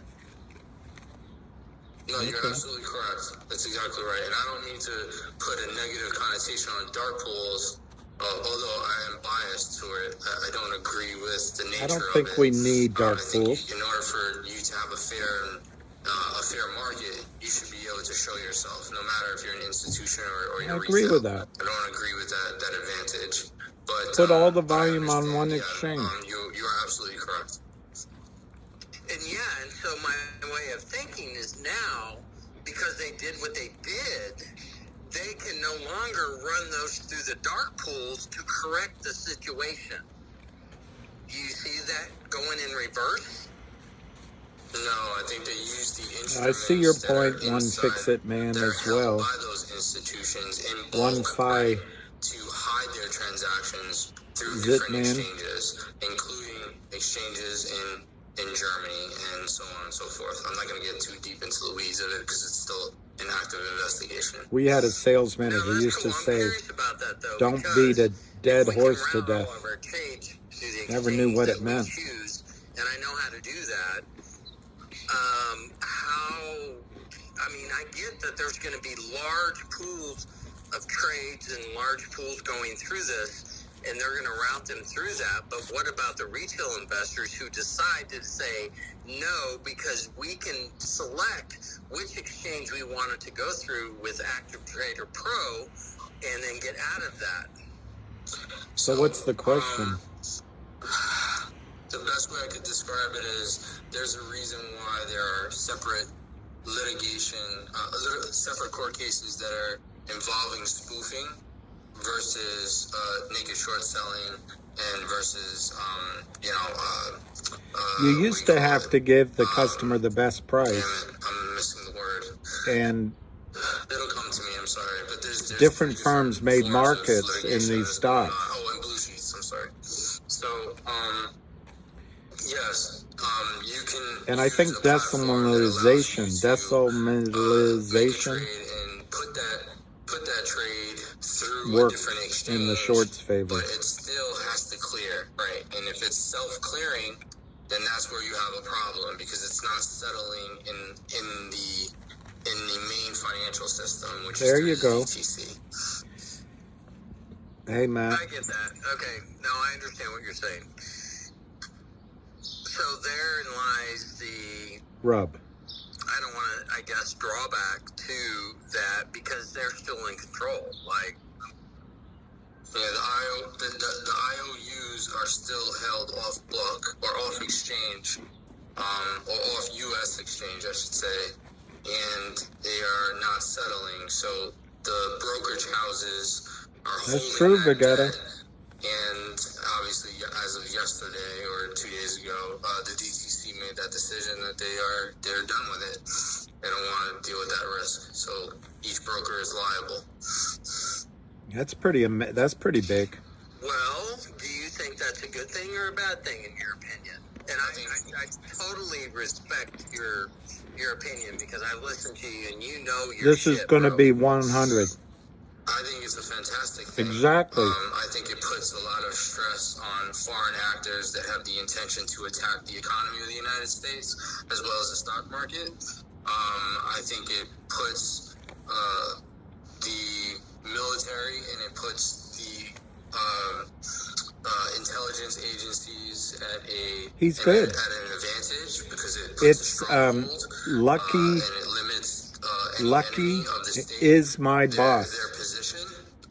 Lucky is my boss at gmail.com. What it illuminates Lucky is the fact that you have your is property my rights at the boss. state level threatened, and you have a pathway through the 2016 Supreme Court case that allows you to take these entities to a court of law. It is good. To force them to show that they have an imbalance of shares and a liability that needs I agree to be with settled. Does that make sense? Yes. Thank you, Roger. Let's go to JR. You have the mic. Yeah, just one correction to the dark pools. Ebrand, you're about 90% of the way there on it. The dark pools weren't designed for individuals to trade on. They were designed for ETFs and funds to offload stocks that they became overweighted in. And so you have a fund like let's use the Fidelity 5000 index fund that happens to own, 100,000 shares of Apple. And all of a sudden, Apple doubles in price. And so when they bought those shares of Apple, they were trading at $100. Now they're trading at $200. And so now the fund, based on its investment policy statement, is overweighted in shares of Apple and has to offload those shares, but for the fact that they've increased in value. So now you've got a fund that's overweighted in shares of Apple, but has to sell those shares of Apple because they're so high. You don't want that affecting the price. You want to offload those shares so the fund gets rebalanced correctly, again, based on the fund's policy statement. So you wouldn't want those shares of Apple that you need to sell because the price got so high, impacting the price. That defeats the purpose of funds buying shares to increase in value. When they increase in value significantly, the fund has to rebalance. So it wasn't designed for individuals, it was designed for funds, which, if you think about it, is a good idea. The problem is it's been perverse and manipulated and molested into what it is today. I don't agree with him. Brain power in this room right now. Thanks, JR. I don't agree with him. Absolutely, brother. That should be part of the market. So what they can We used to have block they can wrap up trading desk for that. But into bulk orders and shove them through dark pools. And that's why you see, in particular with AMC, you will see days where 86% of the buying volume is pushed into the dark pool, and the price on the lit market is being pushed down. So that's one of the ways that it's being corrupted. But as an individual investor, you don't have access to those dark pools. And just so you know, there are multiple dark pools. There's not just one. There's dozens of them. So, yeah, it's anything. The other thing that happens, they don't let you see the higher trades during the day as they drive the price down. And it is when you create these layers of complexity and you create things like dark pools. We all know who is a patent holder on those. It creates layers of complexity that allow for that corruption. If we would just But it keep the market provides liquidity. simple, 1 = 1, then we wouldn't have to deal with this. Yeah, and payment for order flow, that was something that actually Only Gary 2 Gensler, when he more. was putting forth towards Congress, he was trying to make it where it was a central kind of marketplace where we weren't, where they weren't paying, like the Citadel and the Virtues paying our brokers 4 billions ounces. of dollars to actually capture us as retail so that they can manipulate the market. So they're fighting back against that, and it's strange because in 2004 they were suing, saying that payment for order flow. The Citadel was suing, saying payment for order flow, we don't want that. But then when they actually realized how profitable it is and they became in control of it, now they don't want to give that up. So that's something we should really push Congress for, is that they do away with the payment for order flow, that the hedge funds can't have that control. It's okay. It's okay. We do have a couple of hands. I think it was Swing and then Gold, AU79. Just to touch on what Junkin mentioned earlier about the MMAT-1, that was the options chain. MMAT-8. I know one fix-it man, but MMTLP. Oh, thank Thank you for that. I appreciate it. Hard to keep all these facts straight. You know, one thing that happens one Fix It Man, I think it's almost therapy. People get to talk and think it through, and it keeps them from selling. It's important to realize, or important to Which I'm not against people selling, by the way. Dark pools actually predate the Keeps us from feeling insane. Whomever is buying large bulks of shares. I've always been crazy, $9, and they start but it buying keeps me from bulk, going start buying, insane. Instead of 100,000 shares at $9, by the time they get to 20,000, the price has gone up to 50. That prevented them from procuring those shares to do whatever they're going to do with. If it could be an individual person, it could be a corporation, it could be whomever. One of the things that we discovered early on as we were talking, This sounds like Mark Belial. No, it's not. If you listen to Gary Gensler in the early days, it's AU 79. Being kicked off exchange is not dark pools. Off exchange can be an ATS. They're two. They operate the same. They look the same, but they're totally different. So the SEC has allowed Citadel, Virtue, whomever, pick a market maker to create their own exchanges within their midst, and they're called alternative trading systems, ATSs. I know, so one Fix It Man. Using the correct term, is Skinny Whale here? Say hi to Skinny Whale. It's kind of, I reckon it to akin to, well, Mom, you said I couldn't get a popsicle, so I got two. That's not one popsicle, I got two.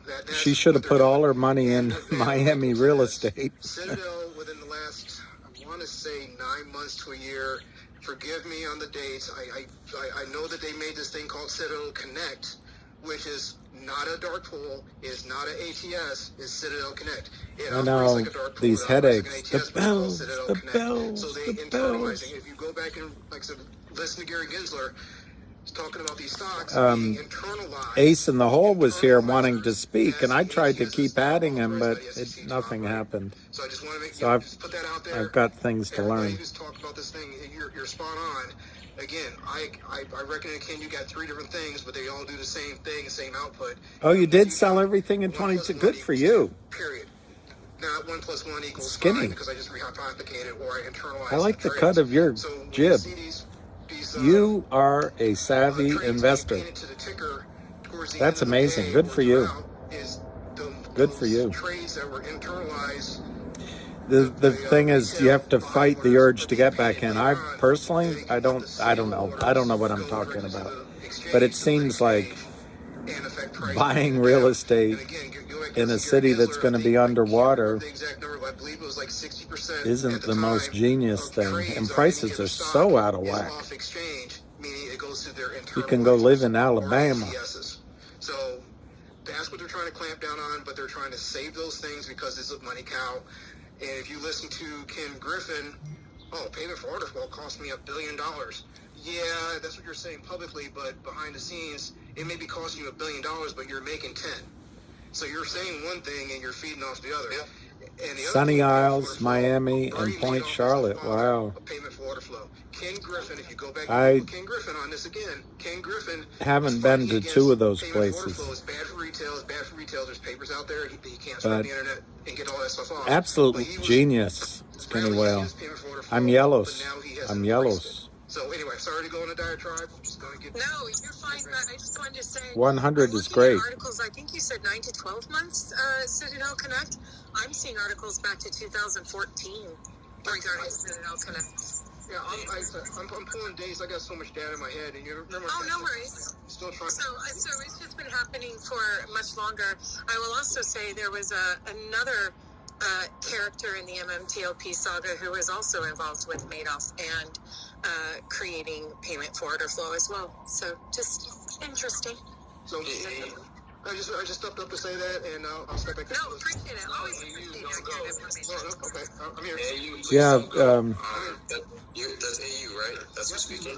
It's gold. It's gold. Oh, it's gold. It's all inflated, but if you have a lot of fiat, obviously money, fiat, and you got to put it somewhere. Post in the nest, and I'm doing this for a reason.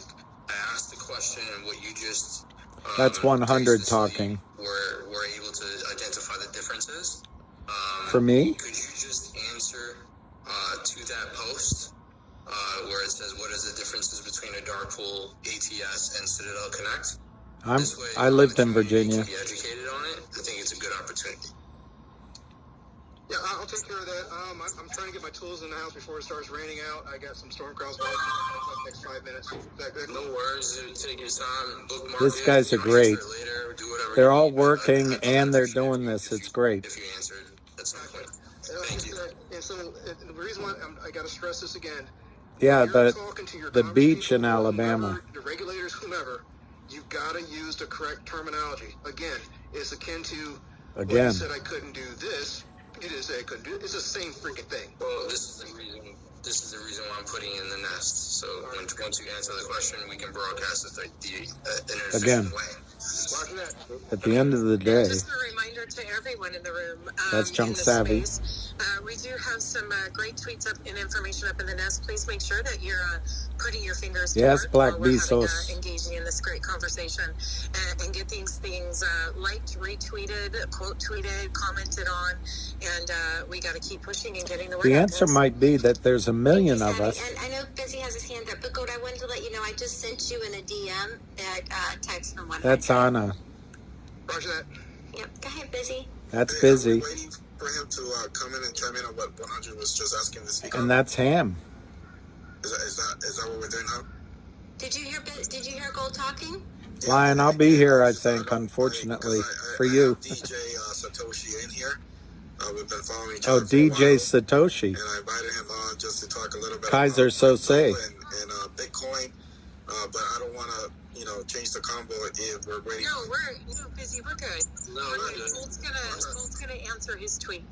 Okay, great. We're good. DJ Satoshi, welcome, brother. What's up, Busy? Good to see everybody. Wow. Great conversation. Kaiser I've been Sose. listening into you guys talking about this for a little bit here. Kaiser Sose. I've been tuned in. It's a really interesting conversation. And Drew Dilly's I here. don't know much about the traditional finance markets in the sense of trading them.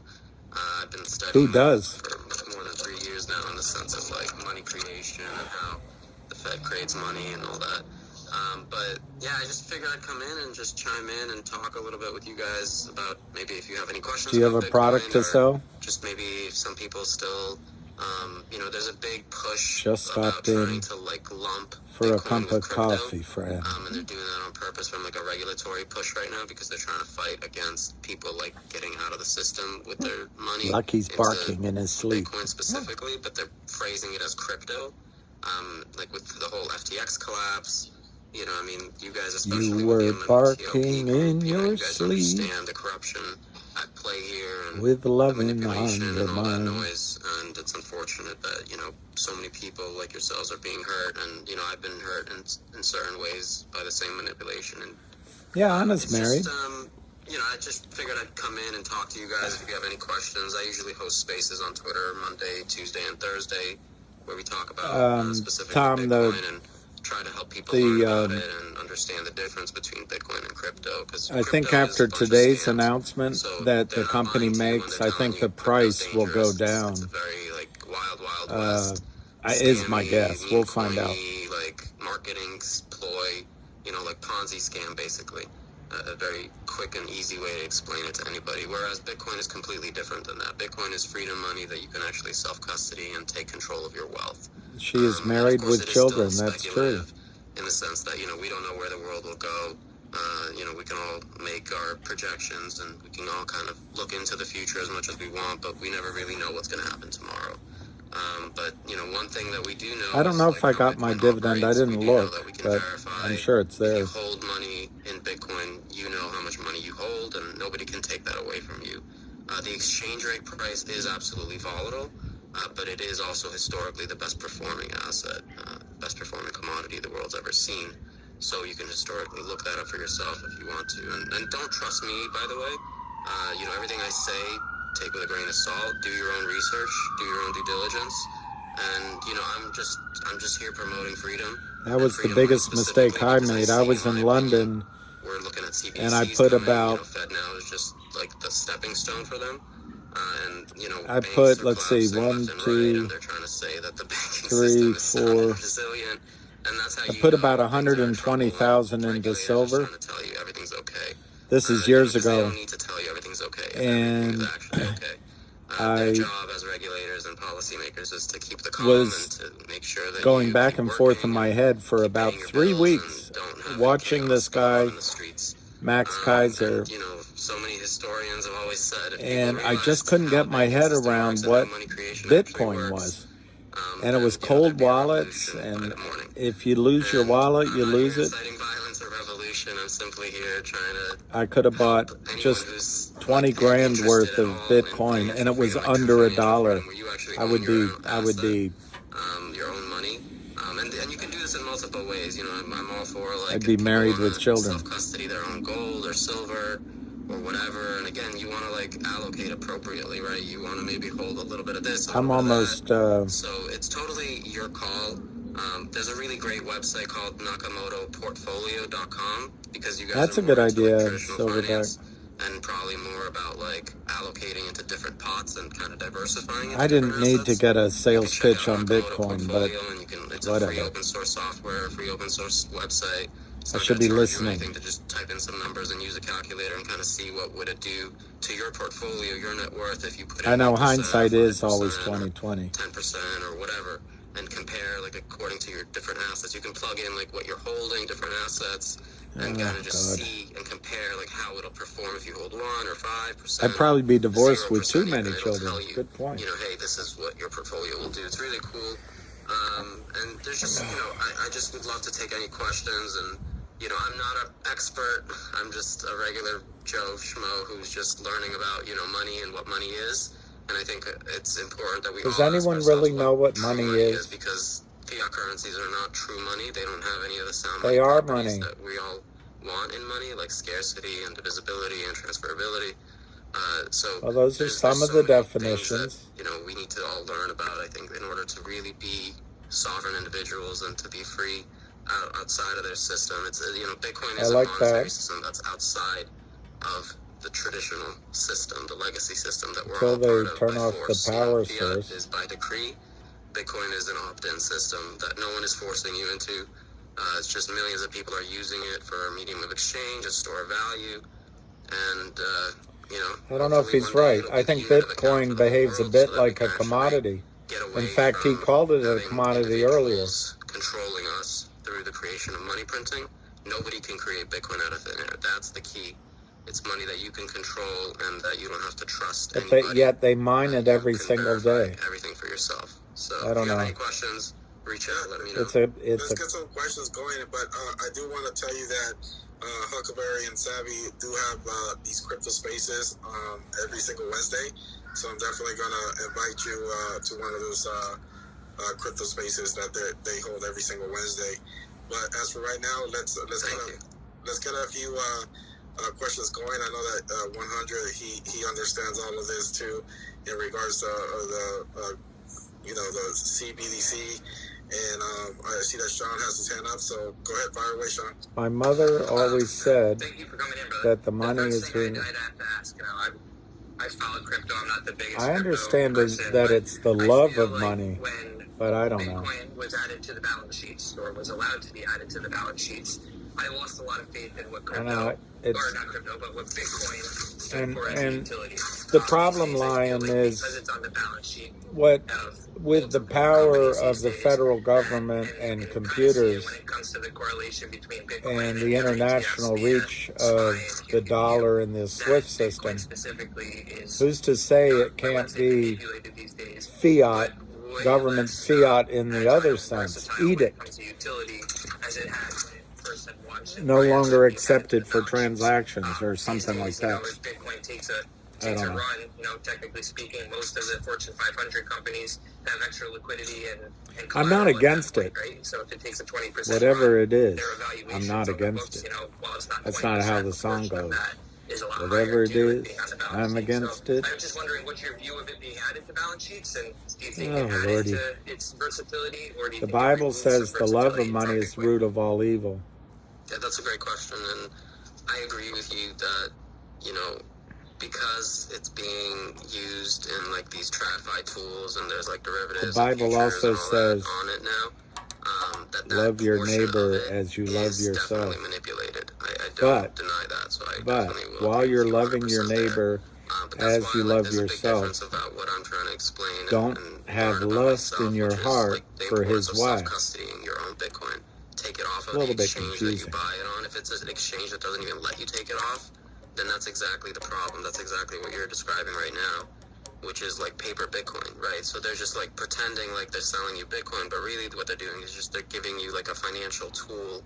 Like if you buy an ETF, for example, or if He's you buy pretty some smart derivative about that. That's true. of Bitcoin, it's not actually Bitcoin. It's That's simply true. paper Bitcoin that they're just playing games True with and enough. manipulating based on like tracking the exchange rate price.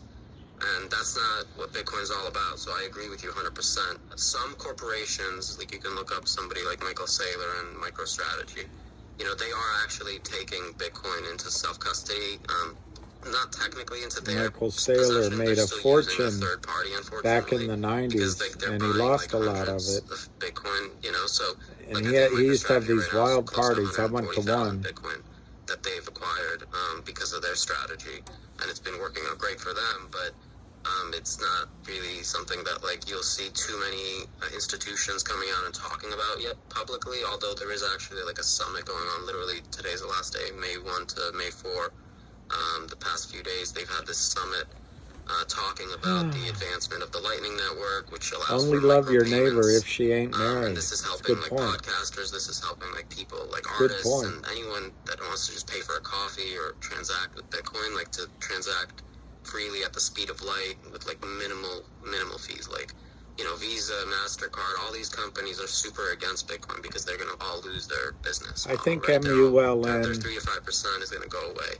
if it has a big revenue contract, maybe it can break out. There's always going to be people that are going to want to become that new middleman, right? Because that's how they make reverse split really means they'll just keep selling it down. So they might give you a FOMO, we can then provide like Lightning channels, and people can use our Lightning channels, and then we can collect small routing fees. Over matter. Like If today, she those don't routing mind, fees are then he minuscule don't matter. because you know we're still not at mass adoption. We're still globally at like 0.5% to 1% of people around the world that use Bitcoin, but that's still hundreds of millions of people, which is, and it's interesting too because you know like we're here probably mostly from the West, whether the U.S. or Canada or some other Western country, right? So we're kind of blessed and grateful to be able to access easy banking. But yeah, Doug, I'm interested in Bitcoin, but Global South or Latin America, South America, whatever. Point is they're all using Bitcoin in a different way. They're not just using it as like a store. I'm more interested They're in actually using it as a medium of exchange. DeFi. So they're literally creating circular economies and using it peer to peer. I don't know how it can be a medium of exchange when it has such volatility, but I guess currencies do too. Hours a day, sometimes, you know, billions of dollars in fees for remittances. Well, one fix it.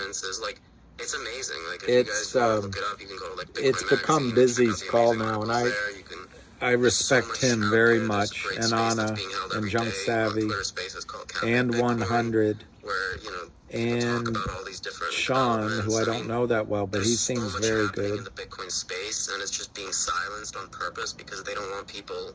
When I say they, I mean like the banksters, state, like the global, you know, Mongols that understand that if they lose the hand of the money printer, I mean, this is why they're pushing CBDCs because they're trying to compete with Bitcoin. That's exactly right. They want to maintain their monopoly. Evolution here is Bitcoin. He's right about that. Revolution here is Bitcoin because what it does is it completely cuts out the middleman. He's right about that. You can be your own bank.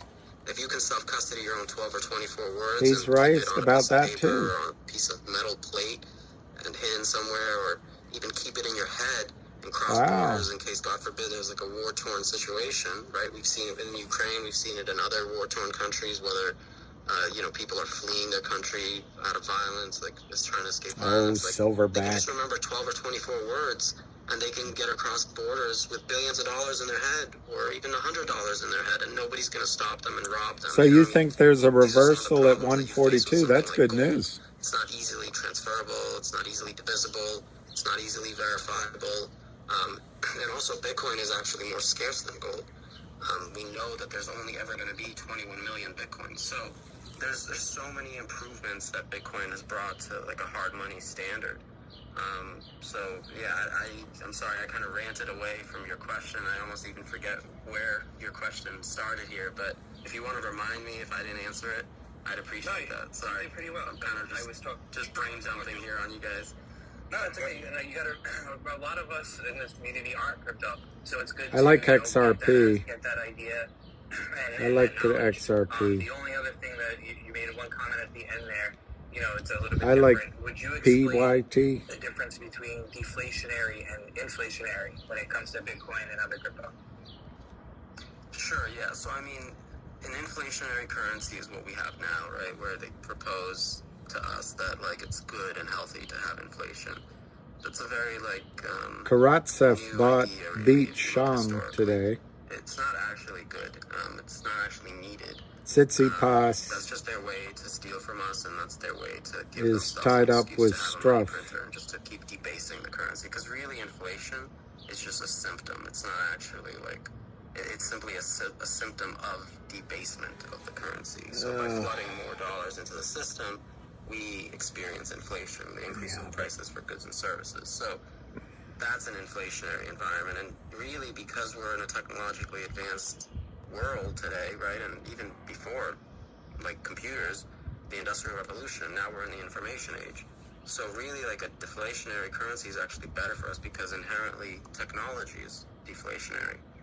We don't want inflation. We don't need inflation. They tell us that That's we what want they inflation, tell that us. That's good for us, and that, whether they say it's 2%, That's what they or they're tell gonna us. increase it to 3 or 4, whatever the target's going to be, it's all manipulated, right? It's not like anything that we really need. It's just they brainwash us to think that we need because it's in their best interest. You can really check out a great author. His name is Jeff Booth, and his book is called The Price of Tomorrow. So he really touches on like how technology is inherently deflationary and why Bitcoin has come at like the perfect time for us because of, like, especially now with AI starting to boom. And this is Haven't heard of that. The Price of Tomorrow. I've heard of the book. Now that I repeated it out loud. Like AI, but I haven't read it. People are starting to talk about even AGI, which is a completely another topic, but like we're not even close to what we're going to see in terms of the boom of AI. Like so many jobs and so much is going to change. Like to produce the products that we have today is just going to, the cost to produce all these products is just going to keep trending towards zero. That I don't agree with him on that at all. Why we want something like You're losing your international distribution system. Oil is not infinite. That you can actually save your time and energy and not have it debased and stolen from you through inflation because they can just print new currency out of thin air. The biggest question I always like to just ask regular people, this is a question that one time a friend of mine asked me, and I never even thought of it this way, but like he told me like, hey DJ, like, are you cool with just like working for a currency your whole life that others get to create for free? And It's a good question. About that. Like it took me some time to even process that question, right? Like it's not something that we all think about, but like we're all out here hustling and grinding and trying to work and do our daily thing to just survive while they create that currency that we work for out of thin air. Bitcoin is a completely different system where they can't create more Bitcoin out of thin air. There's a distribution. There's like a mechanism where more Bitcoin get mined. And really, it's not even that they get mined. It's that they get, what's the word that I'm looking for? They get like, there's like, man, sorry, I'm losing my words here. But basically, like in the beginning, activated? It was 50 Bitcoin that was issued. There we go, the issuance supply. So we know the issuance supply. It's in the code. So the first block issued 50 Bitcoin, and then for the first 210,000 blocks, so first block was 50 Bitcoin, the second block was another 50 Bitcoin, so there was 100 Bitcoin issued. The third block was another 50 Bitcoin issued, that's 150 Bitcoin, and it went on like that for 210,000 blocks. I don't know, guys. My eyes glaze over on Bitcoin. So that's when you hear that Bitcoin halving is coming. I think Bitcoin is an investment that already made its run. You can go look this up in the white paper. It may be something to put once you make money in GTII or MMTLP. It might be a place to put money for a while, but I don't think you're going to get 10. Well, you might get 10x. I don't think you're going to get 100x on Bitcoin. Bitcoin gets halved.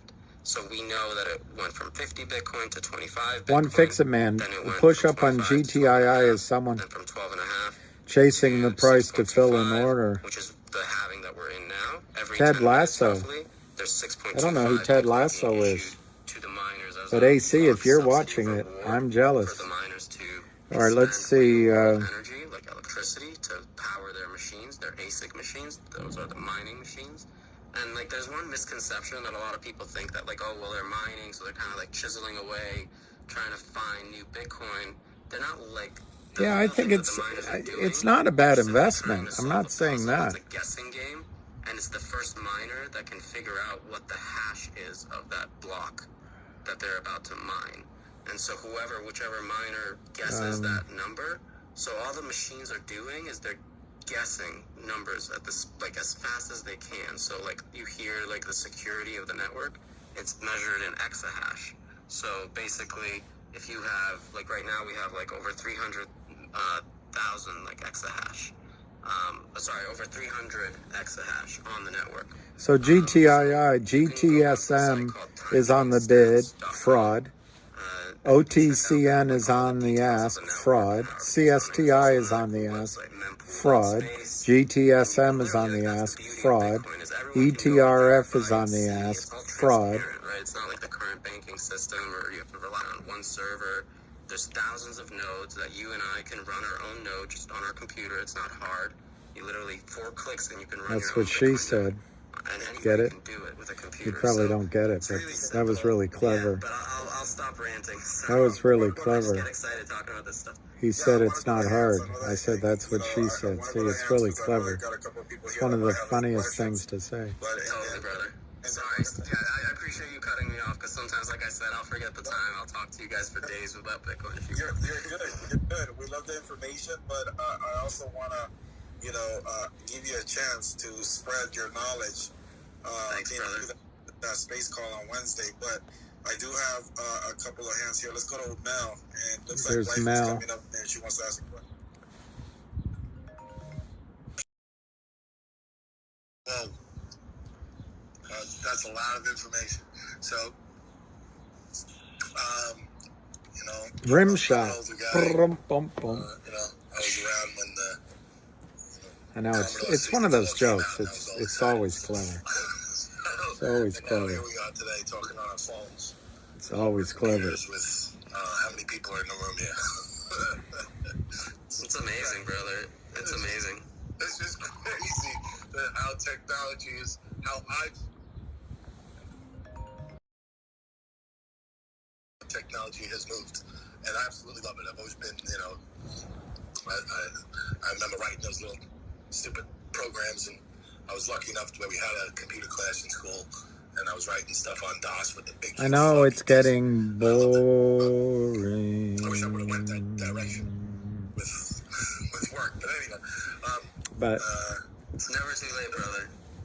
It's never too late. It's never been easier to learn. It's not too. You're not too late to desecrate. It's great, man. The servants are just rising. Videos, or you can go to like freecodecamp.org. There's so many awesome tools. I'm happy to send some. But I'm sorry, keep going, brother.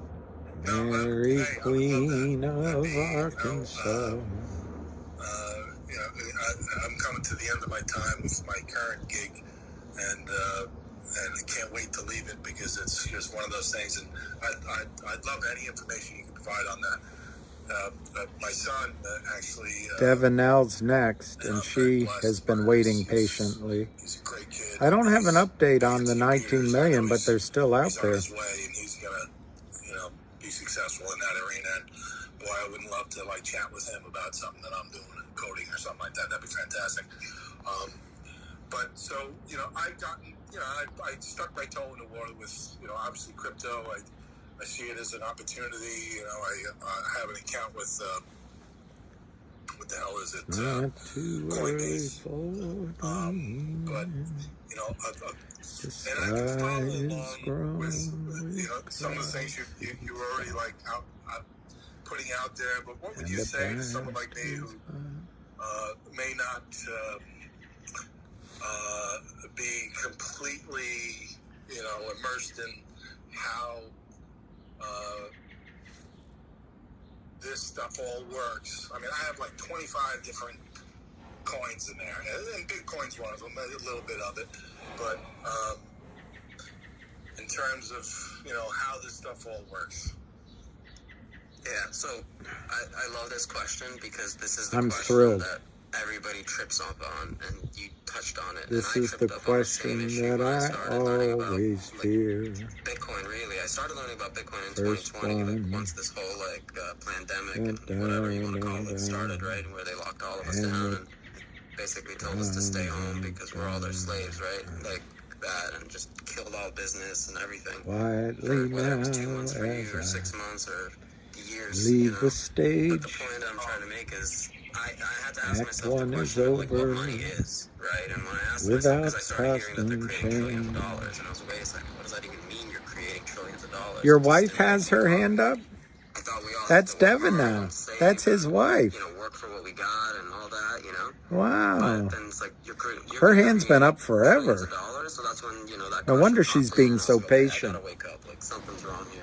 I gotta finally get my head out of my butt and start waking up here. So I started asking like what money is, and went down to gold. What is money? After all, We're on a gold standard. what is The money? dollar was pegged to the all this stuff. 1971, 1933, 1913. I mean, Hey, there's Marcella so much Mena. history there.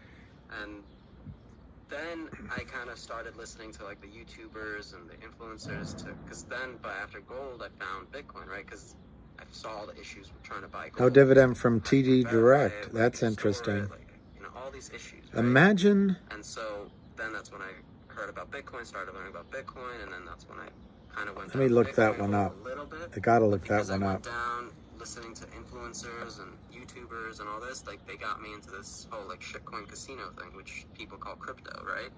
So this is what I urge people, is just like don't make the same mistake that most of us make, like myself, where they teach you this whole thing of like this diversification lie, right? Because everyone's used to, you gotta diversify, but Diversification, you don't get rich. You don't want to be diversifying into shitcoins, right? Yes, you do want to diversify, right? Like you don't want to hold all your wealth and net worth in like one asset, right? Because then if that one asset has an issue for some reason, then you have no wealth, right? So you want to have some hard assets like in the real world, like here it is. Real estate and gold or silver or Yes, here it is. food and water and Yes, imagine how wonderful a girl who bathes would be. The best form of hard money, especially in a digital world, is the most digitally scarce. Yes, imagine how wonderful a girl who bathes would be. Is going to be like Bitcoin. Get dressed. Bitcoin is what created digital scarcity. So this whole lie of you got to diversify into all these other coins Arthur. because you're going to get all these gains.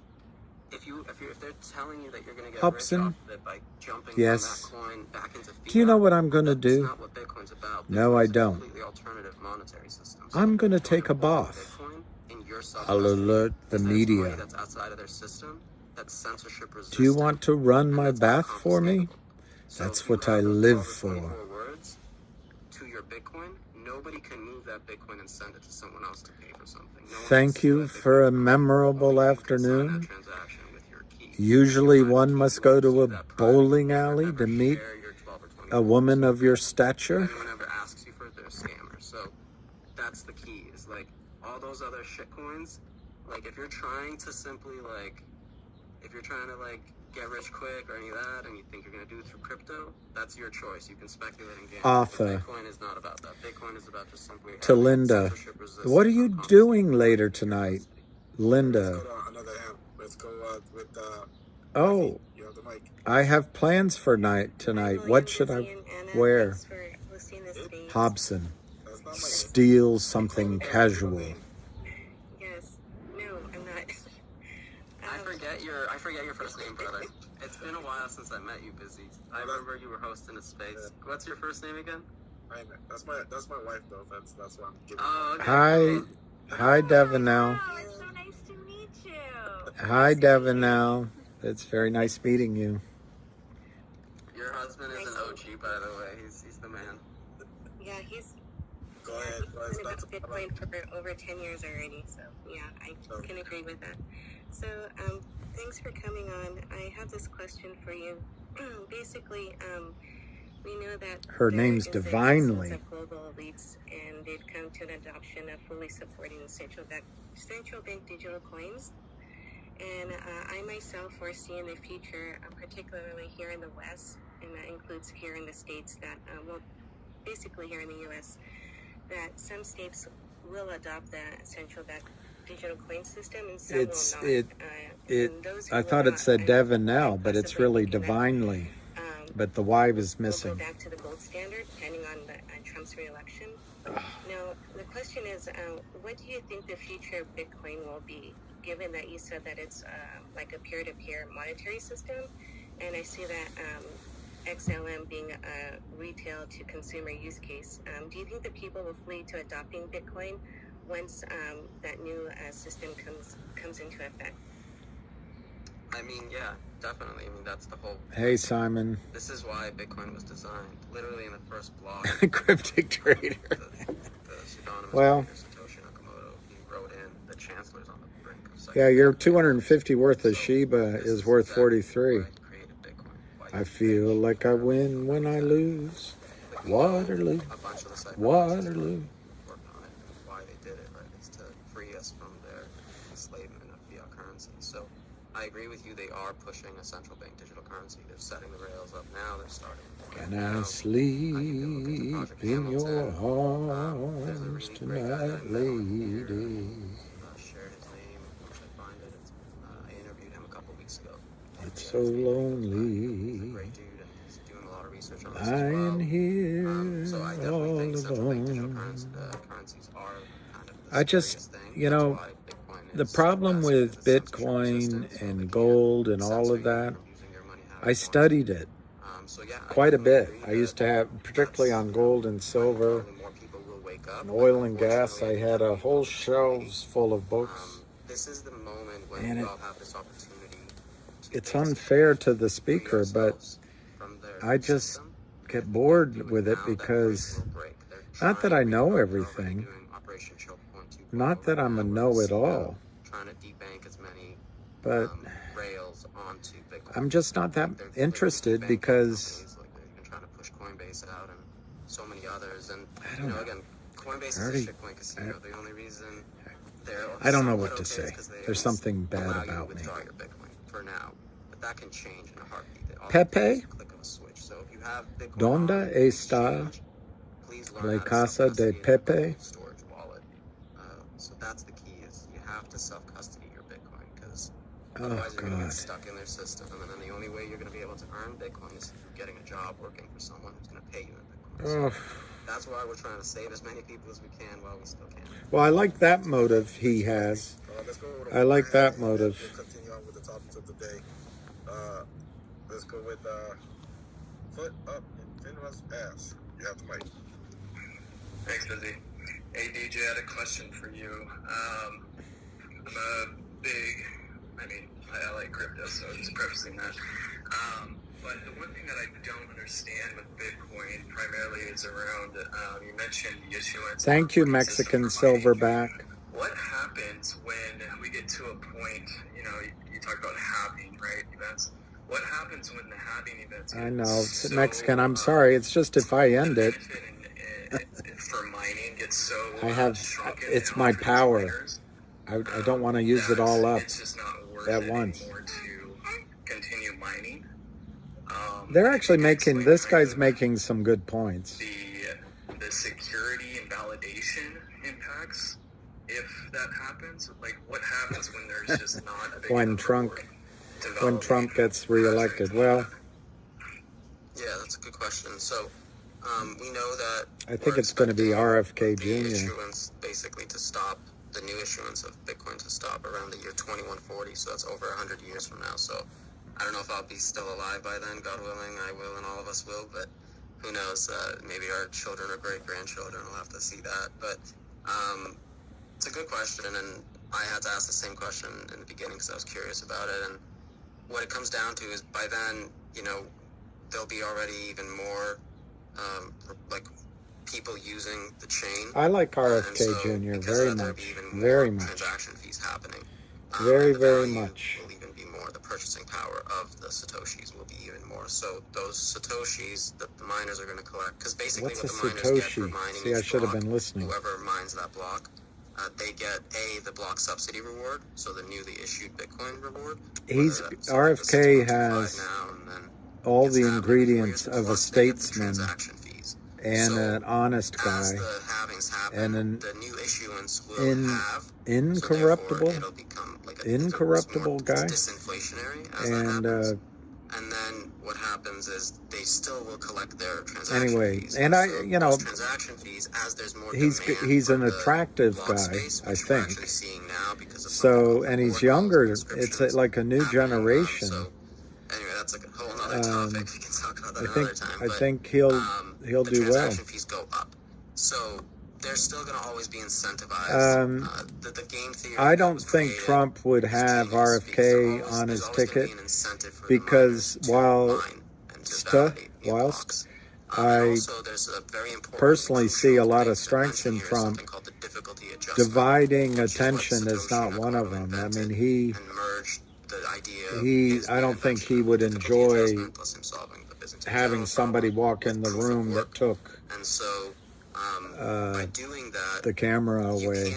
But I think Trump's generous also with his what happens is if there's too many miners mining power, I guess, or with his influence, he helps others. Roughly every 2016 blocks, there's something called a difficulty adjustment, which is approximately every 2 weeks. I think an RFK Tulsi Gabbard ticket would be great. So if there's too much mining coming on the network, it will make it harder to mine.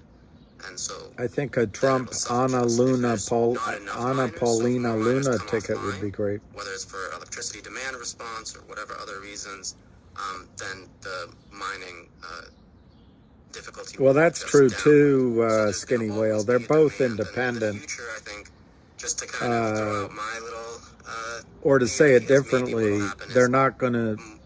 Either there will be less miners, or they're not going to comply to the party line just for the sake of speaking the party line. I see it as maybe everyone in their home will have different chips. How would the 19 million share try to deliver a dividend? They can't. Well, they'd have to go out and buy shares. I'm not sure. That's beyond my understandings. I'm not sure that thank you for that, DJ. Thank you so much for coming on. And common share would replace a restricted share, but effectively it would. To the community, definitely gonna invite you back, possibly this Wednesday. Okay, to speak on no more space. Bitcoin. Listen, guys, like it or not, we change the topics here, and when we have somebody with a wealth of knowledge in another space, I'd love to invite them here to the space just to share that knowledge and information, because we're all going to be running into a lot of money here pretty soon, and why not give it a chance? Why not give somebody the floor here to teach us? It's all about education, right? Ham is a big advocate about teaching us, and why not hear about the other side of cryptocurrency? So thank you, DJ. I appreciate you taking the time and coming in here and sharing your knowledge and information that you just provided here.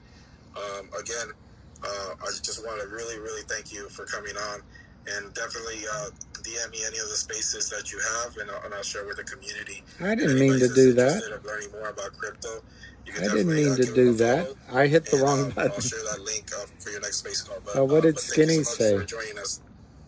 Appreciate you, brother. Yeah, I'm an independent conservative. And like I said, I'm not an expert. I'm also still just learning. I just like to also share what I'm learning, and it helps me to make sure that I'm learning it right? Because I reiterate who's this talking, DJ? I don't know, Skinny. I still call myself a Democrat, but I'm finding that harder and harder to do.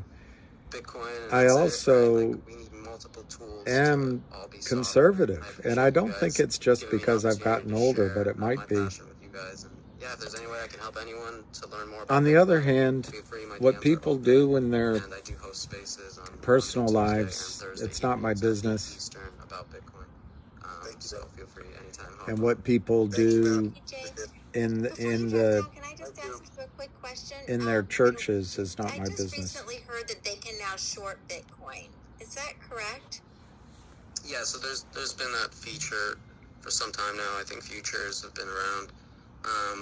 Well, yeah, you can. I would think that Casino exchanges, being a registered Democrat and disillusioned idealist go hand in hand. So yeah, if you're like a good trader and all that, I highly would be very cautionary of that. I'm not a trader, so But I am really amazed if you guys want to follow a good Bitcoin trader, how there's a guy named Tone Vays, Tone Vays, Vays. He's got a YouTube channel. He's been doing this for 10 plus years.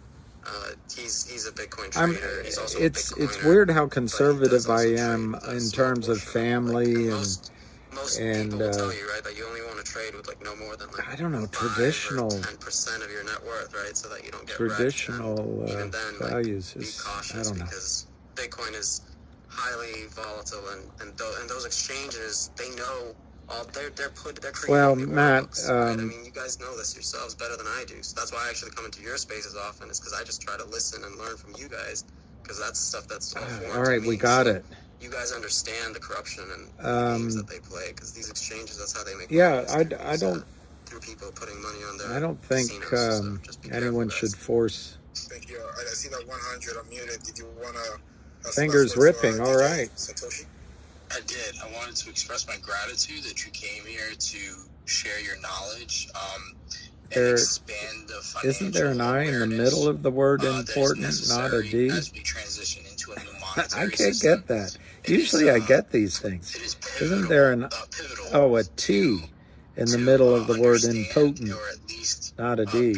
Yes. Understand and learn. And I just wanted to express my Wow, gratitude. crazy world, you're right. Trump didn't do anything about Wall Street. I know that this call was recorded because I'm going to have to go back and this is 100, who's very good. that you had mentioned, and I'm pretty well educated on it, but even still, like, I'm still a student to the game, and I always explain it to everyone that it doesn't matter if you're an expert, you're always going to learn something new. So I appreciate you being here, and I look forward to Are you kidding? and joining CD, I didn't know that. Thank you. I appreciate that. Yeah, and likewise. I'm a MAGA liberal. You guys too, and I'm still learning, and I think that's the key. Well, right, one fix it. That's the reason we're all here hanging out. Trump. If he if he makes elections honest, appreciate what you guys do, and he makes settlement honest, keep on staying strong. And it's like here in D.C. Whoever fixed the rat problem, I'll vote for him. Thank you. Thank you. All right, Anna, you have the floor. Continue on with the topic of the day, but yeah, it was a treat having you on, man. Appreciate it. For sure, I learned a lot. I thank you so much. I'm actually when I expected MMTLP to trade out, I was going to buy Bitcoin. That was on my list too. I had bought Bitcoin when it was sinking. I guess it had gone to like 21,000, and then Busy Brands helped me, buy some stocks, and Anna's helping me. On my list to go back and buy some, so I'm definitely going to invest in Bitcoin for the future because I do believe in. I watched some YouTube videos like you're talking about and how they track. You know, it's so transparent, and so there's no way to like hide the money. So I really like the security in it. Yeah, it's a public ledger. So just real quick, I'll mention on that note, right? Like the beautiful thing with Bitcoin too is like you don't like it allows us to buy literally like a penny of Bitcoin or even 50 cents or $1, right? So like how I just do it is it's just my savings account. I just have it on auto, and it just goes whether I can do $1 a day, $5 a day, whatever you can afford to save for yourself. And it's not a bad idea, actually. Right? Like, you know, I'm a millennial. DJ, so like, that's not a bad idea. Saving hard money without like having to then think about investing. It's not a bad idea, DJ. And all this, like it really is a lifesaver because this is like finally a mechanism that gives us our savings technology back because they've taken that from us. That's not a bad idea, DJ. That forces us to go and take take You risks got me. in investing and trading. You got me. And I love trading. I love investing in the theory. You had me at goodbye. Really, basically dedicate your whole life to that. You had me at, this is all I'm going to say. 2% fees, which add up to You had me at, I'm going to keep it short. every year, but if you actually You had me at, the schedule of those fees, and they're going to add up. let me drop down and become a listener. And even then, they don't care. They don't, they say now that, yeah, they have a fiduciary responsibility to you, but they do what they're told, their job is to take your money and to do what they want with it, and if they lose that year for you, well, too bad, you're out of luck. But anyway, sorry. Well, no, when they tell us to invest and then they have it set up where they can steal from us, that's what we're fighting against, the transparency. There's no transparency in our markets, and they're set up so that we as retail lose. And in our hosiery. We need transparency in our hosiery. If you guys want to go down a rabbit hole, check out please. From BlackRock, and Aladdin's been in the background doing, AI and trading and all that for the institutions, and that's really where the money is. That's who's winning at the end of the day. At the end of the day, it's the end of the day. Partners of theirs that pay them for that. Fingers at 210. Information. So it's really my scary. My legs are cold and my fingers are cold. This is all warm. Thanks for asking. By Whitney Webb. She's an investigative journalist, and she's really I know. Let me listen to Epstein files. Skinny Whale. You are going to have to schedule your space calls. I think we all are. I'm pretty sure I'm on a few lists. Because people, yes, they do go on forever. These days, I guess it's like a. They're like the ending scene. You know what? I was listening The to, ending scene of the movie Titanic. In fact, they're just like the movie Titanic. It goes on and on and on. Losing our freedom of speech, right? So I do feel like, that's something we have to just continue to push forward. Yeah, with. Tucker Carlson has never. This country, and we're lucky to have these Twitter spaces because we can, come on here and talk. I'm not a huge fan of Tucker Carlson, but I have to admit some of his recent courage I admire. So fingers at 210. It was as high as 210. It's quite scary. Hey, Ryan. 100%. Ryan, yes. Why don't you ask, how did MMTLP, did we get into this situation? Our digital data.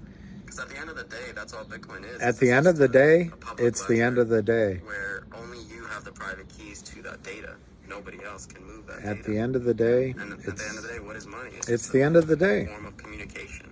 And digitally, that's data. So, anyway, huge rabbit hole, guys. You guys are going to love it if you get into it. And, just make sure to take self-custody of your Bitcoin. Maybe just set up an auto DCA, like on a Bitcoin. He had me at, I'm almost finished. Swan Bitcoin or he had me at, I won't be much longer. And also make sure to buy your hardware wallets. Oh, you had me the first time I ever laid eyes on you. That's a fact. One of the best. Always go directly to the manufacturer. Make sure you're buying it from them. Hey, Fahad. You don't want it to get tampered with. At the end of the day, we get close to the end of the day. And that basically gives you your seed phrase, your 12 or 24 words, that's air gapped. And because it's air gapped, it's not touching the internet, you know that your seed phrase is, locked down and nobody can get access to those 12 or 24 words. And never take pictures of your seed phrase or any of that. Don't put it on the cloud. Oh, Lordy. Keep it away from the surveillance. Thank you so much, DJ. We do have a hand now. Go ahead. I know, Jeff. I can't stand that expression at the end of the day. My question was custody.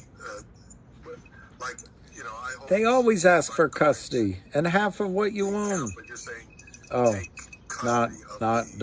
wives. I'm such a noob, right? Oh my God. No, you're fine, dude. Yeah, take custody of your Bitcoin onto a hardware wallet, ideally.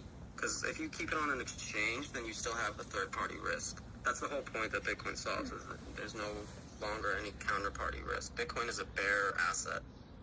similar to like gold. You got into finger at 9, it's 210. Well, it's a good time to average down. It's going back to 9, in my opinion. And nobody can take that from you. That's what makes it unconfiscatable. And what makes it censorship resistant. And you know what else, Ryan? Don't start a land war in Asia. If you can avoid starting a land war in Asia, your life will be a lot better. If all the nodes are good actors, they don't want to block your transaction. It doesn't incentivize them to do that. And you can run your own node. Guys so have the best gaming. Block you can run your own node. He had me at, you know, I know you have to get on with the rest of your discussion. Thank you so much. I'll DM you if you don't mind. Yeah, man, definitely DM me. I have tons of links to share with people, like free educational resources. I'll delete you. No, I didn't mean that. No, he's had some really good ideas. I'm being a jerk. Like study a little bit more about like Bitcoin wallets. I think his best idea was to keep it short. Wallets that are like on your phone, connected to the internet, or desktop that are connected to the internet, and then cold wallets, which are what I was describing earlier. Yeah, XRP is good. Is good. Not connected to the internet. But I think. Thank you so much, DJ. I am going to take just kind of redirect for a minute and draw everyone's attention to the Nest. If you guys could take a few minutes to, breaking news. U.S. federal and state officials are assessing possible market manipulation regarding banking shares. Anyway, that's up in the Nest. Someone put that Wow, there. that's Read the pretty good. article. Savvy's put together some tweets if you guys can retweet just to keep our Twitter campaign up. Quote tweet, that's a great way to keep our visual, outreach program and just getting the information out. But also, 214 on finger. Go to 100's put some tweets up here, so please tweet, retweet. Crucial Mix has a new commercial out, You know, so we can get tweet that, and retweet. We're standing on a bridge. and then the Tweet, Trades website, tweet guys, that was put jumped together by off. Winston, Who was who's really left? amazing in our community. Retweet. And, Doesn't quite work. what I had asked for him, and he did it like that same day, was to make it easy for everyone to take actions, guys. So this just puts you right in contact with the House, the Senate, the Attorney Generals. It has the whistleblowers for the SEC. It has all the links. Can you in one see? space for you guys to keep. Can the you see actions where going. finger's headed? Also, you can go to, and in your letters, please, drop the letters, send the emails, make the calls, put on there MMTLP resources. I think finger's headed to 250, then 298. Your information, your home phone number, your. And once your it breaks address, through there, email, so when they're getting back to you, they can get back to you, and they also can identify you. $4. I think. I think Importantly, is to continue you've to got. reach out to your local, your federal, represents you in Congress for the House and the Senate, and then they can speak on your behalf. Finger. We need to keep the pressure up at the I think you've got 250, also to 298, so and then we have this new $4 information out coming. about, who That's what I James think. Angel was, also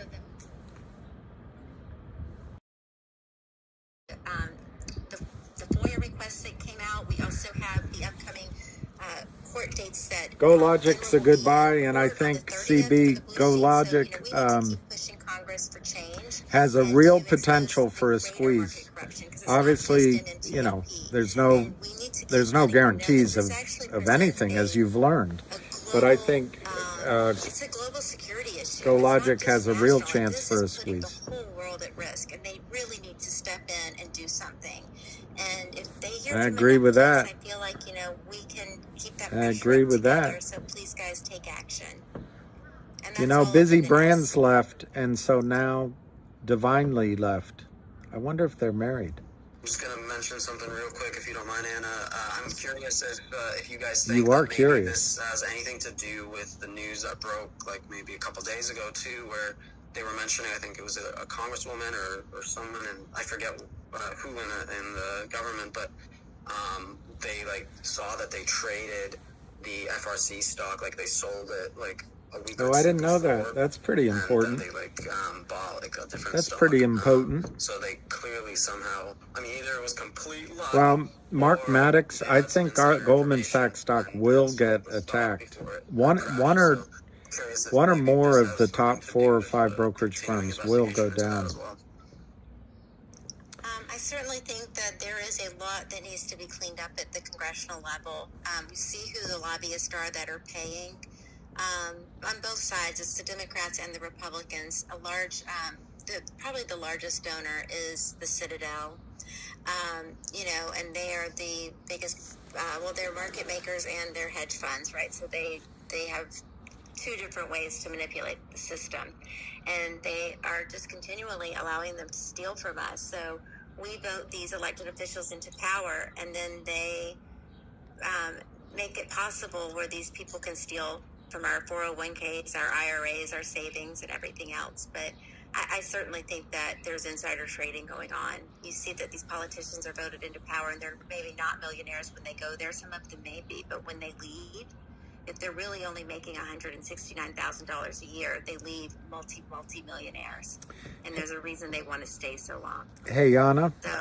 Anna, yeah. on your point about the banksters donating to these congresswomen and men, just imagine if we grow to 1 million strong and we go into a newly elected congressman and we say, look, if you move on this legislation, no guarantees, but we'll each send you $5. That's $500,000. That's more than Goldman Sachs gives to them, probably. Anyway, my point is the tide will turn and we can be a force both politically and financially to these younger or newer congressmen and women. William, thank you. We do have a couple of hands. I think it was Tagar and Swing. CB. I have a question for DJ. Is he still around? He is, yeah. Oh, Lord. You mentioned people only Bitcoin. And I know that in the world of crypto, we also have Ethereum, Shiba Inu, and so on and so forth.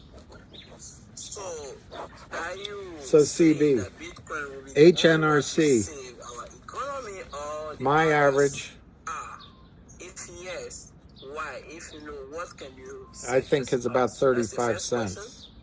And the second question is, you were saying it might be 32 cents. Coinbase and so on. No, I'm not, something like that. 35 cents, all right? We have to mine it or now it's 14 cents. Just allow me to say it's 15 cents. Thank you. Because it might have paid less than 35 cents. Repeat your second question after I answer the first one, because I already lost track. I didn't quite in the market, I've lost 20 cents in HNRC. But the difference between Bitcoin and crypto. So crypto is, number one, they're basically just like anybody can start their own cryptocurrency. You, me, anybody listening, we can go and create our own cryptocurrency project, and we can pre-mine the tokens and create them out of thin air on this new blockchain that we can create, and then we can go ahead and start saying to exchanges. It has a net asset value of $1.55 a share.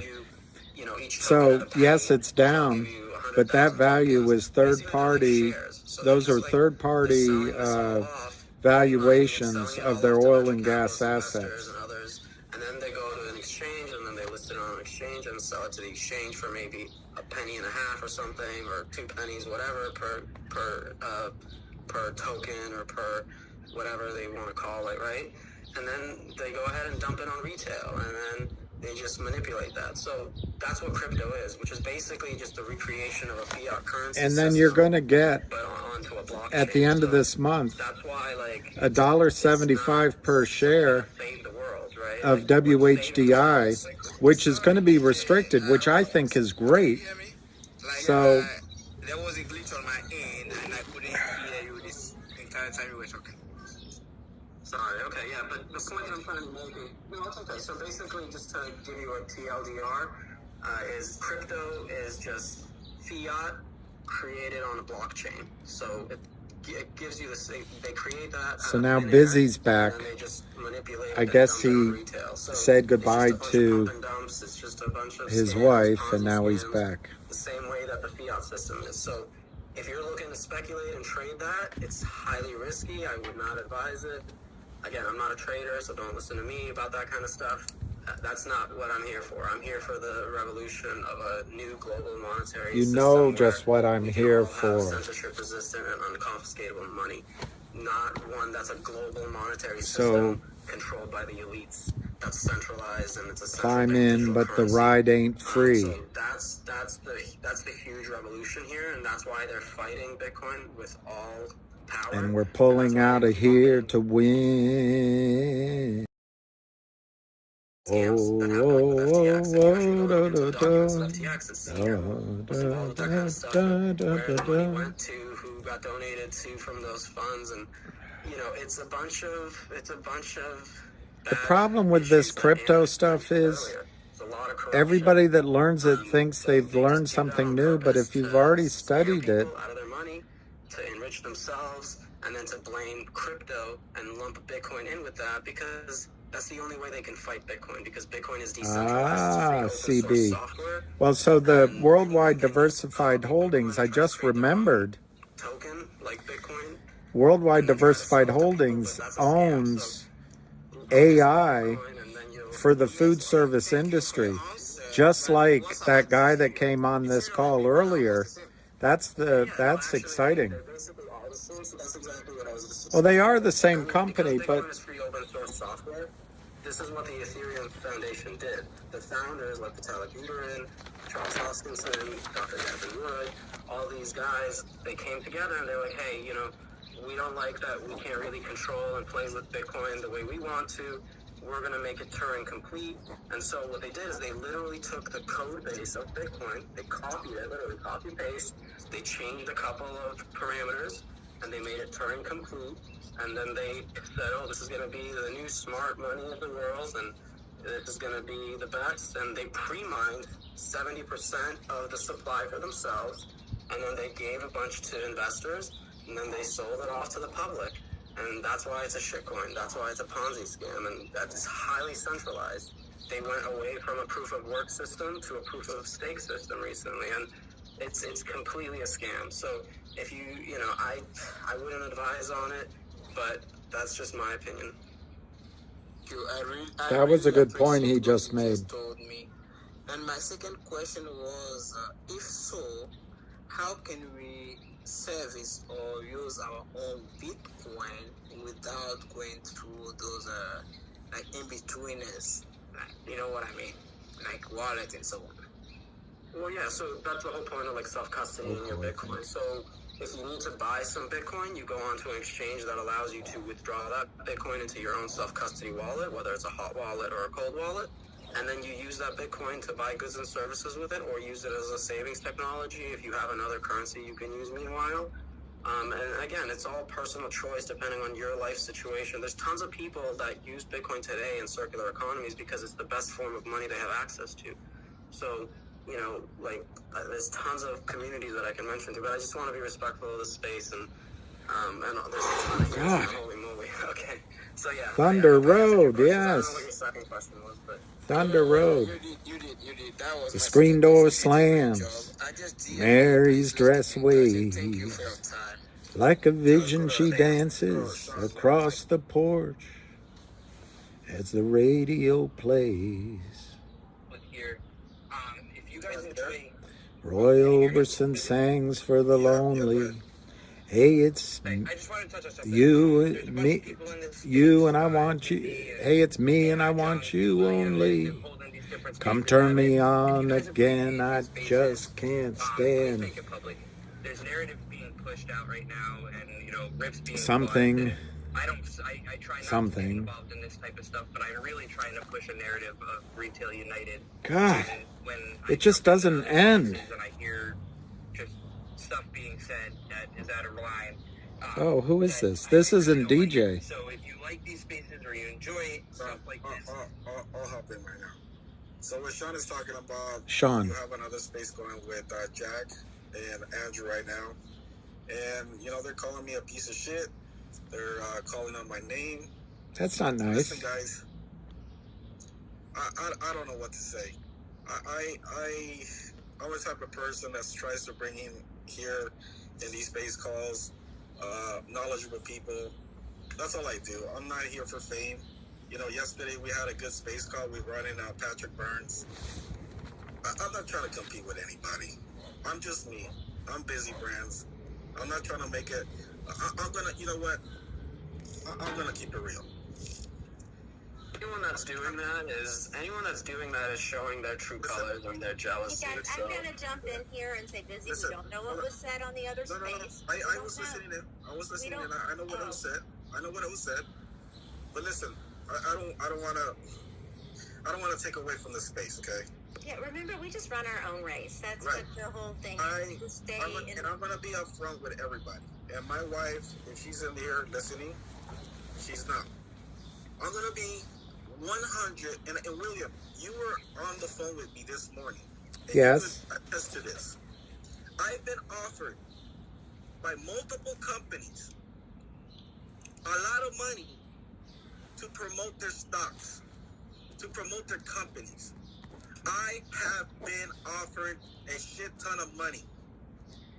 What did I tell you this morning, William? I want to be in the trenches with everybody in this community, broke, fighting for you.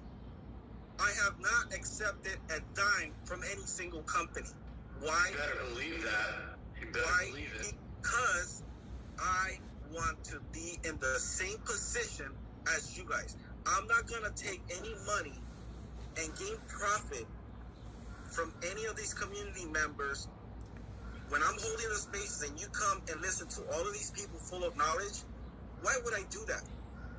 I'm not seeking money. I'm not seeking fame. I'm just doing my thing the way that I do, is trying to connect all the communities together because we all are on the same boat.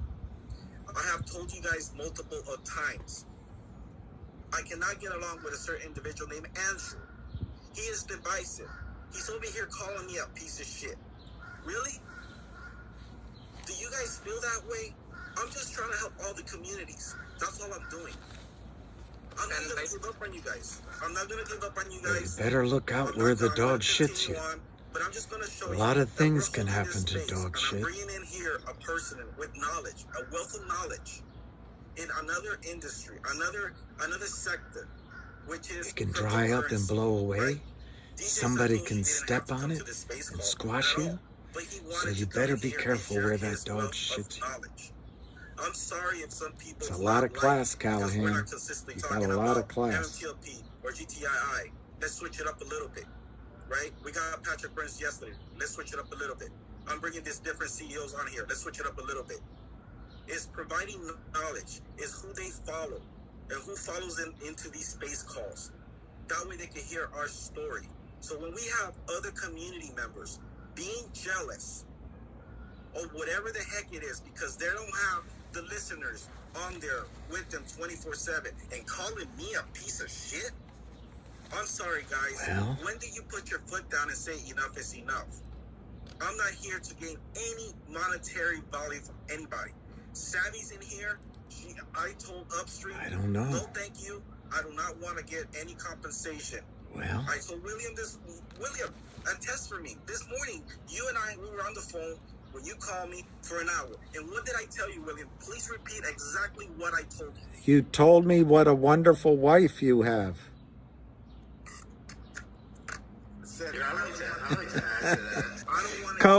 Hey, Busy. I'm trying to lighten it up a little bit for you. You were wonderful this morning, and I can understand right now if you were on the other line hearing these things said that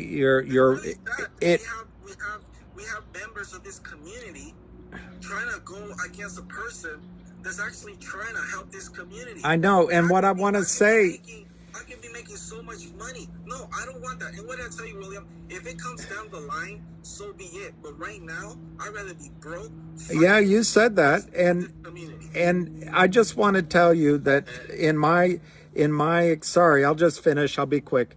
In my experience, when I start feeling attacked like that and all that, you just got to remember that this audience, we all know who you are, and we don't feel that way. And I personally am very grateful for you and the efforts that you've done and how you've helped me, but the community and other individuals. So we stand by you. I stand by you. I'm not. You know what? And this is all for me to wanting to quit on you guys, and I'm not gonna. He did it to many other people in this community. Now they're going after me, and I dare you to go after me. Why? Because everybody knows my intentions, right? When I tell them I dare you to go after me, is for a reason. Why? Because people will see through it. I'm not here to try to make everybody wrong. I'm actually here to try to help people. And this is what I do every single day. William, I sit here for 10 hours a day trying to make connections, trying to bring great informative space call, not talking about BS and about sexual language and about, connecting with the hotties from MMTLP. I want to bring knowledge. I want to bring information. I want to bring this big guest to our freaking communities. GTII, MMTLP, BBIG, I don't give a shit whose community it is. You all invited to my space call. Anytime, you're more than welcome to take a mic. I don't care if it's from crypto. I don't care from what sector you are. I will not deny you a mic. And I told DJ Satoshi, yes, you're welcome out here. Do not hijack the space call. What did I tell you? I said, we want to hear from you. Do not hijack the space call. People are having hands. They want to ask questions. That's fine. But when it's time to move on, it's time to move on to get us topics of the day. I'm respectful when I go to other people's communities. Yes, I'll join you. I don't want to hijack it. You take the lead. That's the way I work. I'm sorry, guys. And I'm not going to change. And I'm not going to accept any monetary compensation from these companies to come to the space. Well, I think I have integrity. I have integrity, and I will continue to have integrity. I'm sorry I did this to the space, but sometimes you have to air it and say enough is enough.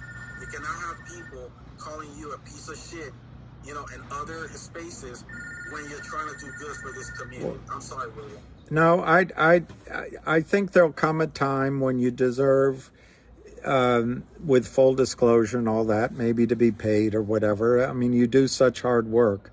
But I would also point out that this is a difficult period we're all going through. And I think Drew is a good man too, and he has worked hard.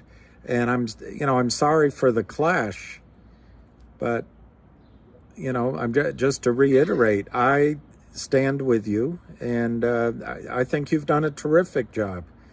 So, and no one should call those. No one, when they think it through, they should not use those kind of names on anyone. It's not compensation that he's after either. Let me be a living testament to that, because he's giving away his wealth to me as he gave me 100 shares of MMTLP. He's not earning anything. He's giving it away. Like, if that doesn't speak volumes, then I don't know what to say. I mean, it's ridiculous that anyone to come into the community that's going to help mankind, essentially mankind, to enrich their lives with knowledge, that you would bash them in any which way, right? So to me, it's asinine to even fathom to even act in this type of capacity. So, Busy, I'll always have your back, man. Hey, 100. Hey, wait, real quick. Busy. Do you have an NDA? I don't have any kind of non-disclosure agreement with anybody. I'm not in bed with anybody. I will not ever do it until this is all said and over. If I even do it, I'm not here for fame. I'm not here to work with companies after this. If it happens, so be it. I want to fight for what's right, and what's right now is fighting and defeating what's happening in the Hey, cutie pie. What a nice smile. Right? I have integrity. Okay, I'm not gonna screw anybody from this community, and I'm not gonna be compensated and gain all of these followers because they're going through some problems in their lives and stuck on this ticker, and me take advantage of that. I wouldn't feel right, and I told my wife that. I don't know. I'm gonna stay true. I'm gonna be in the same situation as everybody in this community, meaning that I am stuck, I am halted, my money's on hold with everybody else. Period. And that's the way I want to work, because if I do and my life changes, maybe I won't be the same. I want to stay true. I want to stay Jaime Garcia, Busy Brands. That's me. I don't have nothing to hide. If somebody has a problem with me, listen. Well, I told them plenty of times, and I know it's kind of hard for the community to hear this. But when you just put your foot down and say enough is enough, sometimes you have to punch back. I know So you guys CB, don't like the dirty laundry, being aired on it. But listen, I'm being called a piece of shit, and I don't this is the appreciate it company. because I work damn hard in the background every single day to make this community whole. I'm telling you, I work hard. So does everybody else. Kudos to them. But I'm sorry, if I do better space calls than you, and I attract a lot of listeners, I attract the CEOs, why are you gonna call me a piece of shit? Just work harder. Stop being a fucking hater. Period. And that's all I gotta say. Can I jump in here, please? Absolutely. And I apologize to the community, but the community deserves, Savvy, to know what's going on. Enough is enough. Stop trying to divide us. No, I get it. This man makes himself seem like he's a savior, but so many of the things, and I don't want to put you on the spot, but he has threatened many people in the background, okay? And it's not fair that people think that he's one way, okay? And then he's calling me a piece of shit because Jack is not getting the listeners and people are not going to their space calls. I'm sorry, enough is enough. Go ahead, Savvy, and I apologize, William, but it's just this needs to be said. I'm so done with it, and I'm not gonna quit on you guys. I know Savvy should speak, but I can feel your pain, and I also feel it's a horrible insult, but it's not pain. It's more about being annoyed and being frustrated, right? Yeah. There's a lot of stuff that happens in the background that I wish that I could share. I could share it with right now 2 freaking attorney generals, right? 1 congressman confirmed to be on the phone with Berta on a Zoom call. A congressman, okay, not the staff member, a freaking congressman. I wish I could tell you the name, but when they tell me, how have you done? What are you doing? I don't need to freaking tell everybody what I'm doing. That's what we were doing wrong. We were telling everybody exactly what we were doing, and that's what we were telling well, I them. think what you did today was tremendous. What you did today was tremendous. Assassins. We are taking the fight to them silently. I love it. So let me first of all, can I go ahead? Is that all right? Yes. I think that what we have is a difference of approach. I'm going to try to be as diplomatic as possible. For some of us in the community that have dedicated ourselves to hosting and co-hosting spaces, we are being attacked, and we are being attacked constantly. Okay. And we put those feelings so, aside CB, times like this when it's for really HNRC, I tried from the very beginning. Today it's trading at 14 cents. CB radio, here it is, 14 cents. Now, the first part is WHDI. These are non-core assets, being distributed as a public company. It's already happened. It's $1.75. Who knows? Could be less, could be more. But it's telco and technology. It's artificial intelligence. Food service combined with artificial intelligence, just like this other company, and so on. This is being distributed because it's non-core. Non-core.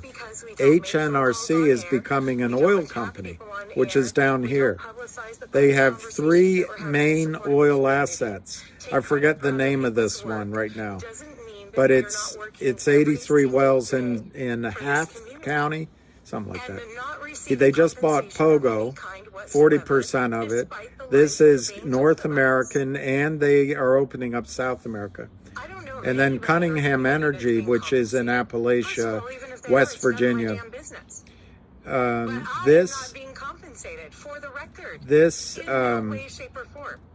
At least this company was valued using $60 oil, but I think all 3 probably were valued at $60 oil. I apologize to you as well. For but I understand $155. Busy's frustration, and you guys know me. I don't do this. I don't do 150. this. So there's But value I'm of doing it now, and I'm doing 155 it there. today. Yeah, she really doesn't. We've had many private conversations on the back end, and you know, Busy and Junk are just unbelievable people. Their sacrifice here is honorable, and you know, to give this even more airtime is just going to do a disservice. So I would highly suggest, Let's just take hands. I think we've all yeah. Let's move the conversation going on, or we should just, you know, start a new space call. You guys take a break and then get right back in. I'll just say I appreciate today what Junk Savvy, Anna, Busy, you 100, you're amazing. DJ, everybody here, and the other people that came on. We don't have to end it, but maybe in 15 minutes or so we could let some other people talk. But I'll say something a little corny. When I was younger, my stepmother's mother, I guess my step grandmother, would pull me aside. She said it more than once. She said, Billy, love and forgiveness, love and forgiveness.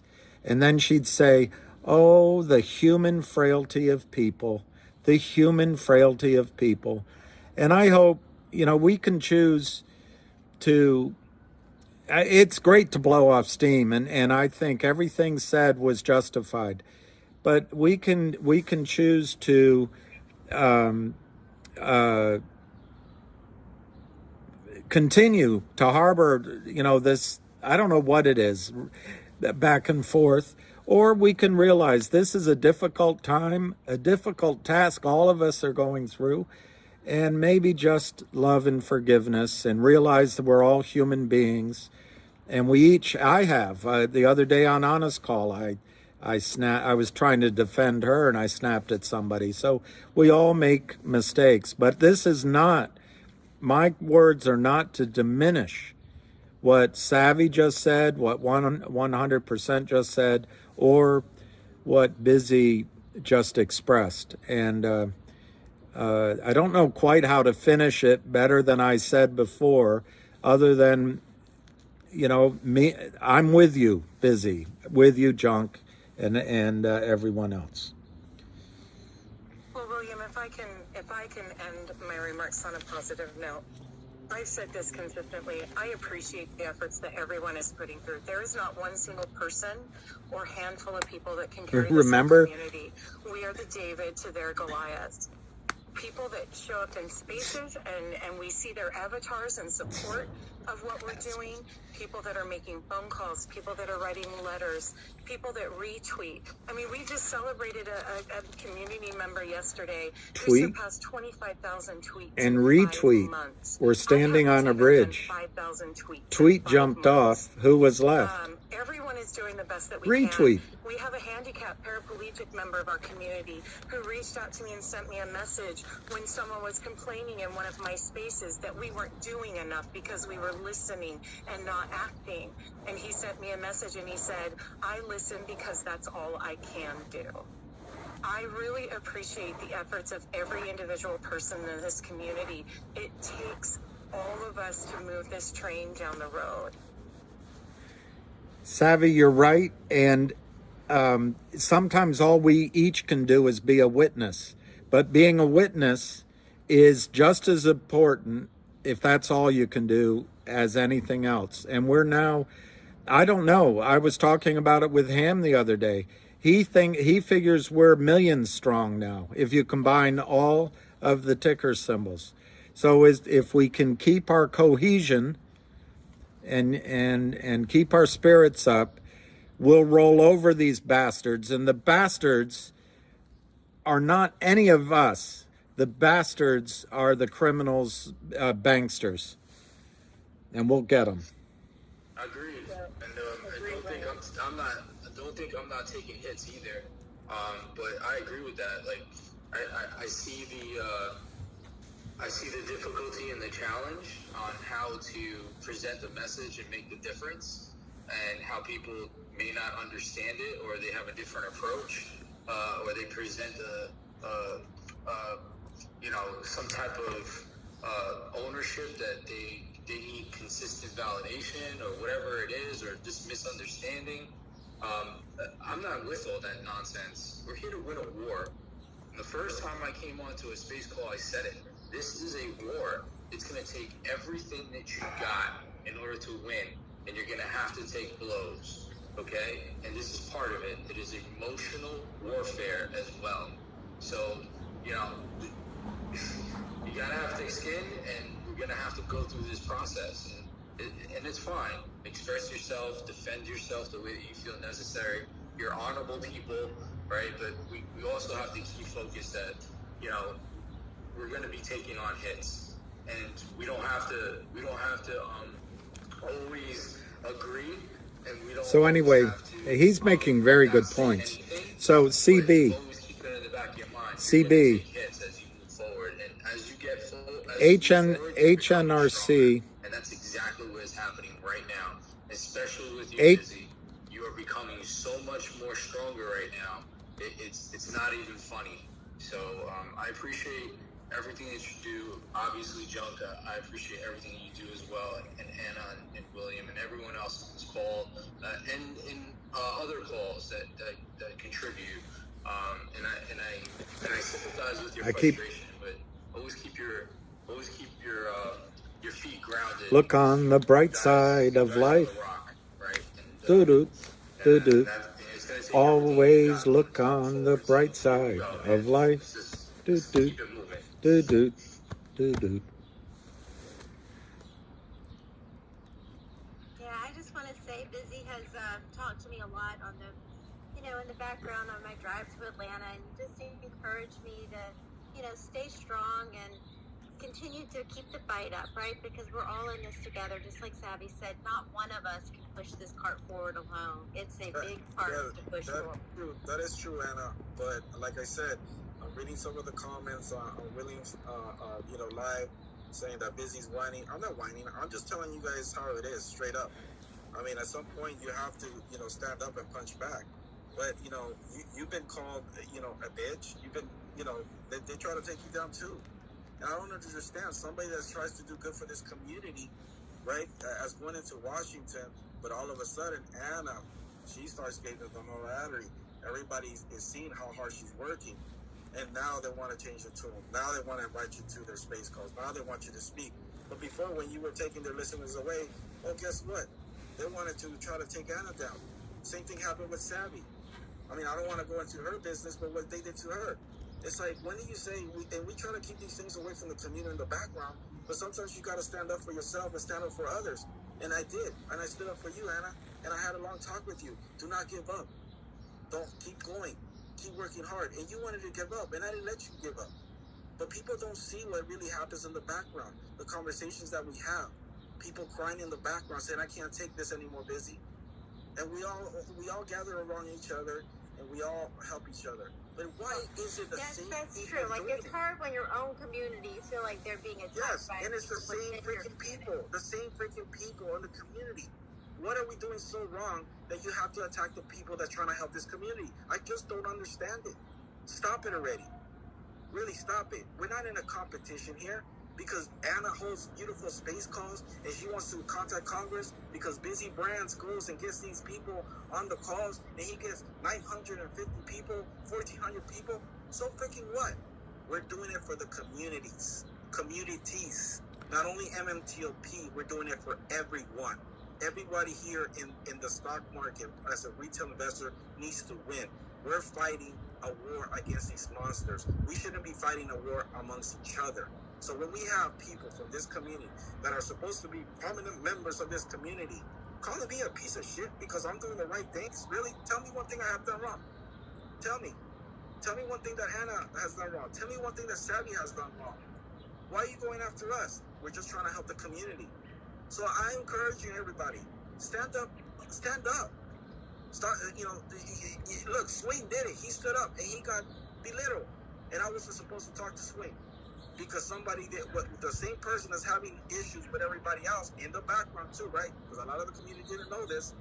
and I'm standing up for Swing, or I'm not being Swing's friend, all of a sudden they want to go after me. Well, that failed, right? You seen Jarrell, she lied about me and I exposed it, right? That went down the road really easy, really quiet, right? Because she was trying to lie about me. Don did the same thing. They were trying to lie about me, and I stood up. But then I stood up for Swing. And now they're trying to go after me because I stood up for Swing. Listen, just because you're not Swing's friend, right, I cannot be friend. We're not in high school here. We're not sure to be fighting amongst each other. But sometimes you have to punch back. We're fighting Wall Street. It's a big monster. This is what they want. They want to divide us. They want Busy Brands to quit. I'm not quitting. I'm not quitting on you guys. I'm going to continue doing these informational space calls. And that's all I have to say about that. I really want to move on. I know that some people are going to come in here and give Busy Brands praise. I know what I'm doing, guys. I'm going to stay strong. But sometimes I have to be vocal. It's not bringing drama to the space call. It's actually standing up, not only for myself, but for you guys. Because I am trying to help the communities. So please, let's not make this a Busy Brands. Let's move on. I wanted to bring it to you guys' attention. We're having a good space call here, and we're having another space call from another community talking shit not only about this space call, but about Busy Brands. What is Busy Brands doing so wrong? Anyways, thank you guys.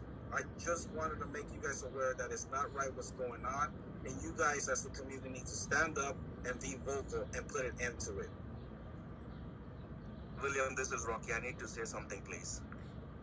Okay. Well, good afternoon, good evening, everyone. Sorry.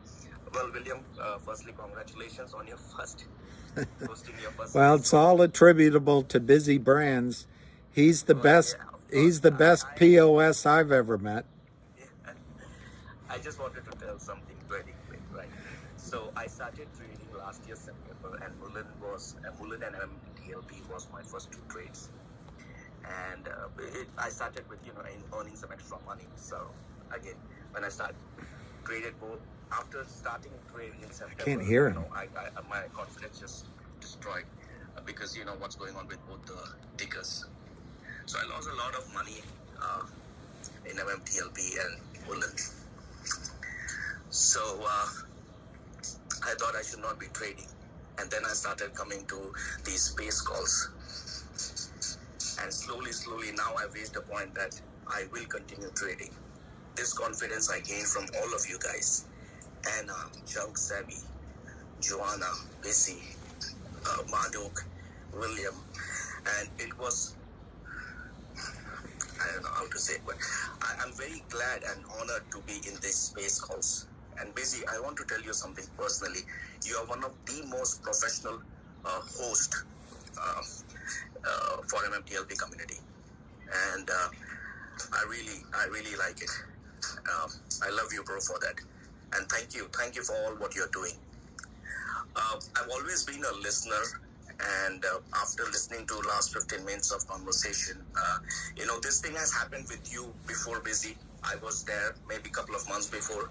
I was there, and I think we should ignore this completely, because if I remember John Bird a few months before saying that we should be focused on staying united, and we should not be divided. So I just want to tell you that all what you are doing, Busy, you don't have to give any justification, but you are one of the best, believe me. And I've stopped going to space calls if it is not hosted by Anna, Junk Savvy, or Joanna, 100, Maduk, and I don't want to. You must have figured out where I'm not going, and also Jack. I like Jack too. He's also good. But yeah, and thank you today for bringing DJ Satoshi. I'm sorry if I said it wrong. It was very enlightening. It was a wealth of knowledge for me, whatever you said, sir. Thank you. And thank you, William, for inviting DJ Satoshi. Fantastic. This is the reason I love coming to your space, Busy. Because it's not just what did you eat, what did you have for dinner, what is your dog doing, what color you like, all that, because there are many people in the group. They don't. We want to speak, but we are very shy, and we don't feel that confidence to speak. And you guys are very knowledgeable and helping the community. So we just kind of step back. No, and we just do what you say. Contact the Congress. I have done all of it. Whatever I listen from Jump Savvy and whatever they say, guys, please do it. I make sure that I just do it. And even you, Busy. So I just want to tell you, you're doing fantastic. Let's just ignore it completely and stay focused. Because I see your avatar next to Anna. Anna, someone who met Gary Gensler, and she asked the question. I mean, I don't even have that confidence to do that, So, and I was so happy when Anna did that, and I respect you, Anna, for that. Thank you. Thanks a lot. Thanks a ton from me and my family for helping the community. And Busy, thank you. I mean, Jump Savvy, I don't know what to say. Every time I listen to us in early morning, very professional. And and sometimes I feel, why are these people why are they doing this selflessly? Jump Savvy will always say, look, this is what is happening in the market. This is for whom? She doesn't even know me. And I'm praying for all of you. Trust me, all of you. And you guys don't even know what you guys are doing and what kind of difference you all are making. Trust me. And I'm just saying that whatever conversation we had for last 15, 20 minutes, we really don't need that. There are close to 400 people in this group. We just want to stay positive. We have, we want to listen to DJ Satoshi and other people. You have Patrick yesterday. I was like, who is this guy, Patrick? And then, I did some research, and then I was like, wow, Busy, you have some big contacts, and you guys are doing this for a bigger cause, right? So thank you, all of you, right, in this space call, and for leading the community. And once again, William, huge congratulations on your hosting your first space call. I can't do it. I don't have the confidence, but Anna, Junk Savvy, Busy, 100, and Swing, and many others. Trust me, many others. Apart from, there's a couple of them, but thank you. Rocky, thank you.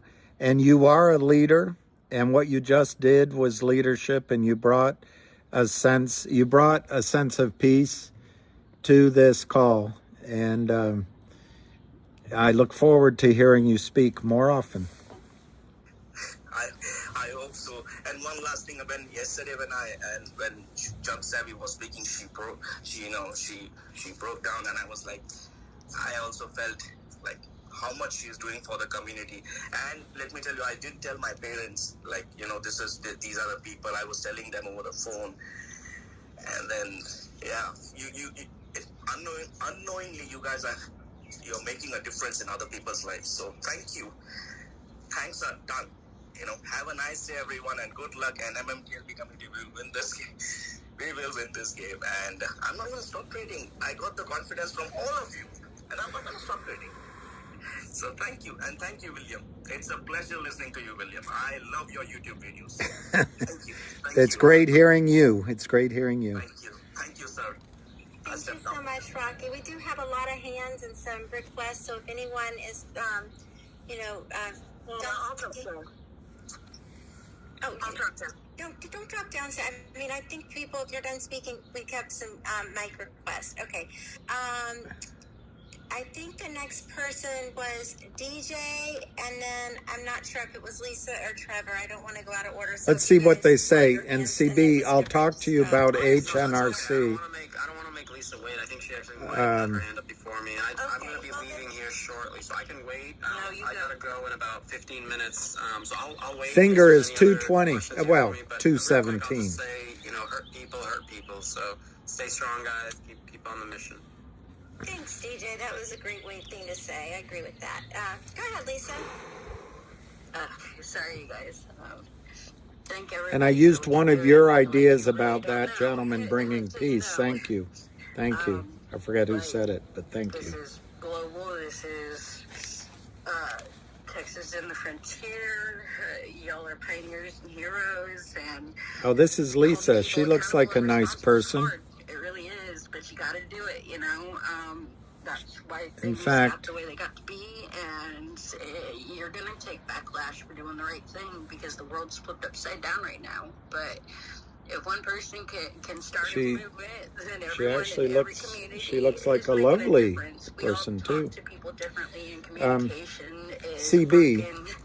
We're at like the 50 shades of the Tower of Babel right now. So thank everybody, because everybody, we're all in this together, and we're not going to stop.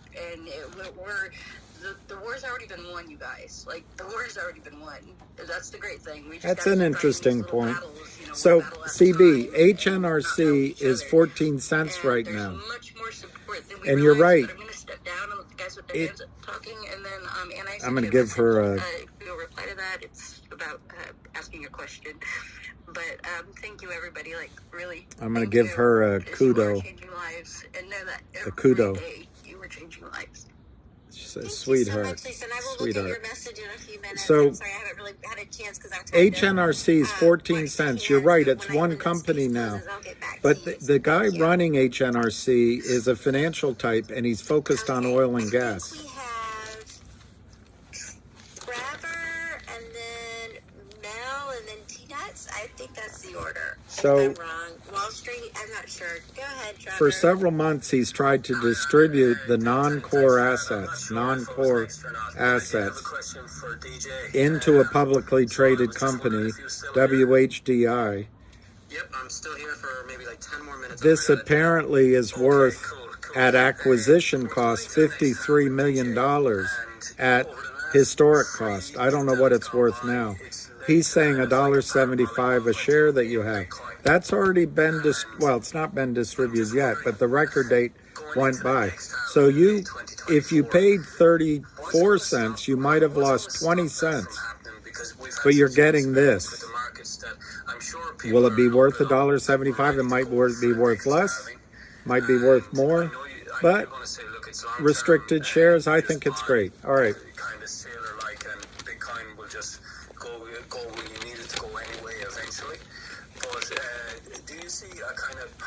Move like we've had with the last three halvings. I know the Bitoda research kind of says that it will parabolic move in Bitcoin? That already happened. That's a great question. I mean, I think that I'll just try to go real quick with this one. I think that first of all, like I can't speculate on the exchange rate price. No one can speculate. All right, so then CB, the core assets are Cunningham Energy, which is basically Appalachian oil and gas, West Virginia. These are shallow wells, predictable wells. I don't think they get a huge multiple, but they did an engineering report at $60 oil, I think here $60 oil, and here $60 oil. Anyway, the point is, these three assets right now from third-party estimates are worth $1.55 a share. So I can't explain why the stock's at 14 cents when this is all here. I also think there's a 30-cent distribution coming.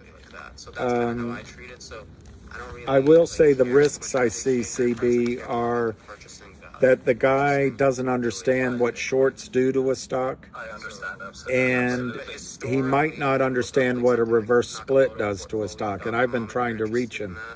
But anyway, that's my little blurb on HNRC.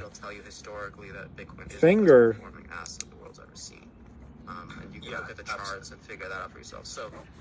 Finger just closed at 217.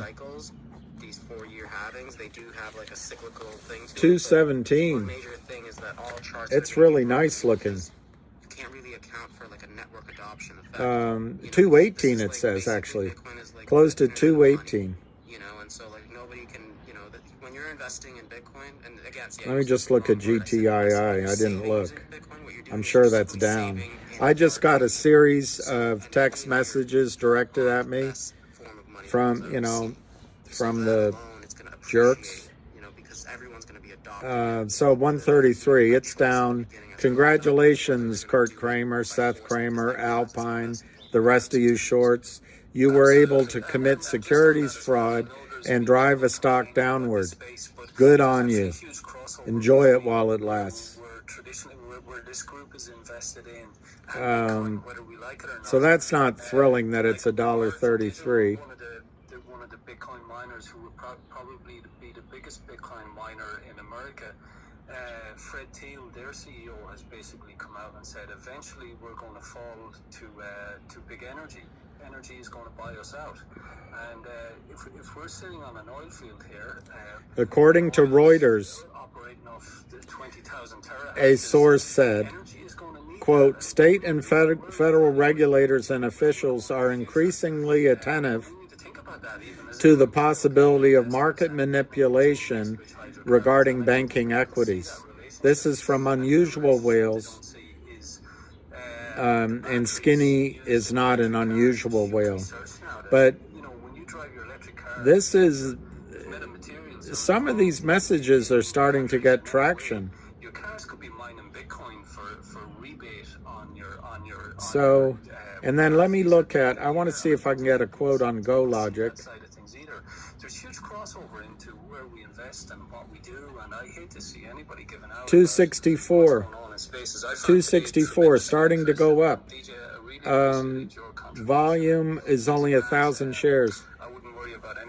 I'm going to predict to you that this stock is going much higher within the next 2 weeks.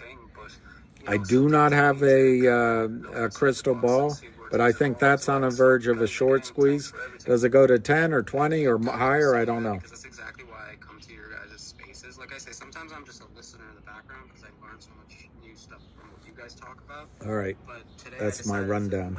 Busy privately and that was my me moment. I saw so many people here. That was my me moment. I'm so grateful that Rocky and you and others. But I'm tired of talking about myself. How about you?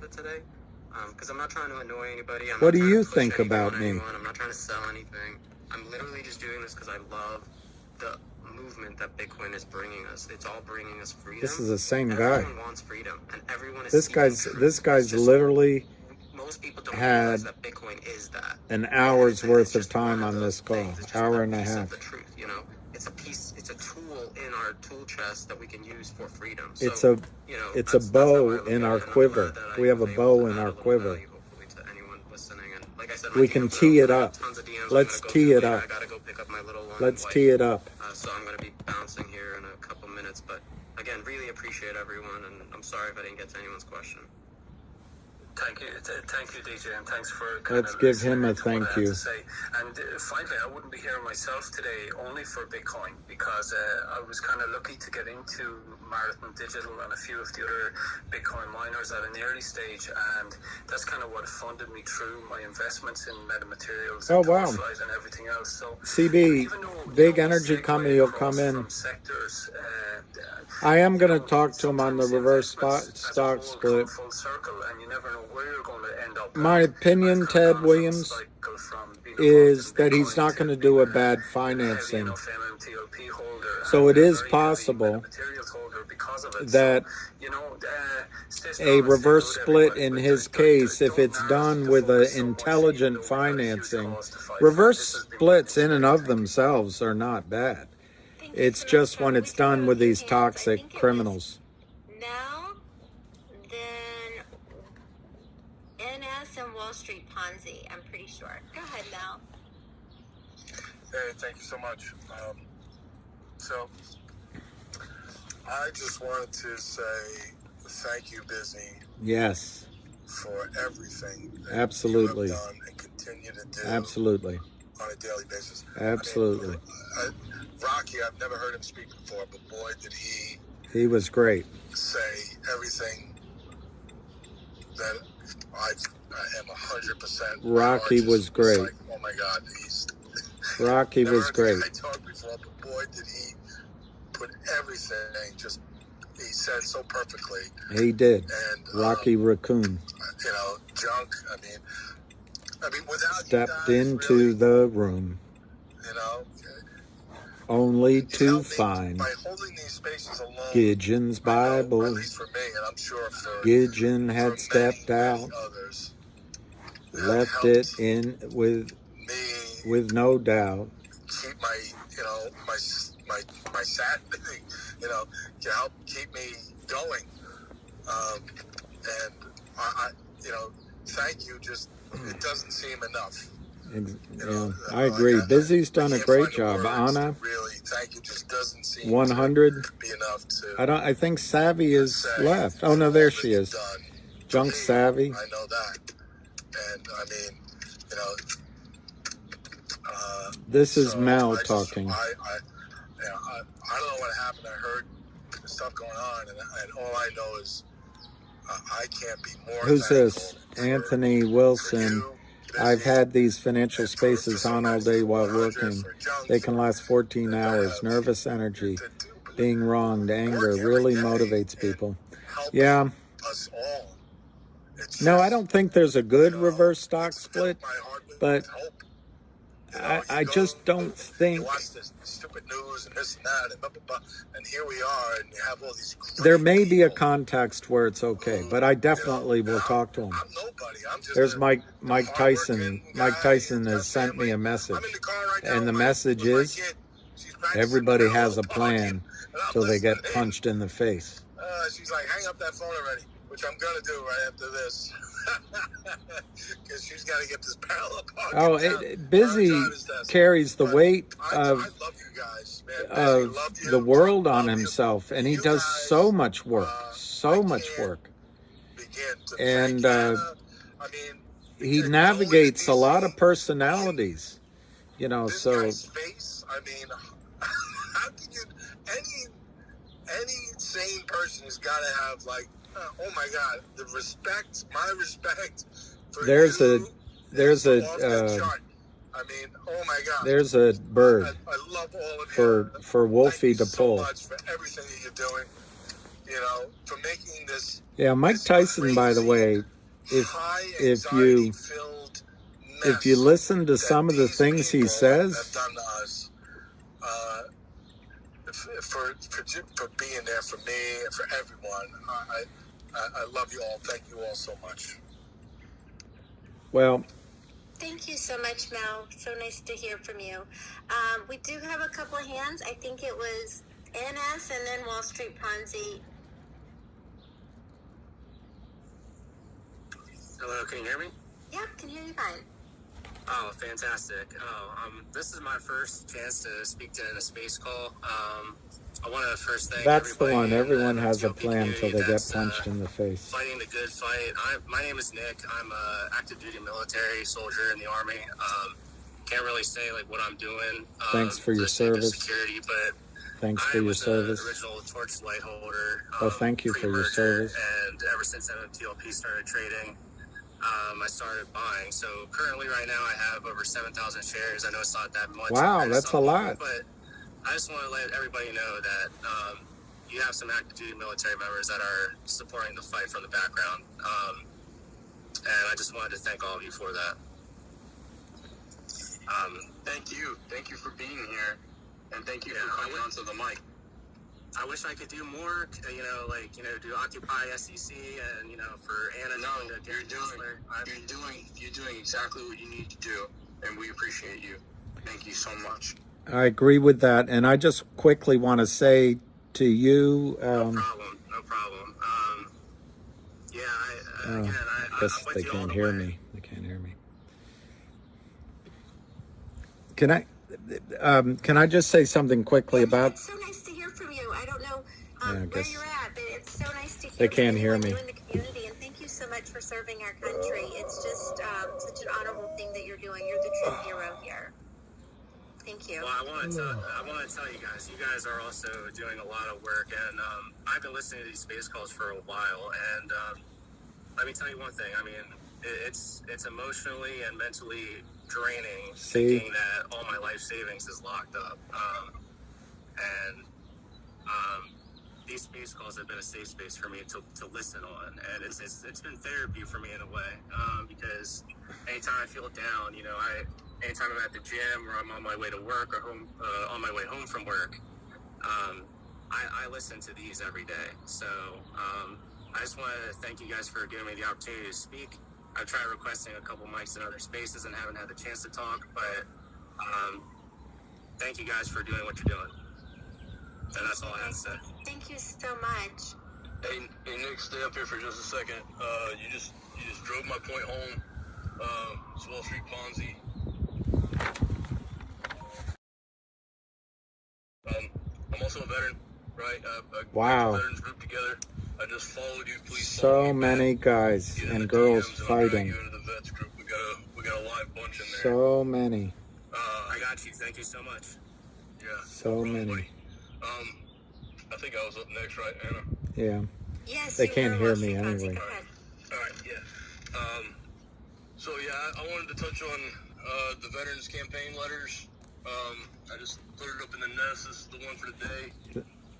Give Joe a follow, and you'll see those in the mornings. Let me see what the finger. I think finger is moving, Fahad. I mean, obviously it's moving. What I mean is, I think it's going to go higher. A more blended community thing right here we got going on. It's not just straight MMTLP. And if there are other veterans in here, please reach out to me. I want to start growing a veteran base within other communities as well. Good for him. We have about 73, I think, total in MMTLP that have reached out to me. I know there's others. We find more every single day. You know, so when you're in other space calls and you're scrolling through avatars and whatnot, you know, take note of who the veterans are. Send me a DM. Let me know, because I can't see them all. You know, and a lot of people won't reach out specifically to me for whatever reason or another. But if I get in the DMs with them, you know, I can get them in the group and we can start working together to fight this thing. If I could meet them, I could get them. And these veteran campaigns letters have really helped to bring some of this to light.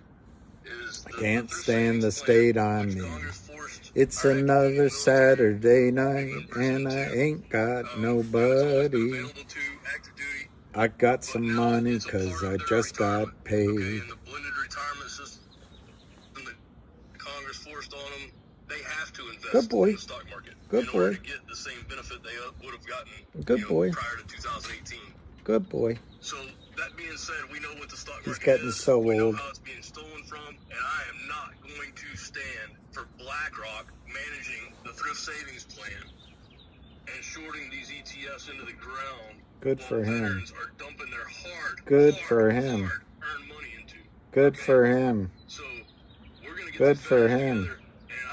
Good for him. wants to take us on. That's the bottom line. Good for him. That's how I feel about it. Feel the pain, and we're gonna get there. It will take time, but we are a train. You know, Junk said it a minute ago. This train, it started off kind of slow. We gained up some momentum. I think $2.50, $2.98, and then $4. And then, and I wouldn't get out, by the way. I wouldn't get out. You're a pebble on a track. You do nothing to slow us down. You know, I drove my Chevy to the levee, but the levee was dry. I just wanted to, you know how I feel busy. I'm not even going to go there. No, what a good guy. What a good guy. William, congratulations on your first base.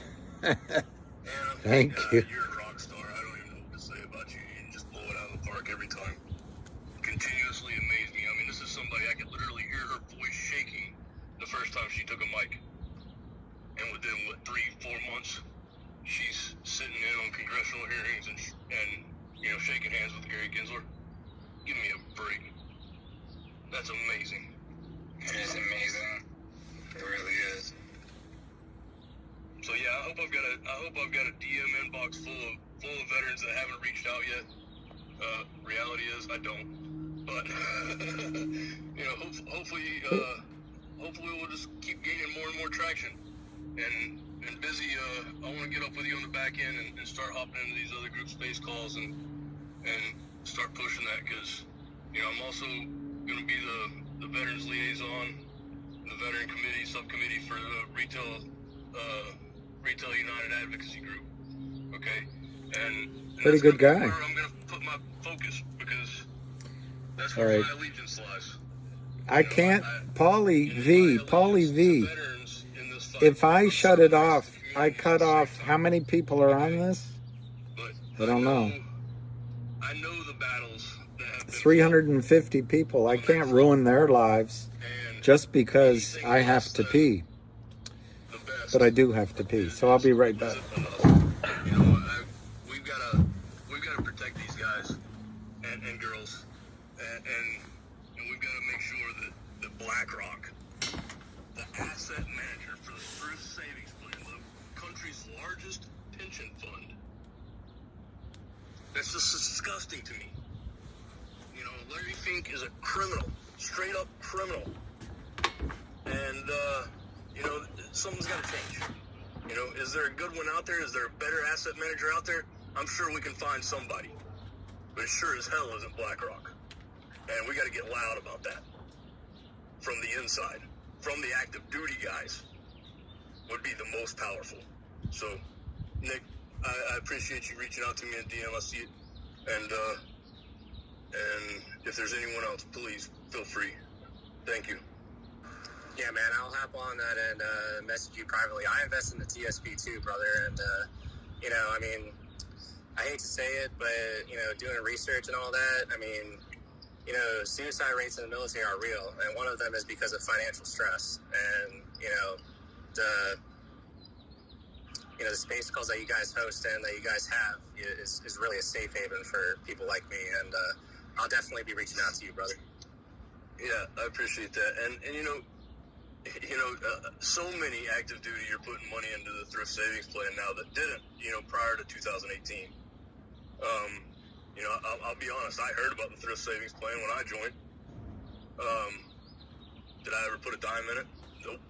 You know why? Because I needed every dime I had for the first 4 or 5 years, and then by the time you actually start making real money, it's like, oh yeah, what's that? I forgot all about that. You know? So, you know, you gotta pay attention to these things, knowing that you need to put your money in there. You know, yeah, you should get your match. You know, but it should piss you off to know that BlackRock is the asset manager, and what we know about BlackRock is nothing good. You know, you're right about that. I think information, you know, that kind of education getting pushed out to active duty and government employees. You know, I mean, it's not just the military that has TSP money in there. You know, it's several government agencies, all of the Department of Defense. I know. Reader. Pretty sure. Reader. The IRS something your own, making moves. Justice Department also does too. Okay, yeah. See. Oh, is it going up after hours? It's so many government agencies that have money, you know, and government employees that are putting money into this thing. He's right. This is Joe. DM me, and me and you. I want to talk to you. I'm not meaning to cut you off. I've been for 20 years, and you know. 241 on finger. So who did I say? What were my targets? I'll talk about that to you later. Was I right? Partly. Yeah, sounds good, Joe. And you know, Joe, I don't know if I've told you personally, but I appreciate everything you've done with the Louisiana State representatives and pushing that whole thing. Well, there's And Joe, there's some good people on here. First of all, I love you to death, all of y'all on military.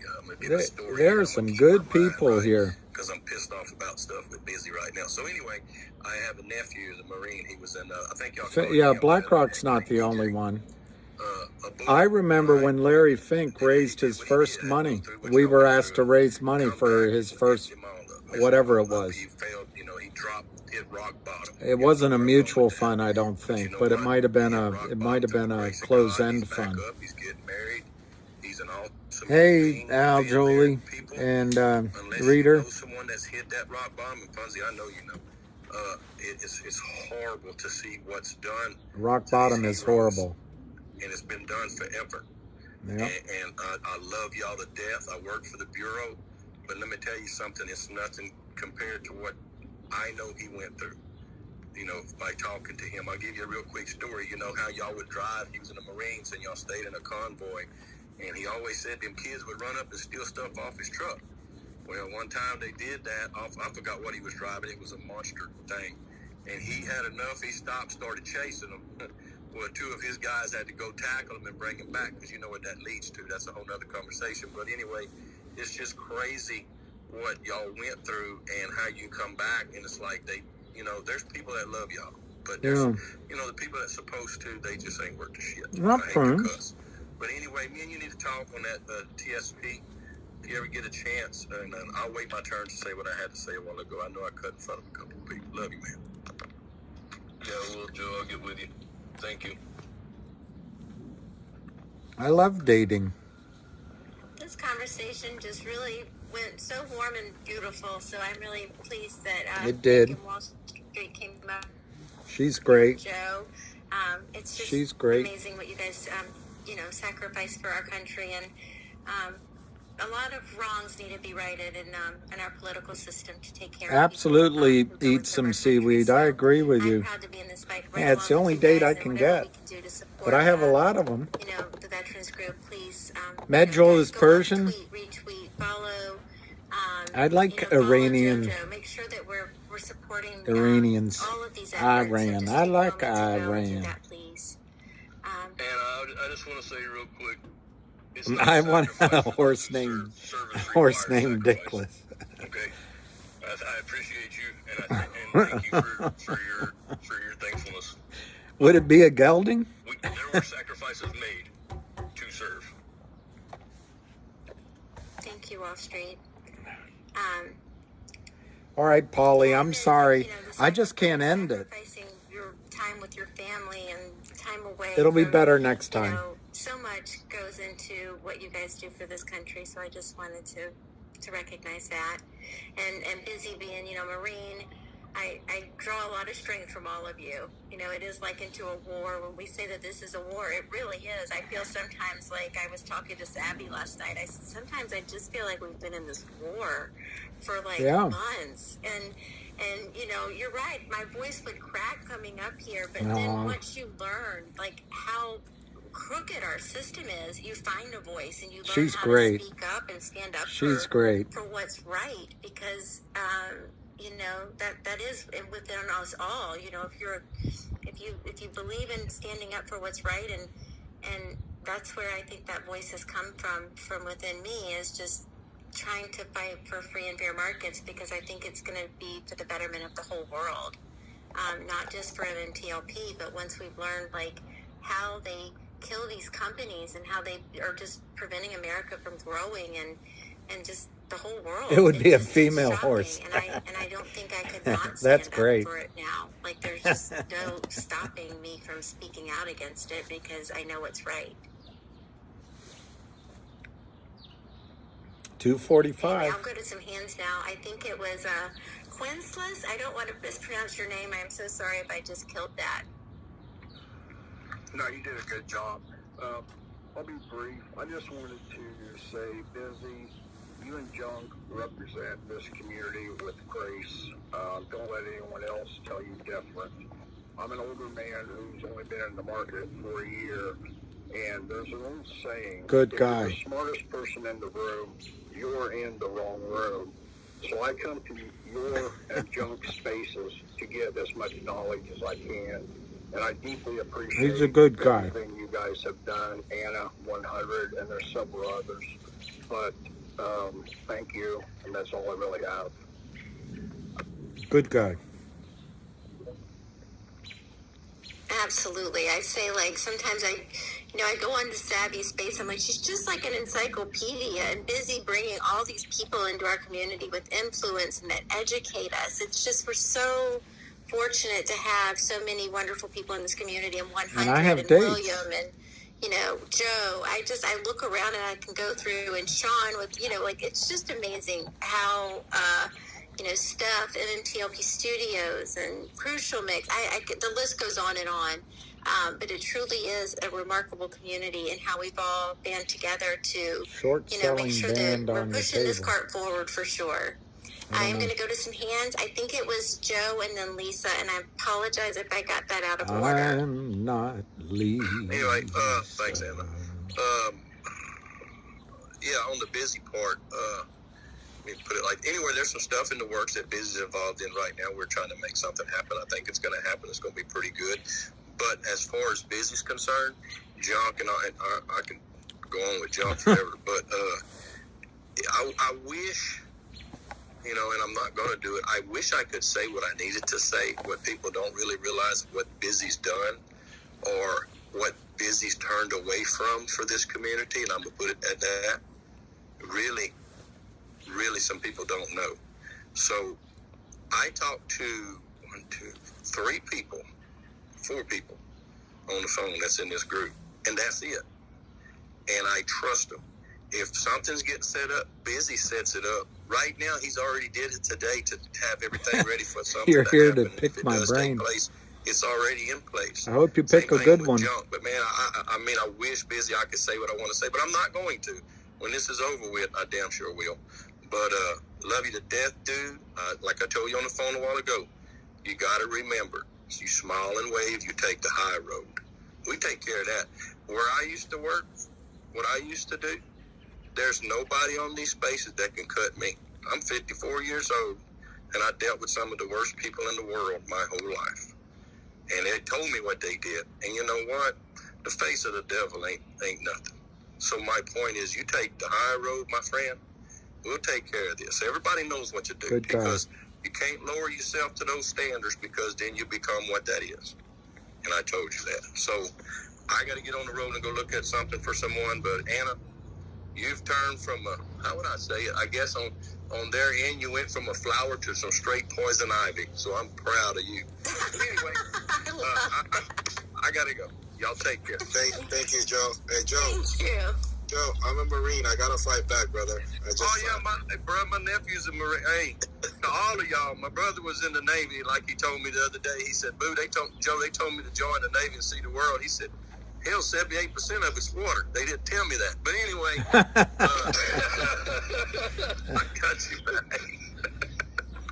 Man, and I appreciate the call. I know that you called me right away after that, and I appreciate you, Joe, and everything that you're doing. And like I said, I told John in the background, we were just silent assassins, snipers. And that's what we're doing in the back. I mean, just because we don't tweet it out or we're not exposing it right now doesn't mean that, stuff is taking place in the background. So for anybody to say, Busy Brand's not doing anything, you know what? I just had to stand up for myself, but the people that are actually, working in the background, they know how hard we work. We don't need to expose it and telegraph it anymore. We just want, this community to be made whole. And if we get that person that you're talking to, it's going to be huge. And that's all I got to say about that, man. I'm so proud of what you're doing. I know that Swing is also working on some stuff. I got the community member, Scott, that's working on an AG. It's exciting times that we're able to have this community, rally up and reach out for the information, right? They're not wanting to go in there by themselves. They're wanting to reach out and get floor is jumping. Or Curtis or John Berta. Somebody could actually tell the story and make this community shine. 270. Right? Very intellectual. I'm not a very intellectual 270. Person, right? Even though I could, kind of hold my own. But some people just gotta learn how to just sit back and just let others, tell a story. A man's got to know his limitations. Full of knowledge that you don't want these Congress or these AGs. You're a good man. Coming out of the conversation. A good man's got to know his limitations. Want to make a first good time impression, right? And that's what we're trying to do in the background. We want to put the right people. You're a good man, Lieutenant. So help the community members that have caught the big fish. A good man's got to know his limitations. And tell a story the right way. Have at it with them. And for this one, we're going to actually set up a Zoom call, so it's going to be great. So could Finger be squeezing? Hey, Joe, I sent you a DM with my number. Give me a call whenever, buddy. No problem. I'm going to get on the road. I'll give you a holler. Y'all take care. Thanks, Joe. Okay, next we have Lisa.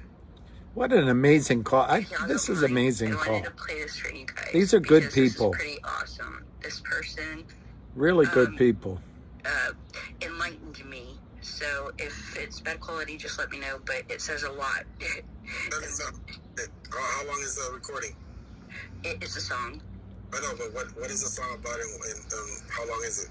It's the system, and it's right about 3:20. It's up to the other co-host and the host. Did you want to listen to a song, William? If Lisa's recommending it, there's no harm in trying. And I was just telling people, this is just a wonderful, moving community. Everybody on here, I'm just amazed at the good people here. And that's a tribute to you and Anna 100, Wall Street. I can't even name all the names. It's just a junk. It's just, for a guy like me, it's just an honor to be included. It's an honor to know you, William. I gotta say, what you hear is what you get with William. He is genuinely like one of the nicest humans I think I've ever met. So I'm honored to just have met you and call you a friend, William. You're a sweetheart, and thank you. Like we discussed, and I think it extends to this entire community, and for all those guys that are and girls and the veterans. I never served, but it's such a I don't know what word to use, but it's such a privilege to be included in your circle and learn how to fight and how to support each other and how to have each other's back and how to get the mission done. That's amazing. But I think when we met, Anna, the second step you had made, other than taking this mic, that's the first time I heard about it, but you decided, I guess one morning or one night, that you were going to take a flight up to D.C. and you were going to walk the halls of Congress and you were going to visit every single person on these committees. And you wrote a beautiful letter, and you had a honed message, and you did it. And the strength came, maybe it's what Tucker Carlson, I'm not a huge fan, but he said that when you speak the truth, when you seek the truth, there's strength that comes from somewhere else. But what's amazing watching you, I got strength from you and your grace and your strength, your fortitude in front of that weasel, that mouse of a man, Gary Gensler, and his hang-ons. Their period of glory is going to come to an end very quickly. He could be a great man if he'd stood for the truth and for others, and you did that. And that, anyway, it's a long way of saying that I think there's protection over this community and over each of us, and there's inspiration, and there might be more power, more skills, more knowledge, more I don't know what words coming from above, because we're engaged in this course of action, and I think each of you were showing that way. Anyway, I'm getting off track, but I'm honored to be here. Thank you, William. Yeah, okay, we do have a few hands. We have, I think it was Nick and then Wall Street. Yeah, I guess my question that I forgot to ask earlier was, some of you guys have transferred your shares to AST. I have not yet, but one thing that I was really confused with and didn't understand, and maybe you guys can help, is, what would be the point of transferring shares $275 from a brokerage firm or a brokerage account to AST if we're still waiting on, things to pan out with all the cases that are going on right now? Is there any benefit? What would be the real takeaway from that? I mean, the benefit would be that you would be guaranteed that you would be getting Nextbridge hydrocarbons. That's it. But if you wanted to trade, I don't think that you can send them back. So unless you definitely want to be an owner in the oil and gas, or if you you had planned on selling them, or trading them, it's suggested that you don't do that. That analysis is exactly right. The risk, if it trades, unfortunately, is there's an agreement. Look, everybody's going to get their money back at a minimum, and that's a terrible solution, but you're not going to lose everything. But if they come back with something that trades out at $10 a share or $20 a share, maybe the real company is worth a lot more than that, and that's only a decision you can make. For me personally, I know oil and gas. I think the upside is worth if I have a chance to get the share to be in the company, but it's for each person to decide. There are risks in oil and gas. Yeah, I hear that. I just with all the confusion going on, I mean, it's hard to gauge whether or not the right move is to keep it in your brokerage account or take the risk. Can you split it? Can you do half and half? I know it's bad to have a foot in two boats, but maybe in this case it makes sense. I don't know. Well, I also think, Nick, we have a lot kind of in the pipeline right now with, with the lawsuit and perhaps maybe getting the blue sheets. I think they're really feeling the pressure.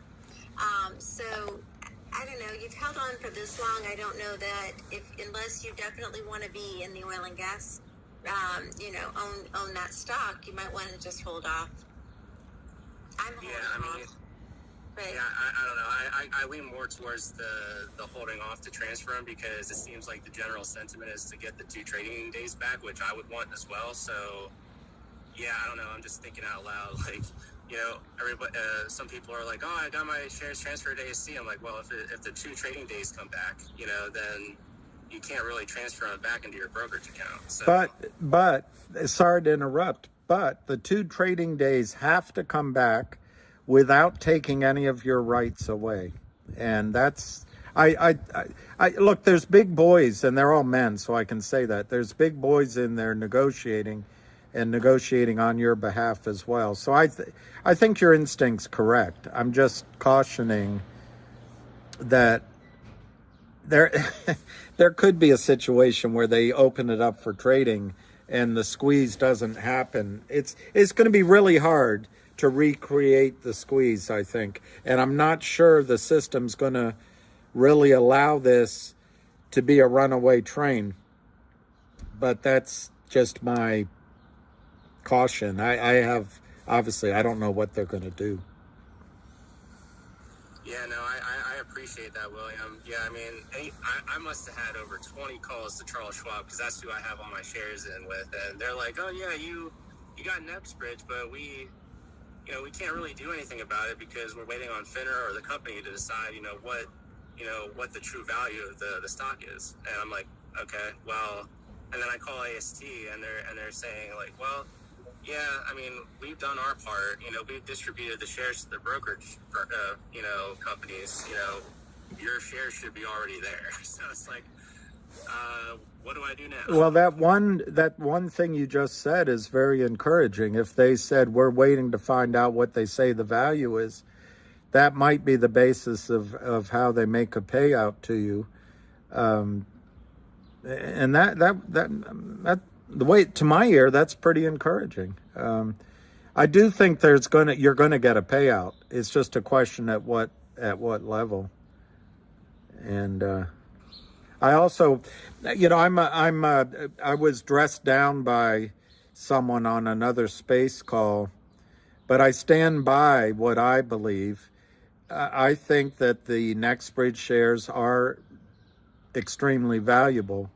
And one of the advantages of transferring into them, if somehow you can, is you get the tax-free uplift in that value. And it's a way of participating in almost a private deal, which you otherwise normally wouldn't be invited to participate in. So it's, there's some reasons it's attractive, but the biggest risk here, and we all know it, the truth is right in front of us. It's possible that what we're looking at is 165 million, just under it, 164 something million real shares, and maybe over 1 billion shares that are fake. Well, we all played that musical chairs when we were kids. We got embarrassed when there wasn't a chair for us. How are they going to do it? And there's so many lawyers. Everybody's eyes are on it. I just question, and this is me. No, it's just my point of view. I have no, will they really allow a short squeeze, or the kind of short squeeze which could have happened back in December? I'm not sure they will. So, well, in theory, if all the shorts have to close their positions out if the trading days do come back, and that's what the resolution is. I mean, the price may reflect the positions that. But what if they say, I agree with you, but what if they say, you got 2 days, you have to sell it. You'll have nothing left over. If you don't sell, you have zero. If they say that, the shorts won't bid up on the stock. They'll know by the end of the 24th hour, you'll sell at 50 cents. So it really depends on what the rules of the road are. If, on the other hand, your right to exchange into 1/164 millionth of a share remains intact, well, then that's something valuable, and the system and the shorts will buy that back. So I might be seeing something, I might be envisioning a risk that won't be there, because these big owners, these 4 or 5 guys that own so much stock, they may prevent that from what I'm presenting to you right now. They may prevent that from happening. But just be careful what you ask for. These guys are slicksters, and they're going to beguile you and trick you and all of that. Anyway, I don't want to be negative at all. I do think I've moved my own opinion that they are going to probably do some sort of trading. I used to think it wasn't going to happen. I now think it looks like they will. And I'll even go further. I think they'll do it before the judges. What's the delay on Attorney Basil's request? I think it's till May 30th. I think they'll get a solution before then. Maybe they won't exercise the solution before then, but they'll have a solution to give to that judge and say, hey, that's my opinion. And say, hey, we don't need to go through with this. We've already fixed it. So, but you guys might know better than I do. Hey, William, did you see finger motion? Yeah, I'm watching finger motion. I think it's breaking out. And right now I can't remember, Busy, but I said earlier to my group, 250, 298, and then $4, and I think it's doing that right now. And by the way, I'm not saying sell at those prices. I'm just that's where I saw it going. But that's 126 million shares counterfeit. It's the Lind Partners out of New York, a group of thieves, in my judgment. And there's only about 2 to 3 million shares in the effective float. Now, it's going to show a higher number on Yahoo or wherever you get your data. But from what I understand, the actual shares that are out there, real, in the short, are just a handful of millions.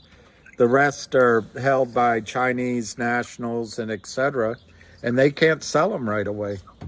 So this is going to be a tough, if a short squeeze starts, it's going to be very tough to cover 125 million shares versus 3 or even 10 million shares, whatever number you want to pick. So, and it's a good company.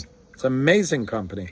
I think it could be the next Chinese stock to squeeze, even though it's based out of New York.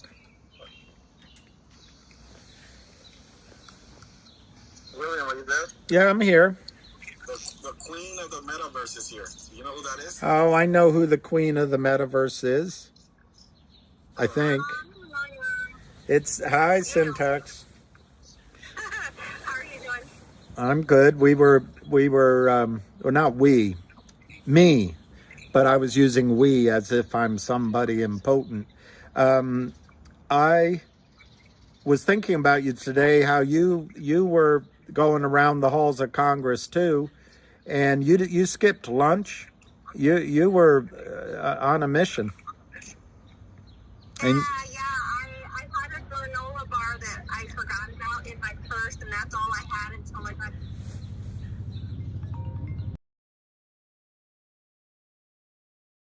I had to keep going, and I just thought, if I wasted 1 second, then maybe that was the second. I could have been talking to the person who was going to make a difference.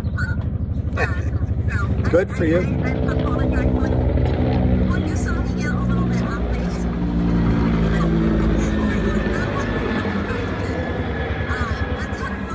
It was good, and it was interesting. It was an interesting trip. I enjoyed seeing you. Hopefully next time we see each other, it's more on a celebratory kind of reunion-esque. But it is nice to see you hosting, and it's nice to see well, all of you guys. I just wanted to say, based on the conversation earlier, I have no opposition to putting my shares into ASC when I feel the time is right, and everybody needs to make that decision for themselves. But for me personally, knowing that, Mark's stuff is May 30th, they may ask for more time. We'll see what happens. But we also know that there's FOIA requests that have been approved, so that's interesting.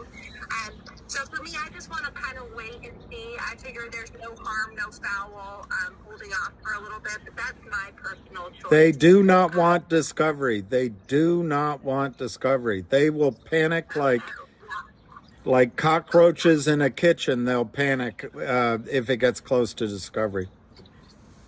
Yeah, and so that's gonna be interesting to see. And you know what? I hope that it puts some pressure on our politicians if we start getting close, because they have failed to help us. And so I hope that maybe they're like, oh shoot, I need to do something for my constituents, or this is going to look really bad. I mean, that's my hope. But that being said, on the front of putting pressure, I know I saw GTI's down. It's all fake. It's all fake. I had reached out to Glenn Beck Media. I've been tagging him and doing all the things, and you guys have been doing all the things. Well, we hadn't really heard anything, but today, and I knew that he really picked up on the GameStop situation, and he was aware of that. So he has an understanding of naked shorts, counterfeit shorts. And so now he's tweeting about banks being shorted. And so I put a tweet up in the net. You can use whatever tweets My hovercraft, but I think it might she is full of eels. Earlier, and maybe it's time to have things start sprouting, and maybe he'll take our story.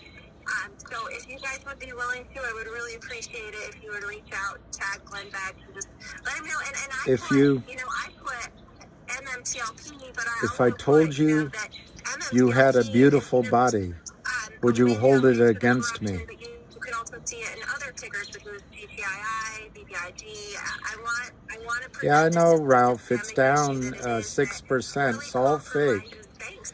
It's all fake, Ralph. But I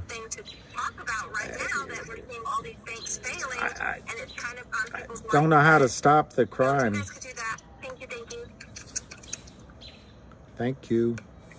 Thank you so much, Syntax. Yeah, guys, go in and even make comments. We can basically load his comment page up, and they do generally read, the comments after they put out a tweet. So please take a minute to do the Up in the Nest, tweet it, retweet it, make some comments on there about MMTLP, and that's how we got Charles Payne to report on us, is because we went in full force. So there's almost 400 people on this call right now. So please just take a moment to do that. My hovercraft is full of eels. Thank you, Anna. Hey, boy, I love you. Hand, Wall Street, Ponzi, I love you. And then I'm going to be dropping I love down you. in a few minutes Yes, William, I wanted to just thank you and Busy both for having the space, and 100 for spending the day, and just thank you for allowing me to co-host with you, and it was really fun. You did a great Anna, job. you made the call. Without you, it wouldn't have been what it was. And that includes Busy. Is he clapping? He's making a clapping. It's always fun hanging out with you guys. Thank you. I will not buy this record. It is scratched. Go ahead, Wall Street. Okay, yeah. Hey, William, we're glad to have you in the circle of our community. You know, I really appreciate you hosting this space today. It's Thank you. nice to have a different tune and tone. And Thank you. Thank you for giving me the platform to get the veterans message out there.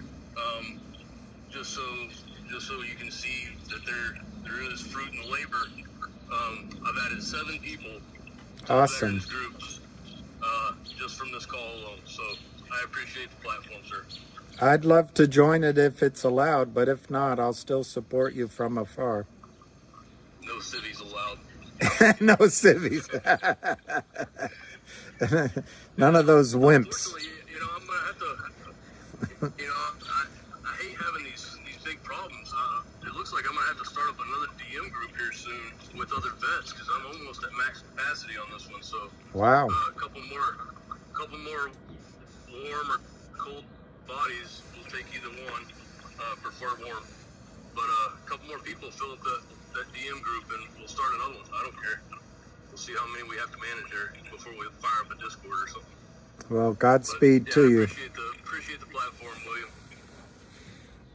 Absolutely. It was Busy and on and everybody else.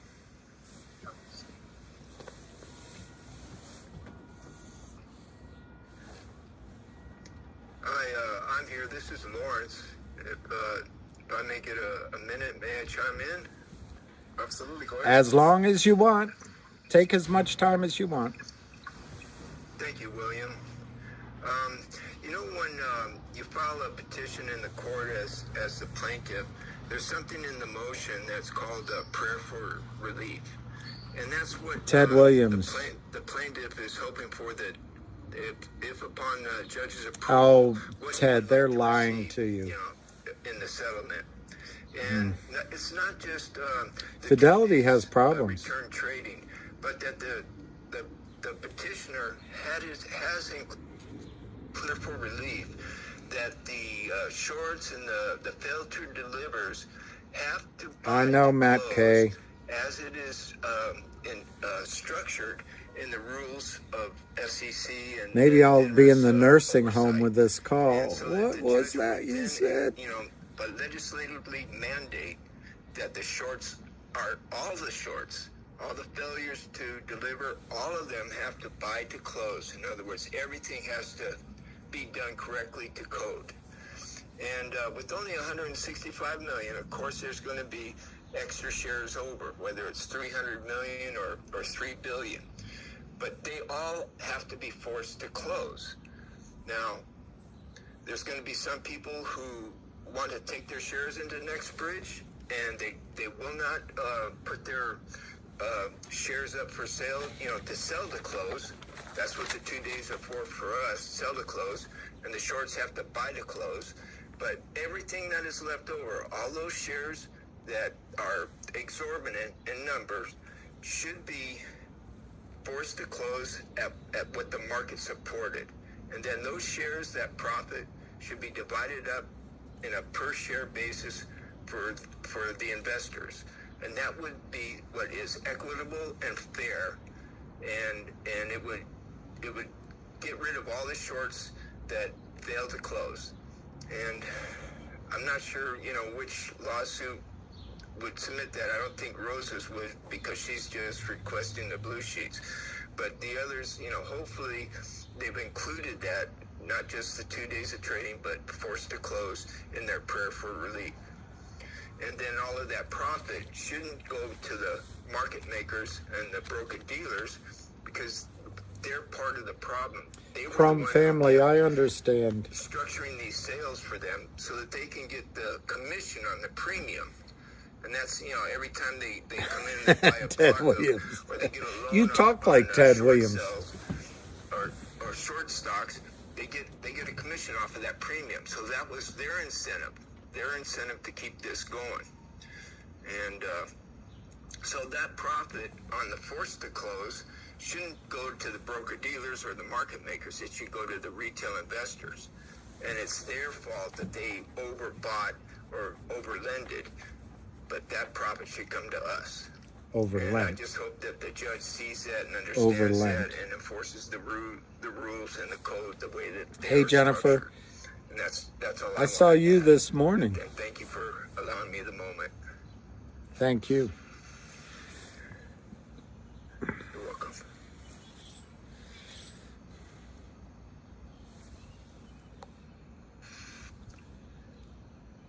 So Busy, what happens now, Busy? This is when you start singing, William. Let's hear that beautiful voice. You want to get rid of your audience.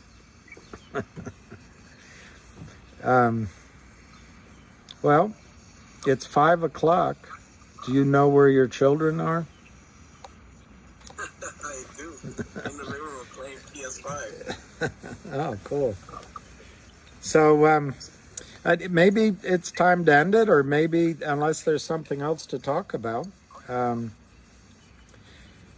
right, Deborah. We got one hand. Holy cow. Deborah, you have the mic. Thank you for giving me a microphone. Gee whiz, thank you so much. William Farrand, you're hosting a space call, and what an honor it is to meet you. I've been a fan of yours since, you were referred from some big guy on YouTube, and then so was Avid Trader, and wow, you guys gave me a mic to say thank you. You are a family that has grown into this wonderful, spiritual, beautiful, helpful, loving, moral thing, and with full of integrity. And I'll tell you what, there's nothing at all that turns me on more than integrity. And I just want to thank you all for letting me come up and say thank you. See, Deborah, what you did, now he's never going to leave now. Thank you very much, and it's nice to meet you. William, I used to have the biggest crush on you. I mean, I did. I admit it. I did. And I'm still so thankful for you, and I can't wait to meet you. It's going to be so much of a pleasure for me to be able to meet you, and thank you for all that you do. I look forward to it, and I don't know. No one's had a crush on me in a while, but that's very nice. That's a lie. Anyway, all these people got this big old hang up on your hair. Oh, my hair! It needs cut, as they say in Pennsylvania. But no, that's great. And I had no idea that I would have an impact like that. But I don't take credit for it. I think it's, it's all of us together. And anyway, I just think we're going to get there. And I really appreciate that input. You made my night, made my evening. I'm looking at you on live. I see you blushing, William.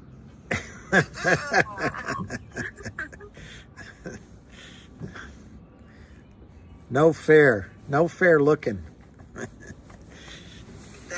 got you, didn't I, after all this time? Thank you, Deborah. Let's go to Mike. Hey, Busy. Guess what just happened? Uh-oh. I just got off the...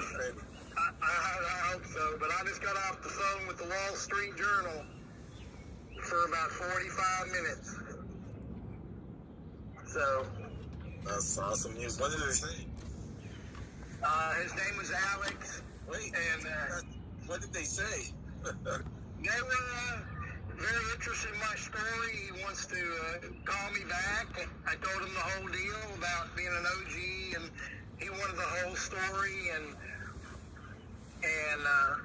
so it's Who's this? interesting. That's great. Send a photographer out to me. And I just wanted to say to William, you're awesome. I watch you quite a bit too, by the way. Thank you, Mike. And that's incredible that you're into the Wall Street Journal.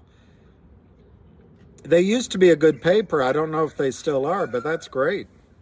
I used to like them, but it's, he wanted to know about he saw my YouTube channel, and I told him my business, fishing, has been on hold, and like everybody else's business has been on hold. So it's been a long road, and I told him about the community, and I told him about, the various families that are all in distress over this, and the time, and the criminals, and the whole 9 yards. And anyway. Well, just remember, you can put your government pension plan in with BlackRock. You have that going for you. Yeah, that's right. ESG, BlackRock. But anyway, I just thought I'd let the community know that we are being, and he said he had more people to talk to, then he'd get back to me. And so anyway, I'll drop down and busy. Imagine what I'd look like if I shaved. You got a Navy corpsman that's got your back. That's all I got to tell you about everything else today. But God, I love those Navy Corps. The corpsmen are the best, man. So y'all have a good day. I got to drop down. I got a lot of stories for you. You know what they call us. I'll tell you one real quick. Anyway. Hey, Mike. Jennifer, thank you. Have a good afternoon. I got to. Mike, can you hear me? Yeah. So What's up? We were in Barnhome, right? It's yeah. Let me move into the Wi-Fi. It's you know where Barnhome is? It's an island next to Denmark.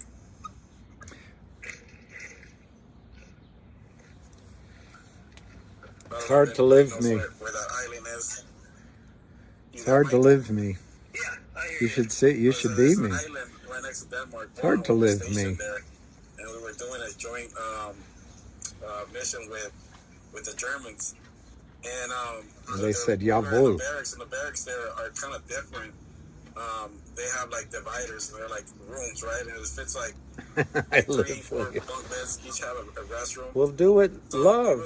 We'll do it, live. Something called a drink is called absinthe. Oh yeah, that's that drink. That's a deadly drink. And there was only one bottle left in the whole base because everybody wanted to try it. So it's really that has it's you'll pop on the test if you basically you know how you get a drug tested, you'll pop. But it has I can't pronounce the word. Abstinence. And so I sneaked in out of, and I told I think it made Van Gogh crazy. Get a bottle, I'll let you have a shot when I come back. And they were like, Garcia, all right, but no, lucky boy, you can come so here. I'm sneaking through the base with one of my teammates, and I go over there and get the bottle, right? We come back and get everybody drunk. So I hook up the fire watch. We close the door. We're getting drunk, you know, and we got a corpsman. He's a rookie. He's a boot. And the next day, you know, you have to wake up and you got to go on those 3-mile runs. And then I got the staff sergeant. He took it, and some of the higher ups also took a shot. So, anyways, to make the long story short, are you there? Are you there? I might have hit a button somehow. That's okay. To make the long story short, the corpsman, everybody was so effed up in the morning. One seriously, he was all fucked up, and he had to put an IV, and he missed a vein. This guy was bleeding everywhere, and then poor rookie. So we got one Marine with it, trying to get an IV, and we trying to do it all, undercover so nobody gets in trouble. And he must have missed something, and he was bleeding everywhere. So we're trying to set an attention for everybody. He's bleeding out. So anyways, we get back, and they had to cancel the drug test because they blamed it on me. I had absinthe. I think I had it at the Absinthe Bar in New Orleans years ago. Including the superiors who took the shot. But it might not have been real. Oh no, including the poor man. So there's just some stories, that we like to share. As that we've gone through, but yeah. You were just living up to your name. Busy was being busy. No, that was a great stay over there in the island, especially with the Germans. One of my buddies. Let's see what Finger's doing. It went down earlier, but it's telling you tomorrow it wants to go up. Yeah, 234. So it was as high as 277. But it'd be interesting to see what it does tomorrow morning. They control the night. We and the day, I guess, but we don't have the option of the nighttime. Oh my gosh. That sounds fun, Busy. Yeah, man, good times. Good times, brother. Good times, brother. Anyway. 214,000 shares. Live my life to go get a dress for a wedding, so y'all have a good afternoon. 47 cents on Logic. Go Logic. 265. Yeah, I think when I went to that bar, they told me what I was having wasn't the real stuff. But I remember asking for it and thinking it was. I wanted to address something that I heard yesterday when Patrick and Barta were talking. I don't know if there's been any discussion since, but when Byrne mentioned, when somebody mentioned Angel, he was familiar with Angel, and he was sort of ambivalent. He said, "Oh, you good guy," and then almost like suggested that, and I can't recall exactly what he said, but it was something like, "Oh, he'll withhold, or he doesn't give you the full facts," or something like that. But there was clearly there was some ambivalence, and this guy obviously, I mean, if Patrick Byrne knew who he is, I wonder what kind of connection there was between Angel and Patrick, and how he knows him, and there was no follow-up discussion. He said that he is a good guy, but he basically was saying that he doesn't kind of agree of the stuff that he's in or who he's working with or whatever. Sergio. You have to understand, Sam, that No, everybody's I have no idea. Business, right? They know each other. From school or they've done business at some point. So they're all intertwined with each other at some point. They come across each other. Yeah. Just because he calls him a good person, he wasn't agreeing with some of the stuff that he was involved in. Oh, and I'm not suggesting that. To me, with my background, it just seemed like that's something where I would have just, and obviously I appreciate Patrick, coming on and stuff, but it seems to me that there's more to this.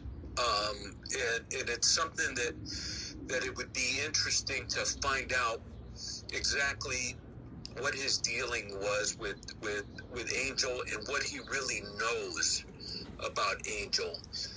Because in the end, it almost suggested like he was withholding information. Like there's something about him that, it's kind of like the Tony Montana, you know what a laser, it's like a hazard, right? It's a pig that don't fly straight, right? I think, is it Jana that is the Cuban? But, it just seemed like he wanted to say that. and I'm not suggesting that it was a positive comment. You know, a lot of people say, "Oh yeah, he's a good guy," but it just seemed like there's more to that. There's more to him being a good guy, like almost like a hired, you know, a paid, you know, expert, or you know, who knows? Maybe he even provided some expert opinion or expert analysis for Patrick. You never know, and it would be interesting to. Yeah, just to get Patrick on the call was. Oh, I know, and I get it. I'm not, you know, saying that you guys are, you know, we were neglectful and not, you know, questioning him on that. I'm just saying. I know. I don't know Mexican silverback. Or has anybody done any research on that issue? Because he may have given us a nugget, and that we should, you know, follow up on. I'll give you this nugget. I mean, there's the DD team in the background is looking into him, right? And there's stuff about, you know, James Angel out there. It's all public information. His relationship with GTS and right. our no secret is out there.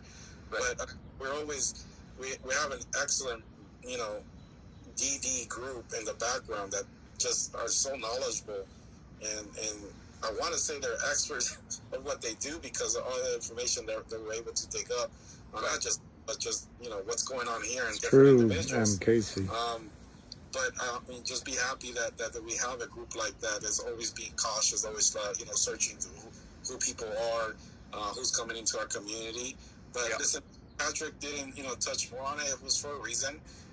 If James Angel, if he has something good or bad to say, we'll know. I don't think he's going to expose that. But we broke the ice yesterday, right? He came into the space. Yeah.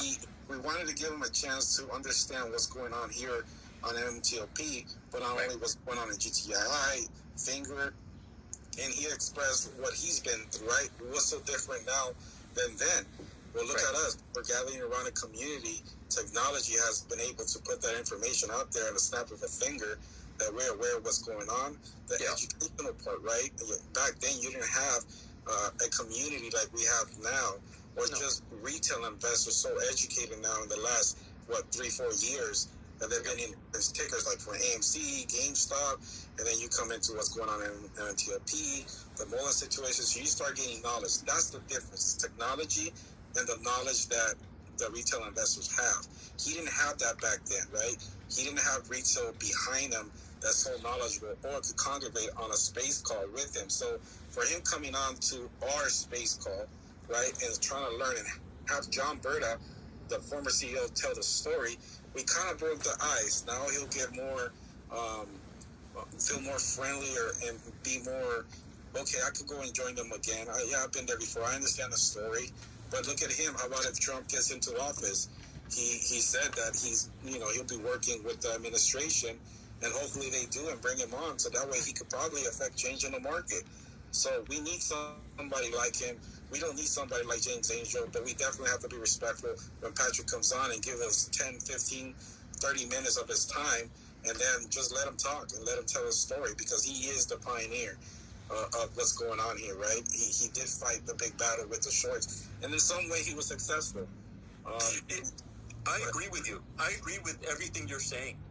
And I think, you know, at least in the beginning, or maybe even during the entire discussion, he made it sound like that, you know, he seemed a little bit skeptical, but he did mention the fact that times are different, social media, and I'll point out to one, you know, to one thing that he said, which I you know, and I've heard him say this in different talks that he's given, that venues, like he paid $30 million for a letter, right, or something like that. I don't remember exactly what the letter was, but it cost him like $30 million in legal fees to get to that point.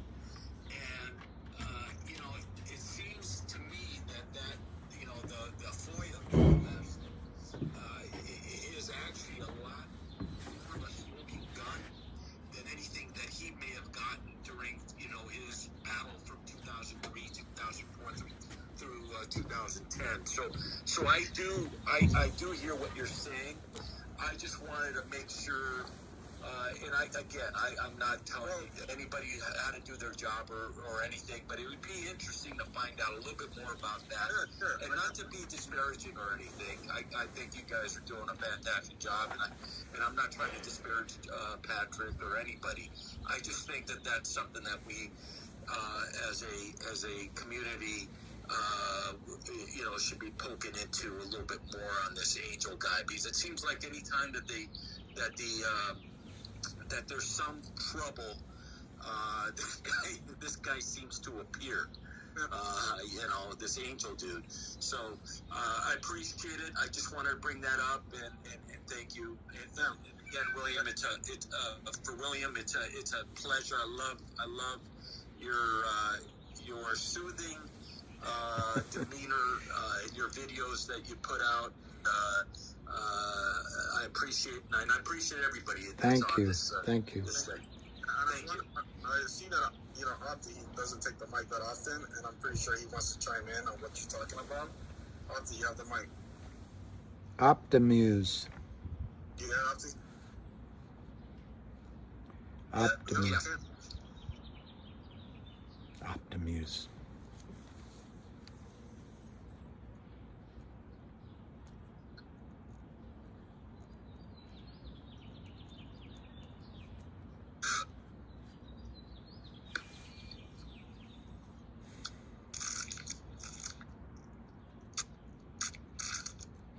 I don't know what's going on now.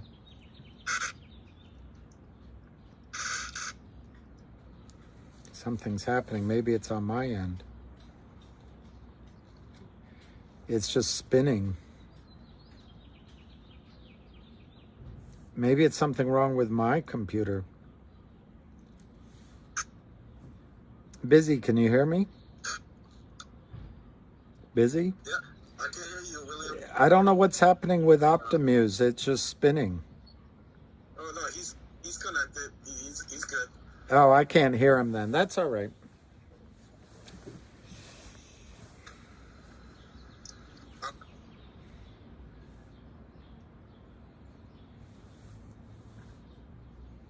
I can hear you. You want to drop down and come back one more time? See if maybe that'll fix it, because that's what's been happening is fixing it. But I'll drop you there. Yeah.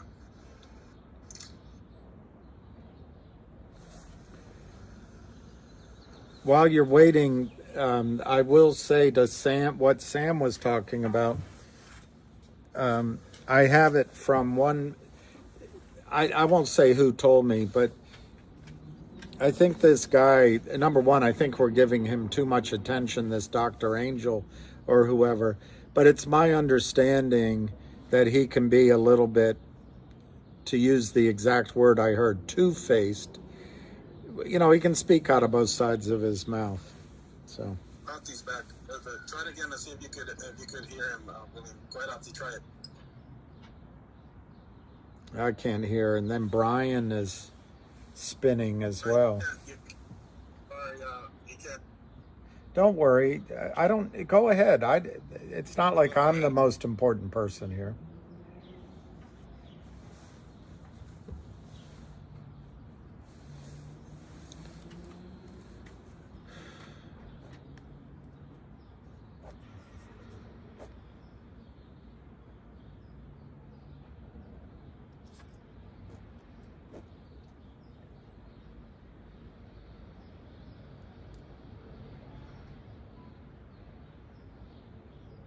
Weird how I can't hear anything.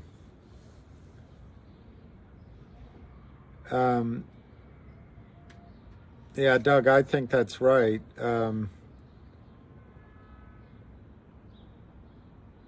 In debate, hold two positions at the same time. Well, I don't know. I don't think we should give him so much focus. But I can't hear anyone here. So maybe what I'll do is leave this running and go walk my dog.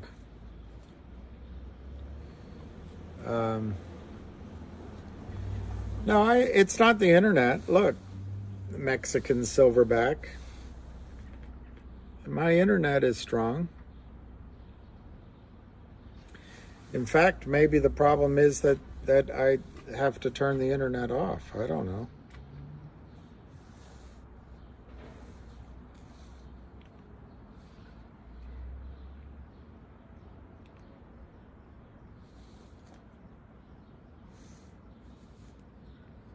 I'm just going to let them talk. And I'm going to go walk my dog. So, you guys, this isn't working anymore. So, thank you for being here all this time. If there's any quick questions, I'll answer them. But there wasn't any news on GTI today. My understanding is they were going to put out a clarification on the dividend. Nothing earth-shattering, but enough communication that it's at the front of the shorts and the back office's minds. And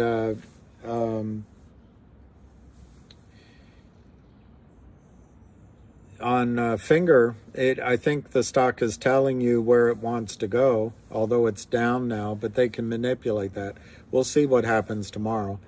And then Go Logic's the other one I think Logic's going to have a nice 2 or 3 weeks, but Go Logic's the one I would focus on for next week. So Finger, GTII, and Go Logic. I am cold. All right, Modi, thanks. All right, everybody. I don't know anything about the whistleblower, but I am going to walk lucky. I'm going to try to get a hold of Black Bezos, but I'm going to go walk my dog first because he's in stress. But anyway, hopefully we'll have better news, better events tomorrow. I have a feeling in both GTII and Go Logic, next week will be the time where we might see something. But Finger, maybe Finger starts rocking and rolling tomorrow. So, yeah, we rise at dawn. So anyway, I really appreciate everybody. You owe me a lap dance. I don't like it when men lap dance for me. No, just kidding. I don't know what else to leave you with.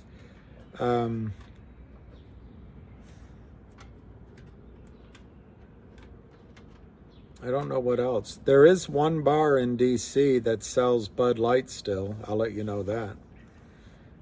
It'll dance Mexican. All right. Anyway,